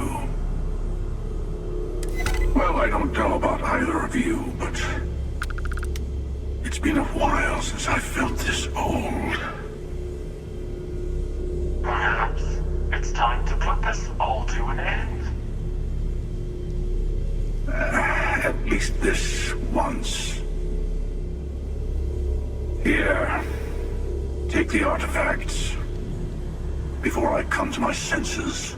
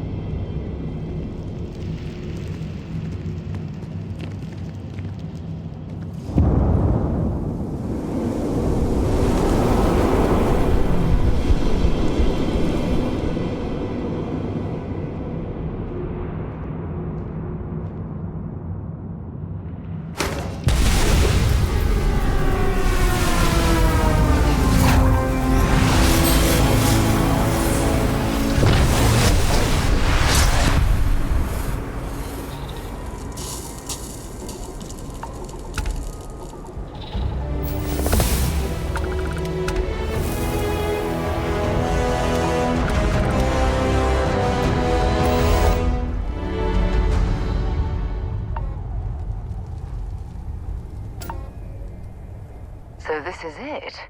This Armillary can finally be assembled, and the Starborn are sure that something will happen on the other side. Something that will make us like them. Funny. I thought after all this time I'd be screaming in excitement to jump into the unknown, but I feel like I'm hesitating. That's not what I mean, but I love you, too. Say we go to the Unity, become Starborn, enter another universe.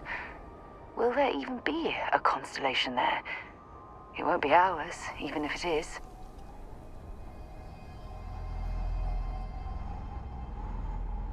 We both know that one of us is going to let curiosity win out, eventually.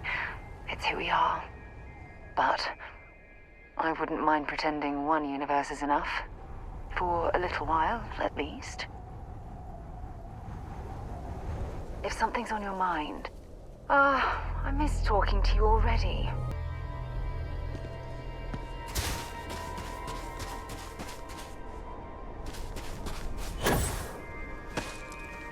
Whatever you need. Talk to you again soon, darling.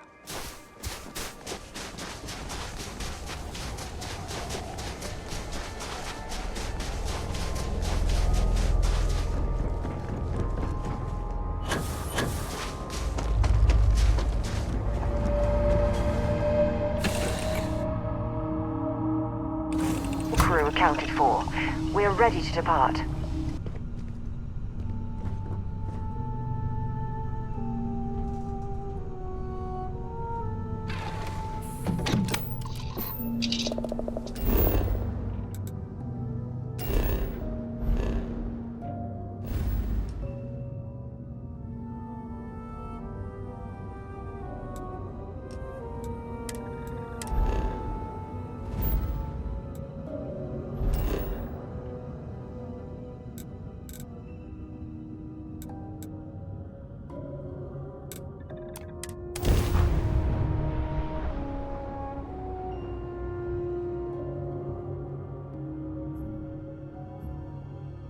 hell of a city, isn't it?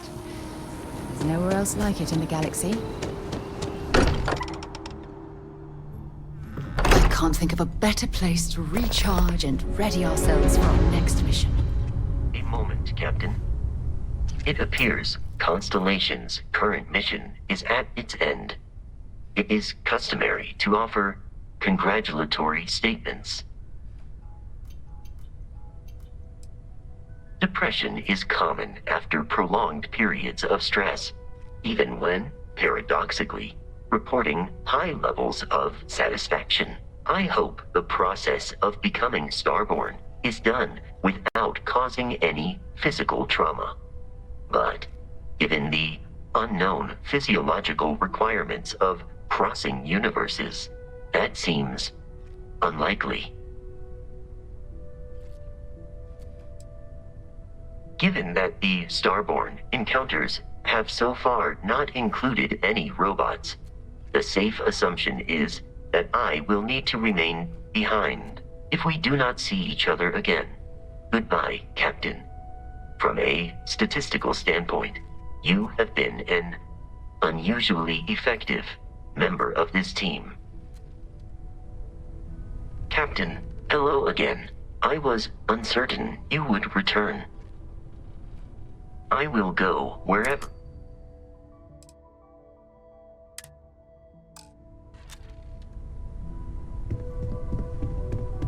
Our journey seems to be coming to an end. We did it! We have all the artifacts! So, the Unity awaits. I'm not as afraid as I thought I would be. Stepping away from the world you know can lead to a better place.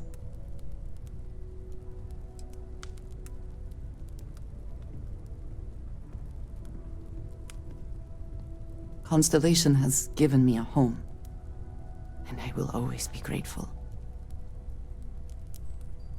But I also feel ready.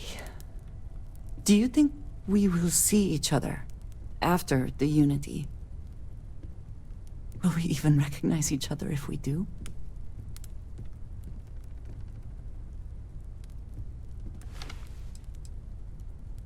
Oh, that was already my plan.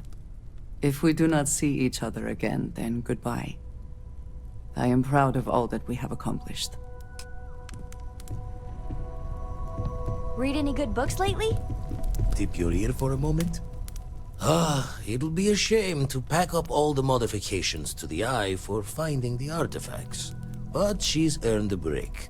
Gilded our fortunes for sure.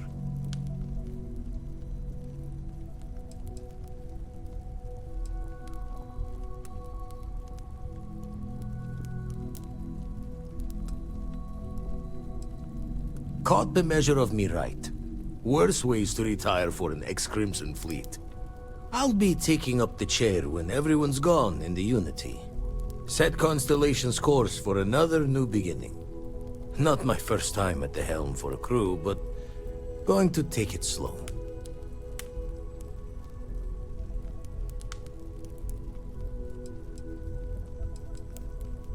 Don't know about that. Intend to keep teaching folks how to play the Troublemaker's game. No use being an explorer if you aren't a little dangerous. Well, tipped your ear long enough. I'll be smiling as you walk through Eternity's gate. Give the next universe something to talk about, yeah? Still been poring over the charts. Oh, sorry. Jaw the words another time, then. Coming up on the end of a long ride here. We got all the artifacts. Are you ready? I know. Just bracing for it. Hey, listen, you're probably wondering about Cora. I played it over in my head 1,000 times, and I've made up my mind. She's coming with. I know what everyone's gonna say, but even if I told her no, she'd find some way on board that ship. And if we stay...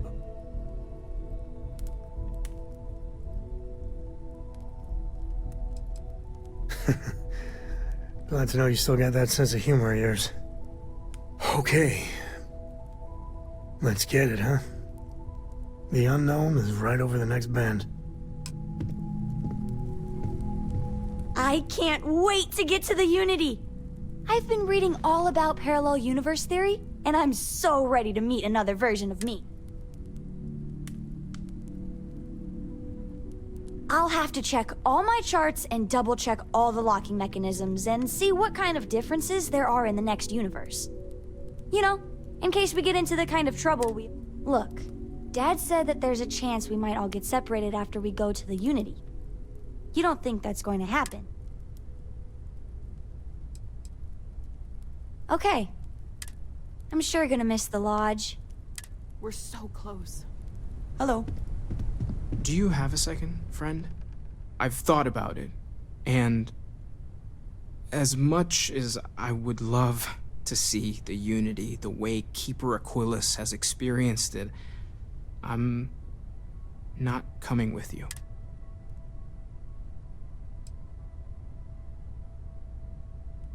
Thank you. I know this is probably... I think I need to look for my answers here, in this universe. And I can't leave my parents. I know they would understand, but... they're not getting... You too. I know I'm flaking out at the end, but I'm glad I was a part of all that. We've always considered ourselves explorers, but this really is uncharted territory, isn't it? So I know we aren't keeping all the artifacts here anymore, but I think I can get some good readings from your ship. You have no idea how excited I am to analyze the data after you jump to the Unity. I'm gonna make some coffee. Pull. What? No. I do not do field work, especially not the restructuring yourself at the molecular level kind, or whatever the Unity actually does to make you Starborn. Anyway, Vladimir and I have been talking, and we're both staying here. Someone has to keep Constellation going with so many people leaving. It'll be pretty quiet at first, but that's what Constellation has been doing forever, right? An old generation moves on, a new one moves in. Okay, I promised myself I wouldn't cry, and I'm sticking to that. So, goodbye. I'll miss you all. Have any new books for me?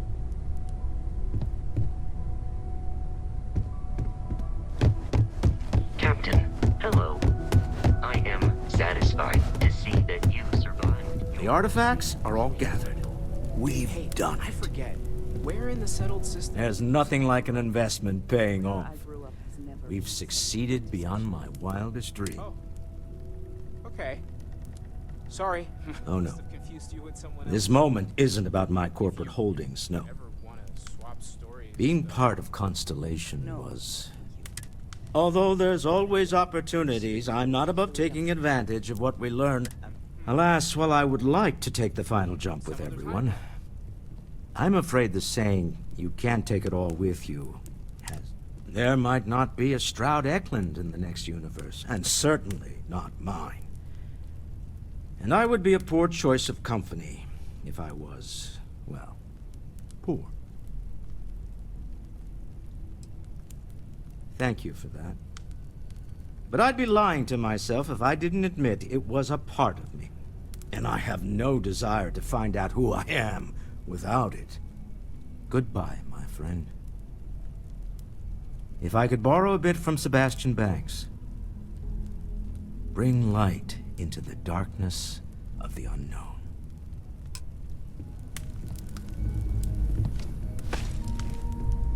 Did you need something? Hi. Sam, I do not feel know like if you I've been recall waiting my whole suggestion, life for this. but Constellation, the artifact.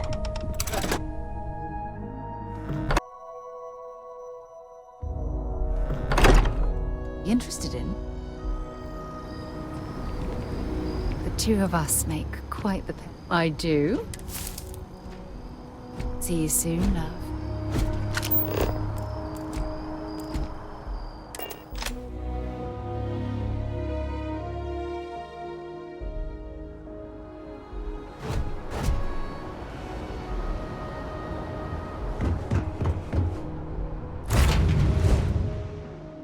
Lifting off right away, or do you need a little bit of time?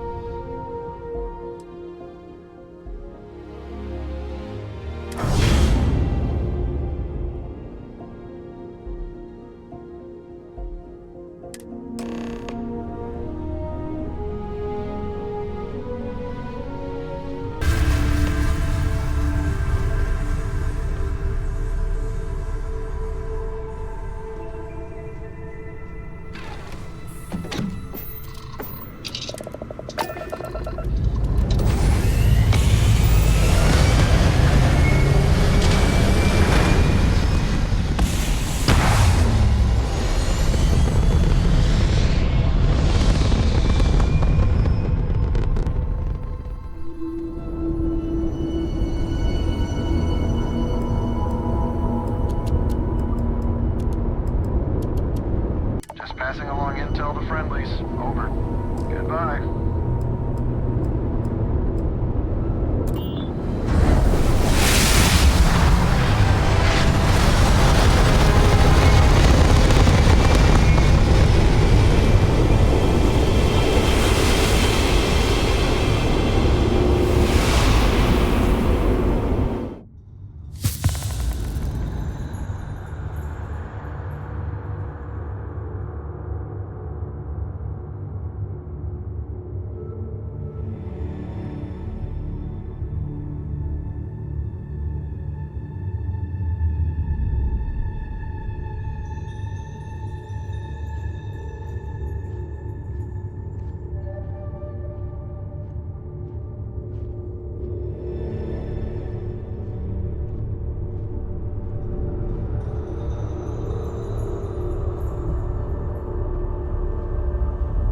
You made it.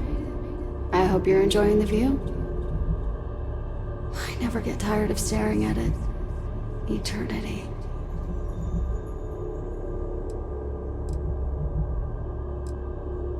It's natural that your mind would go there.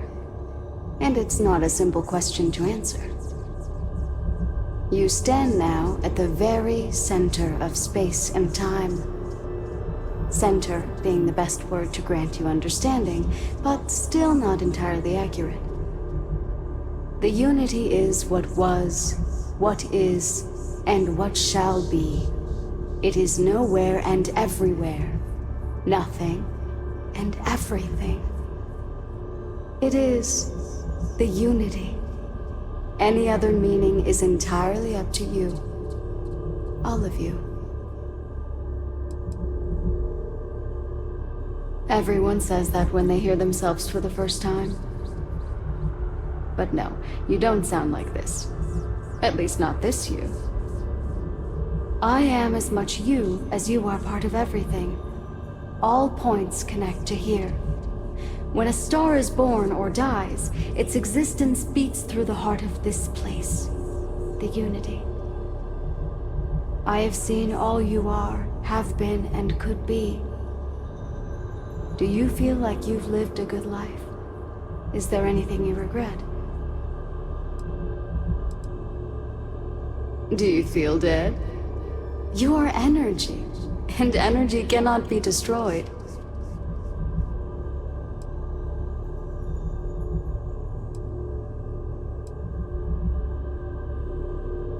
That's good. You'll need that clarity for what comes next. In order to become Starborn, you must give the universe one last thing. Yourself. That intangible part of you, that something that makes you unique amongst the infinite, will explode like a supernova. A part of you will fuse with the essence of this universe, while another part leaves it behind forever. Do you understand what I mean? This one final leap will change this universe forever, even as you leave it behind.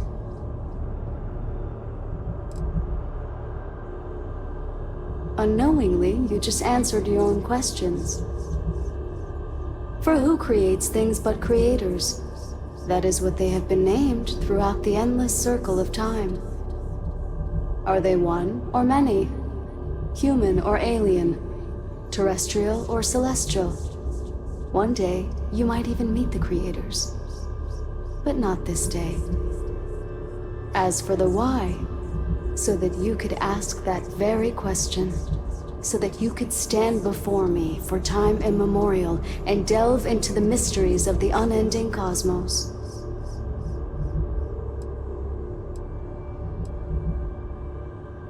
Much like the death of a star creating new kinds of matter, so will part of your being become fused with the unity itself. That part is what becomes Starborn and crosses into the multiverse. Through your eyes, it will be as if waking up from a dream. Walk into the gate of light, and you will become Starborn. Everything will vanish, and you will awaken somewhere else. But that isn't your only potential destiny. You could turn around, walk away from the Unity until the stars fade away, and you will wake up on your ship, in your universe. You could live out the life you have. I've enjoyed speaking to you once again. All of you, every version that is here in the Unity right now. Go out into the stars.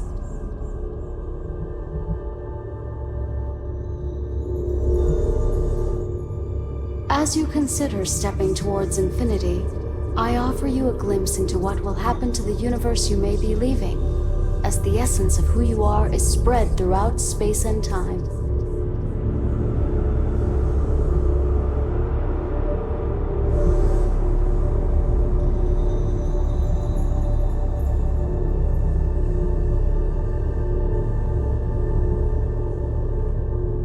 Your lover, Sarah Morgan, eventually chooses to be reborn herself.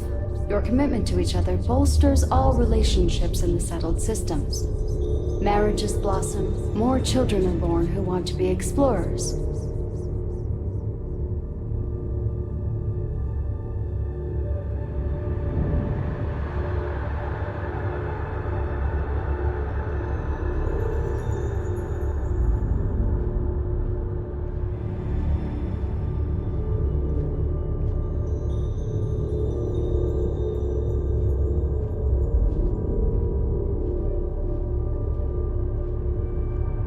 By defeating both the Hunter and the Emissary, the path to the unity in this universe is left for the people of the settled systems to discover on their own, uninterrupted by powerful Starborn.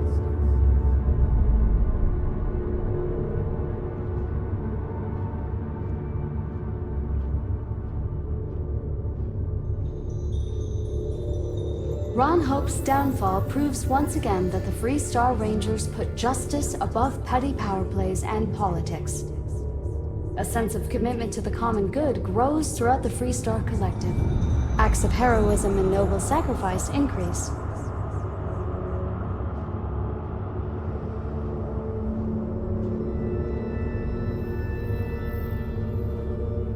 The Constellation membership who stays behind will, in time, publish their data about the discovery of the artifacts, Starborn, and the Unity. Space exploration across the settled systems is given new life as people search for hope out there in the stars.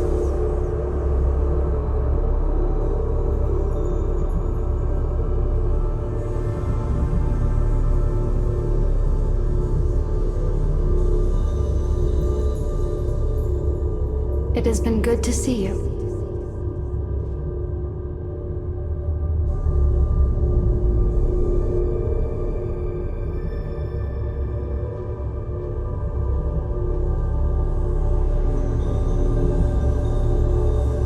Although you leave this universe behind, a new universe awaits you.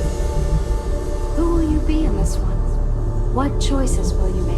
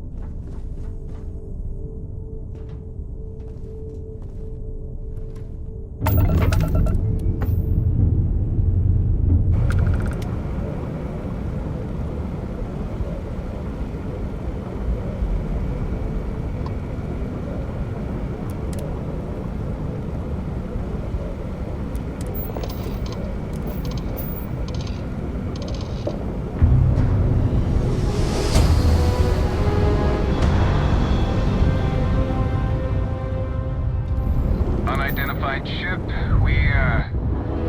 We're going to attempt to scan you for contraband. Please comply. Pretty please. Scan complete. You are cleared to land.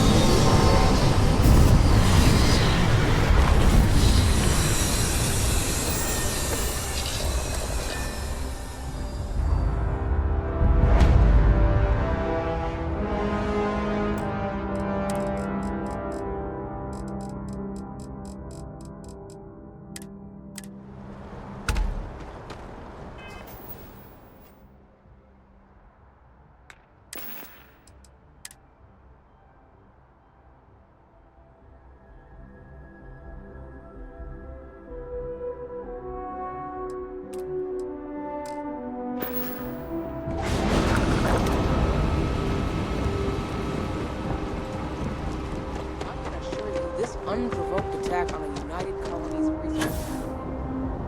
You will be scanned as you enter the city. Please keep... Okay...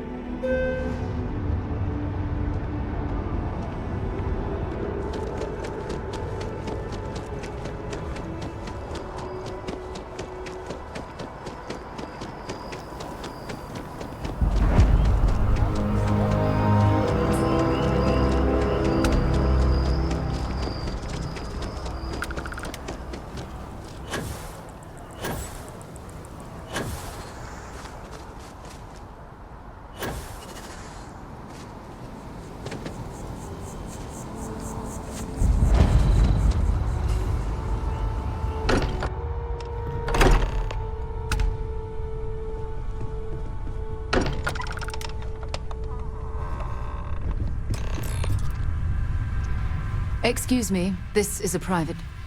Wait. There's something familiar about you. Vasco, identify. Scanning. Cross-referencing known employee records of our affiliated organizations. Please remain still. This appears to be the miner from Argos Extractors. Lost as we were carrying the artifact from Vectera. Current whereabouts, previously unknown. I see. Vasco already delivered the artifact. So, why are you showing up now?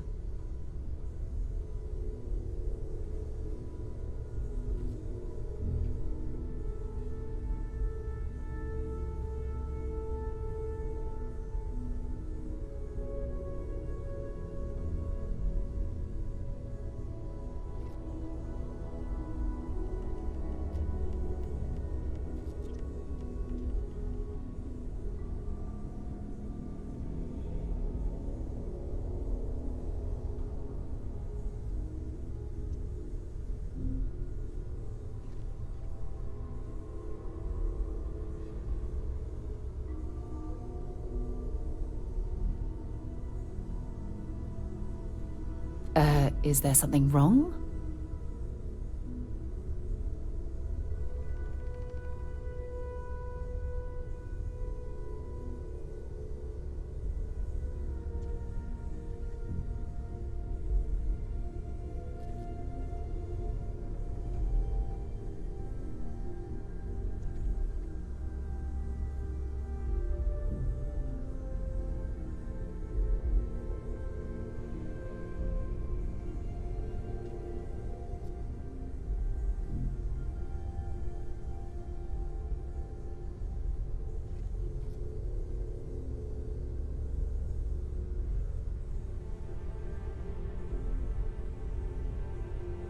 Have I lost your attention?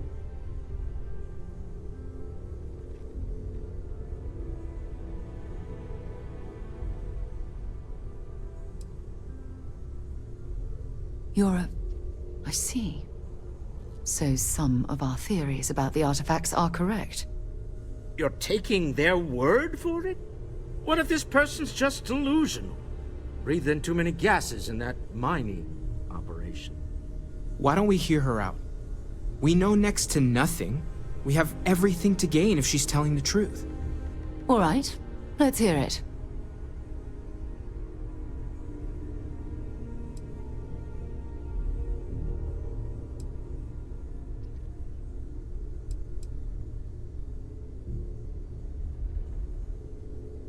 So, that's what we're looking for.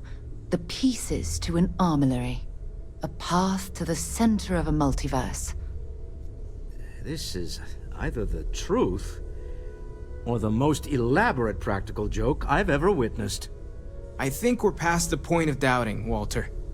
In any event, we'll be able to see for ourselves. We know where most of the artifacts are now, and presumably how we get them.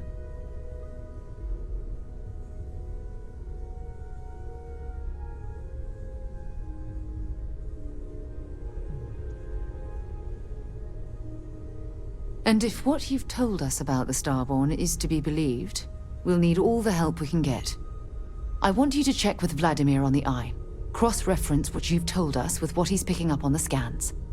You track down the artifacts the Eye finds, while we gather the others.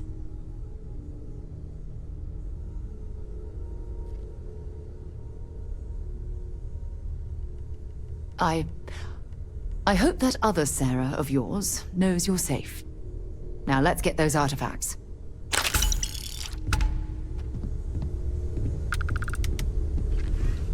You're not quite the angel I thought may have made the artifacts. Miracle nevertheless. Even the trace physiological and neurological readings I'm able to pick up from you are unprecedented. You really are something. While it is customary to say, "Welcome home," that is not dimensionally accurate in this case. I stand by my initial skepticism of you. So, we have a Starborn in Constellation. And you knew all of us from your prior universe. Even our secrets, perhaps. It's a bit unsettling, honestly.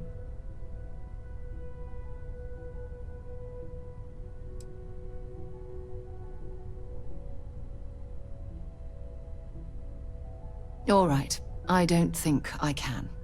What I mean is, I think it would be best if we kept a little distance. I don't want to confuse who I am with who you knew, if that makes sense. But I'll watch your back. How could I not want a front row seat to all this? Listen, I know you didn't have to tell us everything about the artifacts.